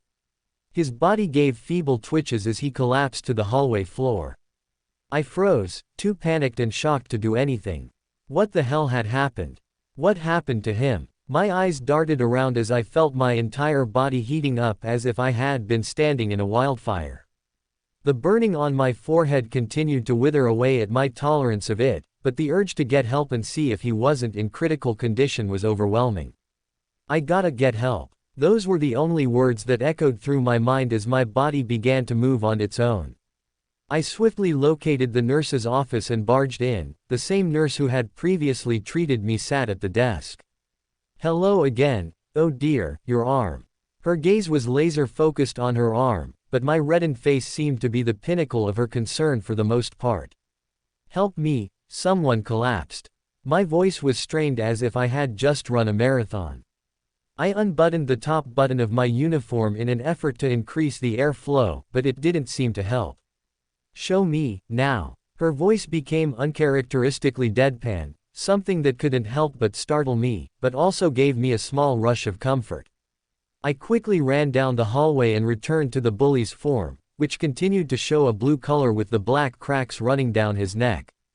The nurse's eyes widened as she knelt down in front of the boy, her hands working with proficient yet refined urgency as she pressed her thumb against the boy's lower arm. "I don't feel a pulse." She looked back at me, her expression serious yet collected. "Top cabinet above my desk, you'll find a defibrillator. Go quickly." I nodded sharply as I darted to the nurse's office and ran over to the top cabinet, opening it and extracting the case containing the defibrillator. When I returned to the nurse, she instantly took it from my grip and set it up in a matter of 30 seconds. "Stand back," she commanded. At that moment she used the device, but the boy's body didn't react, only arching upwards from the reaction. She tried again and again to use the item, each time the boy only gave twitches. When she felt the boy's pulse again, her expression shifted, and her eyes began to fill with tears. "He's dead. What the fuck?" Shortly after, I was escorted out of the building following a security camera check. The law enforcement perceived me as the only eligible witness. I was forced into the back of a police car and quickly sent to the nearest police station. After being escorted into the interrogation chamber, I was taken aback when my hands were cuffed to the arms of my chair. "Listen, kiddo. We're going to ask you some questions, and we expect honest and genuine answers." One of the police officers, a woman with water for hair, said as she entered the room, sitting down across from me with another police officer by her side. "You hungry?" she asked, her expression softening slightly as she pressed a button on the small, black remote she was holding. I suddenly felt my cuffs loosen, falling to the ground with a dull clank. She reached under, before laying a fast food bag on the table. It was the exact restaurant I had gotten food from that my father had previously eaten.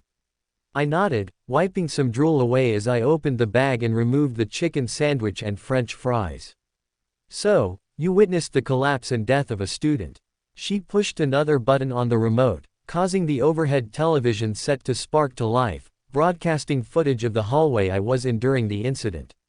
I saw the electrical bully charge at me, and his body stiffen as he collapsed to the ground. "What did you see aside from this footage? Have you encountered him before?" I nodded. "He's tormented me before, he's like my bully of sorts." The female officer nodded her head in understanding, mentally gathering all I had said, along with writing them down on a clipboard and paper like a teacher taking daily attendance. She exchanged a glance with the other officer in the room, a man with ears, a mouth, and a nose similar to a rat. He opened his mouth, taking a slow breath as he turned towards his coworker. "Should we conduct a quirk scanning?" The autopsy analysis we received clarified abnormal wounds, ones that wouldn't be inflicted by a regular person. "I think it's best, we just need his cooperation." The female officer turned back to me, her face solemn yet containing a dash of empathy. "Does that sound okay?" As if to add to the feeling of safety, she continued. "We won't put the cuffs back on. I was led into a sterile-looking room with white walls.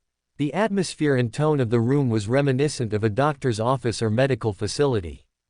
I was ordered to sit on an elevated, soft countertop, and a semi-translucent, thin sheet was wrapped around my shoulders. I was also ordered to strip myself and lay out my clothing beside me. Suddenly a man wearing a face mask and a white coat entered the room, carrying a small, black case in his left hand. In his right was a piece of paper with what appeared to be a large quantity of words. The stoic-looking doctors laid the paper in front of me, and gave me a look that matched his demeanor. "Sign this, please," he said, his voice low but not demanding. I slowly took the sheet and the pen the doctor had given me, looking over the conditions and survey on the paper. The sheet asked me of my age, my height, my body weight, my gender, and the usual information I would be greeted with at the doctor's office. Before I handed the form back, I noticed gray text at the bottom, which almost looked invisible but still there. "Will you allow your DNA to be tested for scientific and analytical practices?" "You'll be testing me?" I looked up at the police officers and the doctor in the room, my heart pounding in my chest. "No, we won't. But we'll be analyzing your DNA to see if you do have a quirk. After all, what happened to that boy wasn't anything ordinary," the doctor said as he opened his briefcase, showcasing the items inside. Among them was a small, translucent plastic cup with a lid, and the other was a syringe and IV. "You'll have to urinate in the cup. After that, we'll commence with IV extraction." The doctor put on a pair of blue latex gloves and handed me the small cup, raising an eyebrow expectantly. I hesitated for a few moments, but the doctor's gaze seemed to feel like ice on my skin. My hands slowly wrapped around the cup as I grabbed it from the doctor's grip. Shortly after that, I was escorted to the bathroom. "I'll give you privacy." The doctor's voice sounded behind the door after I closed it, leaving me alone in the room. The lights of the bathroom were dimly lit, and the toilet was in the ground like a shower drain. I undid my pants and began to urinate, trying my hardest to ensure enough of the contents landed in the cup. After I finished urinating, I put the cup on the counter and washed my hands 2 times over to ensure I wouldn't contract any infections or germs. After leaving the bathroom, the doctor extended his palm, and I gave him the cup of my urine. "I'll commence with the testing shortly. In the meantime, I'll set up the IV." He turned around and walked back into the room that smelled like antibiotics. I remained in the hallway with my hands in the pockets of my gown, attempting to stifle the nervousness within me. My heart jumped from my chest when I heard the doctor call my name. According to your previous medical files, you seem to have irrational hemophobia. So I'll give you two options. He wrapped his gloved hands on the counter as he gazed at me with his icy blue eyes. Conscious or unconscious? Unconscious, I replied, my hands fisting in my pockets as I took a deep breath, sitting back on the soft counter. The doctor sighed softly when he heard my answer. I could tell he was annoyed from this delay. Take this. He handed me a small black tablet. You'll fall asleep quickly with this. I nodded, taking the pill and swallowing it with a gulp of water from the nearby sink. As soon as the pill entered my body, a sudden wave of nausea washed over me. I lied down on the soft counter and took a deep breath, attempting to calm my body and mind whilst distracting myself from the sensations. The stern doctor watched from the sidelines as my body gradually calmed down, and I entered a state of slumber. Ticket, boy. An illusory voice sounded in the darkness. When my eyes opened, I saw a man with a black mustache, wearing a uniform, standing behind the box office booth. I looked down at my attire, noticing it was the same 20s fit I always seemed to wear when I entered this dreamlike state. Sorry. I reached into my pocket and took out a ticket, before handing it to the man in the booth with a small smile. After he took a few moments to authenticize it, he ushered me on my way. As I stepped into the theater, I saw what was playing now. One of the movies was what appeared to be a horror movie, showing an unfathomably large shark under the depths of a dark ocean, its Titanic-sized mouth opening under a small ship. Looking at the poster, I couldn't help but get a shiver down my spine. The next movie showcased a man wearing a black mask, a pinstriped suit, and carrying a large dagger in his hands, which was painted in thick crimson blood. The atmosphere of the poster conveyed mystery, along with a semblance of danger, malice and trickery. I looked at the title of the movie, which was scribbled out in red words that were barely legible. Claymound's Haunting. I wasn't big on murder mysteries, but I did like some drama. The last movie poster portrayed a young woman lying in a field of flowers, holding a worn book to her chest. Her expression was peaceful, and her demeanor appeared to be one of gentleness and empathy. The movie's title, Rising of Roses, made it appear to either be a coming-of-age film, or a film focused on internal feelings and turmoil. Perfect. After I grabbed my popcorn, I entered the theater and surveyed my surroundings. Like usual, the theater was empty except for myself. I moved to the top row and sat down whilst the movie screen buzzed with static, waiting for the movie to project. As I popped a kernel into my mouth, illusory, dark shadows began to creep into the chair next to me. They crept into the seat like spiders, manifesting into the shape of a large figure shrouded in shadows. A large, illusory cloak wrapped around their body, and two red, wormhole-like eyes manifested in the depths of its head. After a pregnant pause, it turned to look at me, its head cocking as its eyes ebbed with curiosity. A film like this. The figure's voice seemed to echo to an infinite extent, but at the same time, it seemed collected within the room. My body remained frozen, unable to move. I refrained from looking at the shadowy figure in my peripheral vision. Its body seemed to emit an inscrutable sense of bitter coldness, and the figure's eyes seemed to ebb with a maniacal yet collected malice. Overall, the shadowy figure in the theater was one that appeared evil and seemed to refrain from doing so. My voice seemed caught in my throat, unable to speak. Goosebumps arose across my manifested form, and I felt as if hundreds of eyes were peering at me from the darkness of the room. "Who are you?" I asked, my voice shaky as I closed my eyes. "You'll find out soon enough," the figure responded. At that very moment, the shadows composing its form quickly dissipated, along with any fleeting evidence of its presence. As my eyes opened again, I was greeted by the sterile lights of the room, and a dull ache in my left arm. I could feel a bandage wrapped around the spot where the needle had been injected into. When I leaned up, I didn't feel much nausea, but I felt a throbbing in my head. "Your test results are in the works, we should expect results back in a few hours. In the meantime, I think I should fix your arm. Whoever applied that cast did a good job, but not industrial grade like I prefer." The doctor popped his collar as he approached me, gently wrapping his arms around the cast. He then took out a small circular blade and began to cut into the thick material. I apologize, I tend to be a perfectionist. The man's voice turned a little less solemn, this time taking a softer and more comforting approach. After he removed the cast, he quickly gave me a new one, accompanied by his neat signature on the white material. I heard there's an ironic trope saying we have bad handwriting, but I have to say I'm among the minority who can document information and still maintain almost perfect legibility. I could tell this doctor had lightened up slightly for an unknown reason, an occurrence that wouldn't help but make my head spin. So, I'll be out in a few hours? I asked. I believe so. In the meantime, the tests are running, and the possibility of us having to extract more samples is uncertain. Oh. The red light above the door suddenly accosted, and a small buzz was heard on the control panel. The doctor's eyes darted to the panel as he walked over to it, before exchanging a glance with me. "It appears your company is here," he said with a sigh as he opened the door, the panel sliding open with a mechanical hiss. Ayumi, Shinszo, and Shinso's parents, accompanied by Aizawa, Ryujin, and an unexpected visit from Olivia, were there to greet me. "So, you all showed up. It's not like I was hospitalized, I'm being questioned for the death of a student." I couldn't help but chuckle self-deprecatingly as I watched them all enter.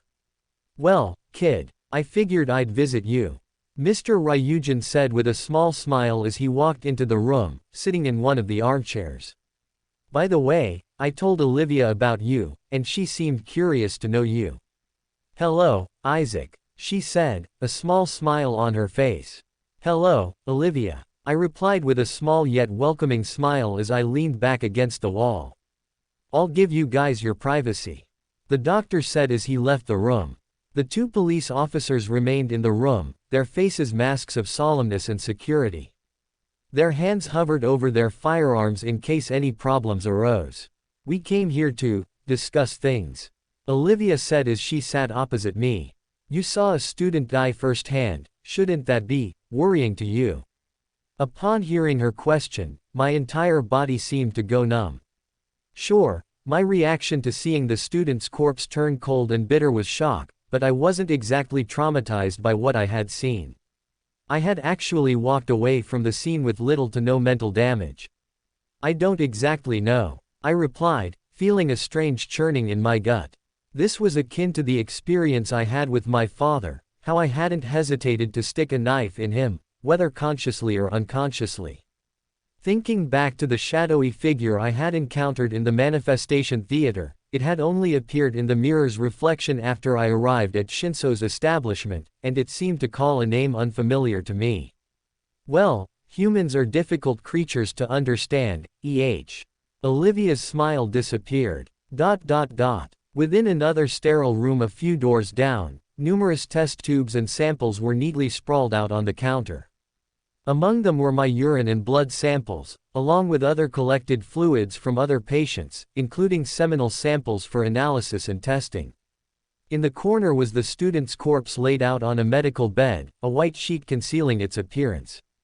The stern doctor typed vigorously at his computer, inputting numerous codes and diagrams relating to my samples, along with some samples of the student's corpse. He suddenly pressed a button on a nearby console, activating the communication device adjacent to the screen. The cell structure of the student's corpse, it's fascinating, but at the same time, it's horrifying. After typing for a few more seconds, he continued to speak to another medical professional on the other end of the line. The gametes and somatic cells known for inheriting phenotypic quirks that had been passed down, they're slowly degenerating.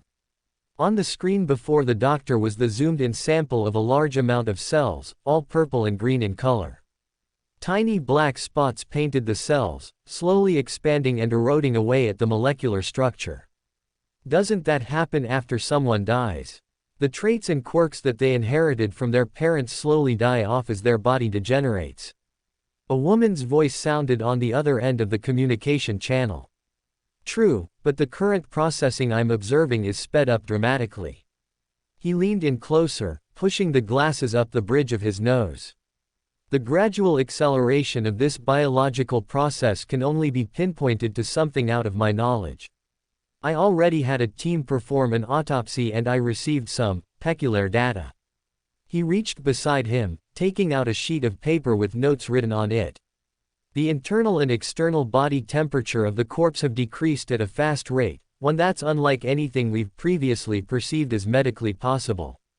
When examining the corpse for possible signs of death, we didn't find any external or internal wounds following an radiographic analysis. All bones and internal organs appear intact, but have showcased the usual traits of a corpse. A pungent, foul smell broke the doctor from his reading, causing him to look up and raise his face mask. Consider yourself lucky that you're not present at the moment. The smell was emanating from the corpse in the corner of the room, the white blanket having now turned an unsettling shade of brown. The doctor tensed a little, but he forced his body upwards, walking over to the corpse of the student. When he removed the sheet, his heart sank to his feet when he saw what occurred. The boy's skin had turned a deep green color, his eyes, nose, and mouth slowly oozing with semi-transparent, yellow pus.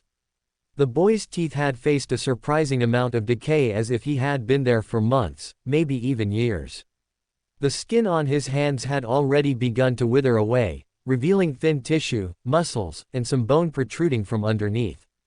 Sprawled across the boy's now green skin were fungi, mushrooms, which sprouted from the boy-like plants. They reeked like rotting flesh and bodily excrement. The doctor remained still, his gaze fixated on the corpse as he struggled to process what he was seeing. He darted back to the console and spoke up, his voice an uncharacteristic frenzy. The boy's corpse is beginning to exhibit signs of decay at an alarming rate. I need a team here, now. It's not every day someone sees someone else die. Shinszo's father chuckled, leaning against the wall. He was quickly greeted by a jab to the side from Shinszo, causing him to let out a low grunt and rub the spot of collision. Sorry. Aizawa, who had remained silent for the most part, spoke up.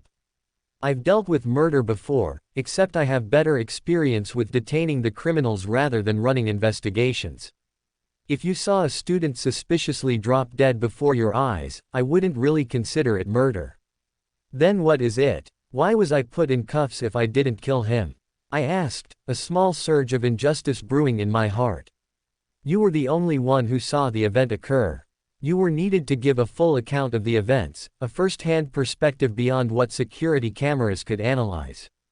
Aizawa replied, leaning back against the wall, his gaze still fixed on me.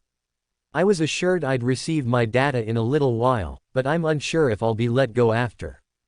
At that moment I felt a warm hand on my shoulder. It was Mr. Ryujin. Don't worry, kiddo. It'll only be a few hours. They won't let you stay here overnight, the beds here do more harm than good. The man with horns let out a low chuckle.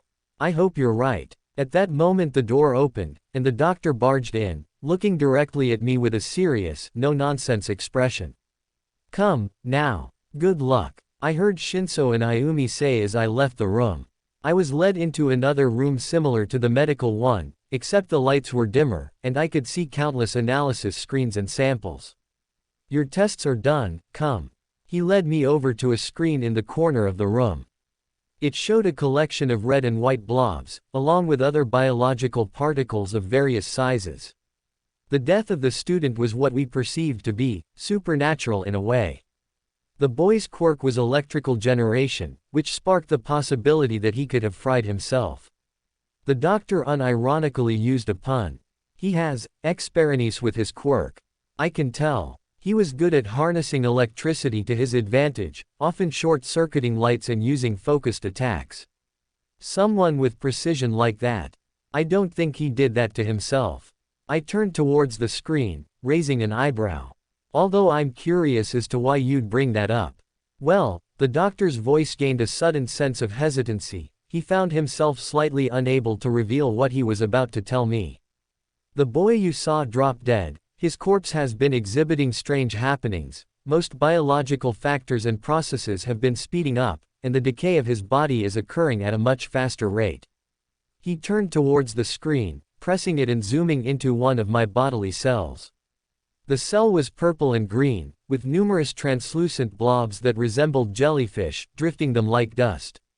These are parogenic quirkatoids, the almost invisible cells that harness the DNA of the parent's quirk factor. His eyes narrowed. Your quirkatoids are transparent, a sign indicating your lack of one. They'd usually contain colorful cells that are filled with the necessary quirk-accommodating genetic codes and signals. You said the corpse was degenerating faster, and based on what you're saying, you think I did that.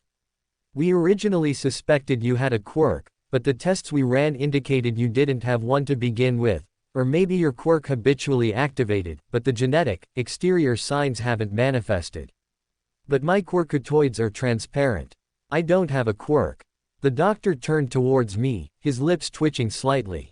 Science is the essence of life, and it works in mysterious ways. What did he tell you? Ayumi asked as I entered the room, gazing at me with her curious, black eyes. He thinks I have a quirk, but the genetic mambo-jumbo he brought up said elsewise. Though, based on what he proposed, I could have one. Didn't you have an auxiliary quirk exam when you were a kid? Aizawa asked. No, I don't remember my childhood. If I did, I could validate that. We proposed doing one now, but genetic testing has evolved greatly in the last 20 years, meaning science could outperform traditional means of investigation. One of the police officers, the one with the rat-like features, spoke up. What were the previous means of investigation? I asked, turning towards the officer. A neurological stimulation activity, or an NSI. Utilizing mental cues and stimulation, we could promote specific codes and algorithms within the quirk's dialect, prompting it to activate, although not that much. The officer with water-like hair spoke up, sighing. Your IV testing has been completed, and the genetic information you gave us makes us think you don't have a quirk. Isn't it worth a try? Students don't drop dead like that.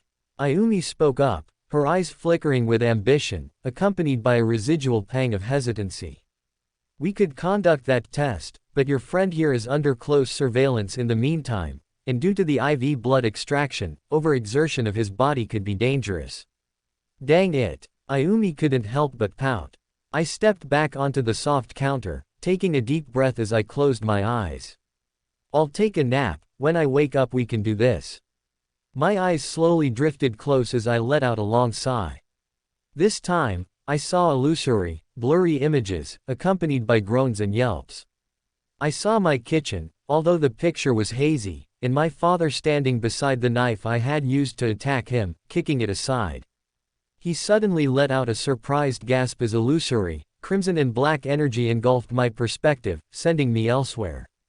Within the vortex, a shadowy arm composed of darkness stretched from the abyss, scooping me up as if I were a small animal, before setting my unconscious body onto the bench in the park. Shinszo's gaze flickered to me, and he cocked an eyebrow. Was that how I ended up in the park? Why did that energy here, and that illusory hand? Does it have something to do with that cloaked figure I keep seeing? My eyes opened, and the room was dark, except for the small blinking lights of numerous medical equipment. The overhead vents were the only constant sound in the room, aside from my shaky breathing. Suddenly, the door opened, causing the light from the hallway to flood into the room. The officers, accompanied by Ayumi, Shinszo, Aizawa, and the others, entered the room. Morning, sleepyhead. You ready? Mr. Ryujin asked, standing in the doorway with his arms crossed. I heaved a sigh of relief, but at the same time, I couldn't help but feel something churning in my gut as I stood up and slipped on my slippers. Yeah, I rubbed the tiredness out of my eyes as I left the room, walking down the hallway beside Mr. Ryujin. The man stopped at a metal door, his expression suddenly changing as he looked towards me. Are you sure you want to do this? Did the doctors know we're doing this? Mr. Ryujin nodded. They did more tests and they think you're in healthy physical condition, although. The man pulled out what appeared to be a small black box from his pocket, showing it to me. I had the UA support department cook this up. He opened the lid of the box, revealing to me what appeared to be a dog collar. I was immediately taken aback by the item. A collar. A neurogenic suppression collar. So if you do have a quirk, and it gets too out of control, you'll be zapped asleep. Mr. Ryujin gave me a slightly assuring smile as he handed me the item. I took it with shaky hands, taking a few moments to analyze the item before putting it around my neck, feeling it clip together with a series of mechanical and clockwork grinding sounds. "You're ready, kiddo." Mr. Ryujin reached out and punched a code into a panel by the door, before pushing it open. All the lights in the room turned on one by one, revealing the training area. The room had padded walls and padded floors, and numerous slabs of stone and training equipment lining the walls. It closely resembled the UA Gamma gym. All this in a police station. I couldn't help but feel my heart leap out of my chest. This room was much higher quality and anticipated. It doubles as a hospital and a training dojo. Mr. Aizawa said, standing behind me with the others. Olivia stood beside Aizawa, while Ayumi and Shinszo leaned against the wall, looking at me with calm smiles. Wow! I looked back into the room, before stepping in. The first stimulation activity will be how you can handle external stimuli designated to arouse your survival instincts. Mr. Ryujin spoke up, pressing a button on the console. At that moment, a glass panel rose from the ground, secluding Mr. Ryujin and the others behind a barrier from the rest of the room.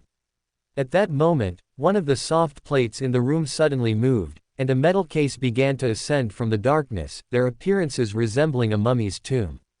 The tomb then opened, revealing a robot the size of me inside. Their crimson eyes flashed on with a low, menacing howl. Their scanners and body heat detectors quickly sensed my location. Robots, already. I turned back to Mr. Ryujin, my body paralyzed with fear and distress. "It'll turn off in 5 minutes. I heard Aizawa's voice sound from the numerous overhead speakers in the room. One of the robots emerged from their case, its mechanical limbs groaning like zombies who hadn't eaten any flesh. It extended its left hand, and a sleek and menacing vibro blade shot out of its arm socket like a bullet, the robot's arm instantly transforming into a makeshift weapon. The robot's mechanical eyes locked onto my location, and it let out a low, automated laugh. With assassin-like precision, it leapt up, built-in gravity-repelling soles of its mechanical feet rendering it able to latch onto the ceiling. The robot began to run along the padded edges of the room, its gaze laser-focused on my body. My gaze remained on the robot, but my body wouldn't move, it couldn't move. My fists clenched by my sides, and I felt the blood slowly rush from my brain. I was too terrified to confront this adversary, but at the same time, I felt a habitual, almost instinctual urge to rip it limb from mechanical limb. The soles of the robot's feet ignited with fiery, resplendent energy as it propelled itself off the wall like a missile. It conducted a myriad of flips and acrobatic maneuvers in the air, before slashing the blade downwards towards my body. The blade was only millimeters from my skin when the weapon slid back into the arm of the droid, its crimson eyes flickering back to the abyssal black holes of neutrality and a lack of violence I saw beforehand. "Sorry, the robots were left on high-tier programming," I heard Mr. Ryujin announce from the speakers. I was instantly overwhelmed by relief. Those robots would have surely diced me into 100 pieces if he hadn't realized his failure. "Let me fix that real quick."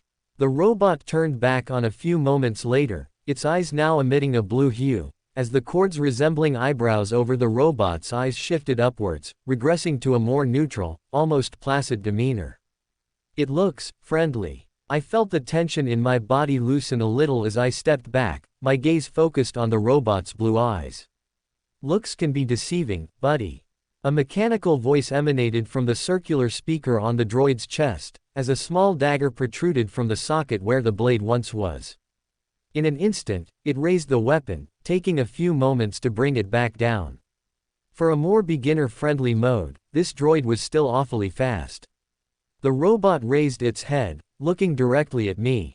Its mechanical eyebrows dipped inwards as it began to walk towards me, raising its blade above its head to deliver a final blow. I felt myself shrink back, my entire form sweating vigorously as I assessed the current situation. There was an ample amount of space in this room to run and hide, the numerous stone slabs in the room making titanic areas to duck and weave through. Do better, it's how people like us reach the top. We get our shit together and we are the best. A voice suddenly sounded in my head. It was my father. Those bitter words hit me straight in the chest, a wound harder than the droid could even fathom conducting. I felt my chest tighten as the corners of my vision blurred a tiny bit. Damn it, was I gonna pass out here, now?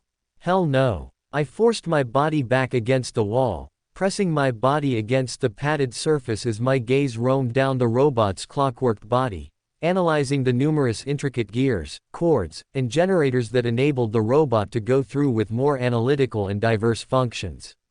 My palms began to sweat, and I felt my grip on the wall quickly loosen. The robot delivered a swing directly to my head, and I felt my body instinctively dart left, weaving past the attack with a perception I didn't believe was possible for me. The robot's gaze darted towards me again. The propellers on the bottom of the robot's head ignited once again, sending the work of machinery upwards. The knife in the robot's arm quickly retracted, being replaced with numerous items which appeared to resemble darts. The darts emitted a faint blue energy that crackled in the air, radiating with an almost parental heat. Those darts are meant to secrete pheromones resembling pleasure and euphoria. If you get hit, you'll be knocked into a world of unwanted pleasure. I heard Mr. Ryujin's voice sounded overhead through the speakers again. Before I could react, one of the sensoric darts was fired in my direction, pinning directly towards my head. I instinctively leapt back, turning around and dashing away to cover as the dart hit the floor, the collision causing the dart to explode in a fit of pinkish mist. The mist quickly expanded and began to engulf the room like a predator. It smelled like bubblegum. What the hell? I mumbled, covering my nose with the collar of my hospital gown. The mist continued to fill the room the longer the dart was lodged in the floor. I peeked from behind one of the stone walls, my gaze fixating on the dart, the hilt of the weapon unscrewed, and the pinkish substance leaking out like a flood. If I could seal shut the dart, would the mist stay permeating in the air, or would it disappear if the dart is sealed shut? After a beat of deliberation, I leapt out from the dart, sprinting over to the weapon and grasping it with my hands. I suddenly felt a searing pain roar across my palm as I dropped the small object to the ground. Its surface was heated. What now? Before I could make another deduction, I heard another dart being fired from an unknown direction. My body seemed to freeze in fear as my heartbeat quickened in a matter of milliseconds. I didn't know where it was coming from, and I was too terrified to know. Suddenly, I felt a sharp pain in my left ankle. The dart had landed in my ankle. Warm blood gushed from the wound, running down my foot and into my slippers. My gaze darted away from the wound, covering my eyes as I refrained from removing it. At that moment, my vision turned hazy from behind my palm, and I began to see pink and blue dots and sparkles emerge from the blurry darkness. A rush of unwanted delight and euphoria crashed over my body like a tidal wave, forcing me to stifle a moan as a myriad of questionable images crossed my mind. I tried with all my power to blanket my arousal, darting behind a stone wall as I crossed my legs, my face a searing mess of raspy rut and unwanted lust. I bit my lip so hard I swear I felt blood run from it. I was too vulnerable, too exposed to make a move, but I knew exactly where the source was, but I didn't want to move, to do anything else but feel this. I couldn't help but stifle a moan as my hand darted into my gown. I felt my body rush coldly as I paused midway, coming to terms with what I was doing. My face flushed to the hue of a cherry as I looked down at my ankle, seeing the dart lodged into my ankle and emitting the same bubblegum pink mist.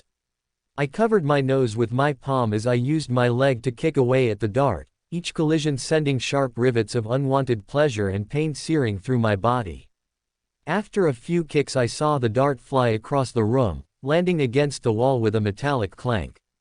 After pausing for a few seconds I heaved a sigh of relief, the unwanted arousal dying down as the stiffness beneath my gown gradually disappeared. I took a deep sigh as I leaned against the stone wall, my body feeling weak and trembling. "Kid, focus." Aizawa's sharp voice permeated the atmosphere as I heard another dart lodge from the robot, hitting me square in the back. I let out a low groan as my hand coiled around it. I gritted my teeth as I quickly dislodged it, feeling a tiny surge of arousal permeate my system. My cheeks remained flushed red, but my mental state and current demeanor was one of focus rather than feeling pleasured by the stimuli of the darts. I stumbled forward, almost falling to the floor as gritted my teeth, taking a sharp breath as I felt another dart lodge into my back, followed by another. The effects of the dart quickly surfaced, sending jolts of pleasure washing into my system at an incomprehensible pace. I let out a low moan as I fell to my knees, closing my eyes tightly as tears prickled the corners of my eyes. Damn it, Aizawa grumbled, his teeth gritted as he watched me fall to my knees. What's he doing? Ayumi clenched her fists, stepping forward and pressing her palms against the glass. He's making no effort to resist it. The pleasure he's feeling, it's too intense for him to handle. Shinszo's eyes narrowed as his body tensed, watching my almost helpless state. No, we should keep hope in him, it's best. Olivia turned towards the others, offering them a genial yet hesitant smile. I slumped forward, curling into a ball as I buried my head into my chest. This was just like when I had thrown up in the shower, except this time I felt amazing instead of feeling like crap. My nose began to bleed as more exotic and erogenous images flashed across my mind. Please, stop, I mumbled, my voice barely above a whisper as my breathing softened, and I felt my eyes slowly close. Another dart landed in my back, making it arch powerfully, and causing me to let out a moan. Before I could make a move, any attempt at locomotion, my eyes slammed shut as if weights had been applied to them. No. Aizawa slammed his fist against the glass as his expression remained stern. At the same time, he couldn't help but feel a deep sense of concern. Turn off that damn robot, now. The man barked at the guidance counselor standing beside him. Mr. Ryujin's hands worked in a frenzied blur as he pressed buttons on the console. The robot's eyes quickly turned black, and it slumped to the floor with a dull clank that could be heard faintly through the thick glass. Shinszo immediately darted out of the security room, running over to me while covering his nose with his shirt hem. He grasped my unconscious body as he looked down at it with a fiery, passionate concern. He's out cold. He looked towards the others, his expression serious yet frenzied with worry. This was a mistake. I never should have let him enter this situation. Mr. Ryujin grasped the two horns on his head as his chest rose and fell quickly, his breathing quickening as he stumbled back against a stone wall. Hey. Shinszo's voice softened as he looked down at my body as my eyes slowly drifted open. Before he could say any other words, I bolted up. Give me another dart and I'll rip you apart, I yelled, ripping free from Shinszo's arms. The indigo-haired boy leapt back, watching me with a concerned expression as my wide eyes assessed the environment. Hey, why isn't that collar working? Olivia looked down at the ground, pointing right under me. I looked down slowly, my eyes widening as an illusory crimson wormhole manifested beneath my feet. What the hell? I stepped back, but the image beneath me followed my movements like a shadow. At that moment the wormhole expanded a few meters, and its illusory surface gradually became clearer. Before I could react, I fell below. I woke up with a heavy pounding in my head, accompanied by the frigid feeling of my surroundings. Overhead, I saw evergreen trees beneath a clear, dark sky painted with stars, and a large crimson moon hanging above as if suspended by a string. Around me, I heard a low groan as Shinszo leaned up, rubbing his eyes as he too took in his surroundings. What the? He leaned up, brushing the snow off of his clothing as he scanned his surroundings. Due to my lack of coverage, my body had already grown cold, causing me to shiver. Shinszo didn't take much time to assess his surroundings, his gaze falling onto me. Come here. He beckoned me over calmly, removing his jean jacket and wrapping it around my shoulders. Shinszo's gaze fell across the surroundings, taking note of the thick snow beneath us and the lack of life. The two of us were alone. My mind and body were still somewhat under the effects of the euphoric dart, and I felt like all my limbs were wobbly. I had to scoot through the snow. Shinszo's gaze fell to me, his indigo eyes flickering with a pang of concern as he picked me up like he did on the way to his house. Let's find somewhere to go. He held me close to his body as he began to tread through the snow, kicking aside the powdery white material with his shoes. His body was trembling the entire time, as the lack of covering aside from a t-shirt and pants provided little covering from the cold. The forest around us was dark, aside from the dim light of the crimson-colored moon above us. The moon wasn't like the one I knew, and the environment was vastly unfamiliar too. As Shinszo continued to walk, his body began to gradually weaken, his movements growing sluggish and sloppy as he stumbled forward. "I'm okay," he assured, his face a mask of pain, the bitter wind striking against his body at a faster, more dangerous pace. I watched in horror as his eyes closed, rolling back in his head as he collapsed to the ground, falling into the snow below. My body instantly darted towards him, removing the jacket he had given me and wrapping it around his freezing form. The bitterly cold winds continued to assault our bodies the longer we remained outside, and I could gradually feel my limbs losing their senses, the feeling in my palms and fingertips gradually dissipating the longer I was exposed to these cold temperatures. I huddled closer to the boy, curling up beside his body as I buried my head in my chest. Suddenly, I heard a noise. Something was approaching us. I wearily looked up, my blurry vision rendering me unable to properly decipher. It appeared to be large and black, and it was running in my direction at a scarily quick pace. Beside the black entity I saw an orange light, and I could hear the muffled pitter-patter of what sounded like hooves. "Whoa, we got freezers." A young voice sounded, muffled from the numbness in my ears. The entity had gotten in enough proximity with me for me to properly decipher what it was. It was a horse. And the orange glow was a lantern. I watched as a young man with eccentric blue hair jumped off his steed and approached us, leaning down as if to whisper to us. His gloved hands pressed against my cheek, giving it a quick poke. After a few moments of silence he turned back to the horse and sighed. "We're taking M in. ... When I awoke again, my eyes gradually adjusted to the dim lighting of the room. I was in a bathtub in a wooden room, and Shinszo was across from me in the same tub. We were both nude, but the water of the tub was soapy enough to conceal our lower bodies. The bath water was warm, as if it had just been turned on. When I looked around the room, I took notice of the wooden walls and the gas lamp hanging overhead. "Where are we?" Shinszo grumbled, stirring awake and gazing around. His face flushed slightly as he sank in the water, hiding even more of his body. "Well, I don't really know, but it's nicer than outside," I replied, sinking down into the warm water. I noticed that the bathtub didn't have a pump connected to it, it was a singular porcelain bathtub against the wall. The rest of the bathroom had an almost rustic style to it. Suddenly, we heard a knock on the door from outside the bathroom, accompanied by a voice. "I left you fellows some garments in the cabinet." My gaze shifted to the overhead cabinet positioned above the mirror. I then turned towards Shinszo, sighing. "I'll close my eyes, go get dressed." Shinszo nodded without saying a word. My eyes clammed shut when I heard the sounds of water dripping back into the tub, accompanied by wet feet against the wooden floor beneath us. Shortly after, the cabinet opened and I heard the rustling of fabric. "Aside from the buttons, you're free to look now," Shinszo called out. I opened my eyes, seeing Shinszo in his new attire. It was unlike anything I had ever seen someone wear, aside from detailed descriptions in books. Shinszo wore a gray-collared shirt, black pants, and a dark purple-grayish vest with tiny swirl patterns near the bottom. Surprisingly, I didn't experience any abnormal reactions to this. It had been an unknown amount of time since I passed out in the snow, meaning that the effects of the stimulation dart must have worn off.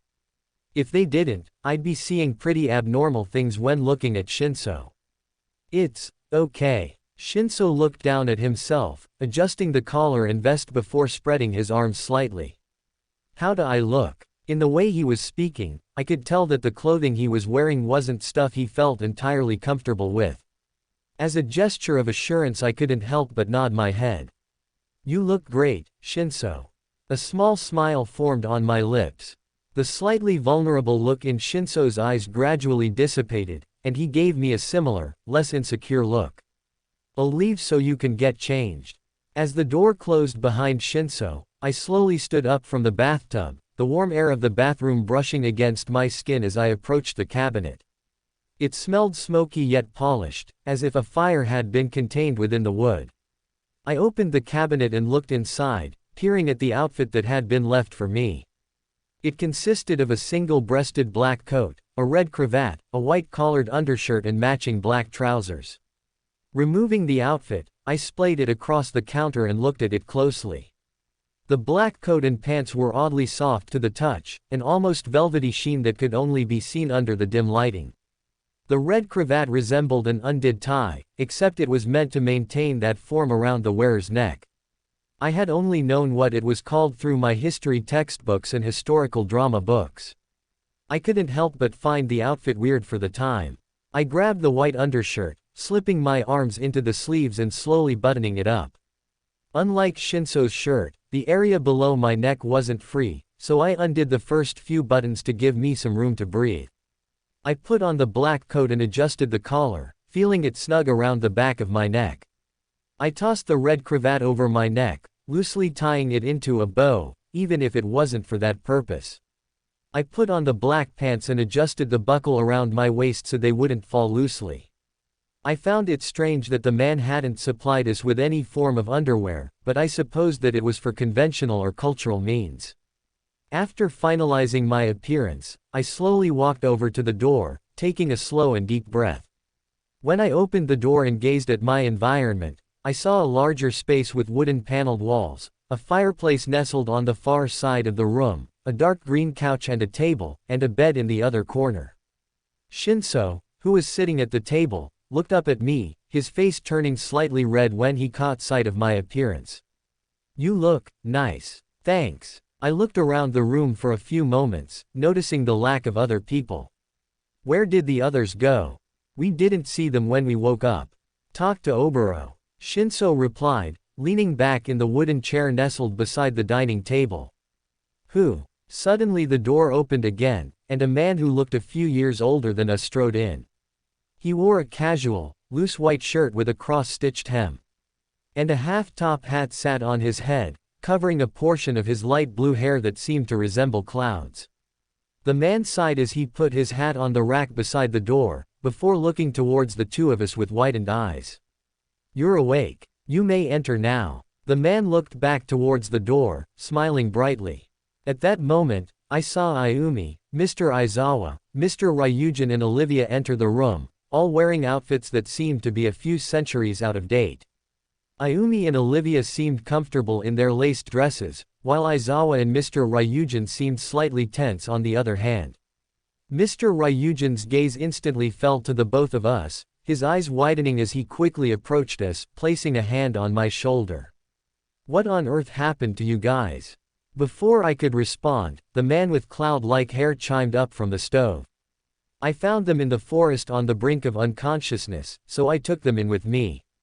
Aizawa's gaze was fixated on the cloudy-haired man, his expression almost unreadable.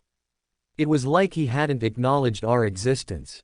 "Shota." Olivia's voice cut through the air, severing the dark-haired man's glancing.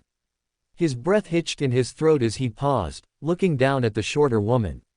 "Yes. Are you okay?" she asked, her expression skeptical. "Yeah, I'm fine." Aizawa's tone carried an uncharacteristic sense of emotion. The man's palms were shaky, and I could see some sweat down his face. "How did we get here?" he asked, his crimson eyes flickering over to me. "It was whatever the hell that was." "What was?" "That portal you opened beneath your feet. It sent all of us to here." Aizawa approached the window which had been glazed over with ice. He pressed his palm against the cold surface and wiped away some of it, revealing the city outside.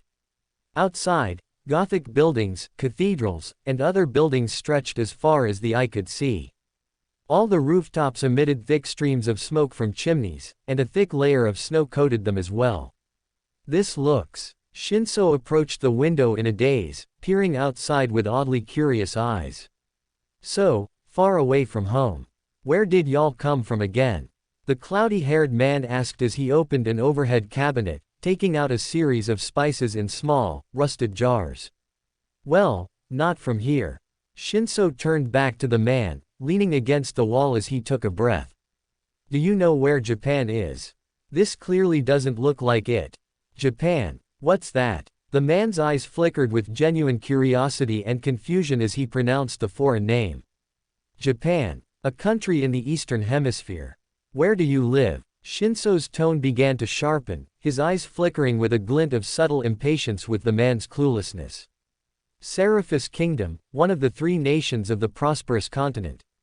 He replied, opening a drawer and taking out a loaf of bread. You fellows hungry? The indigo-haired boy ignored the man's question, scoffing instead.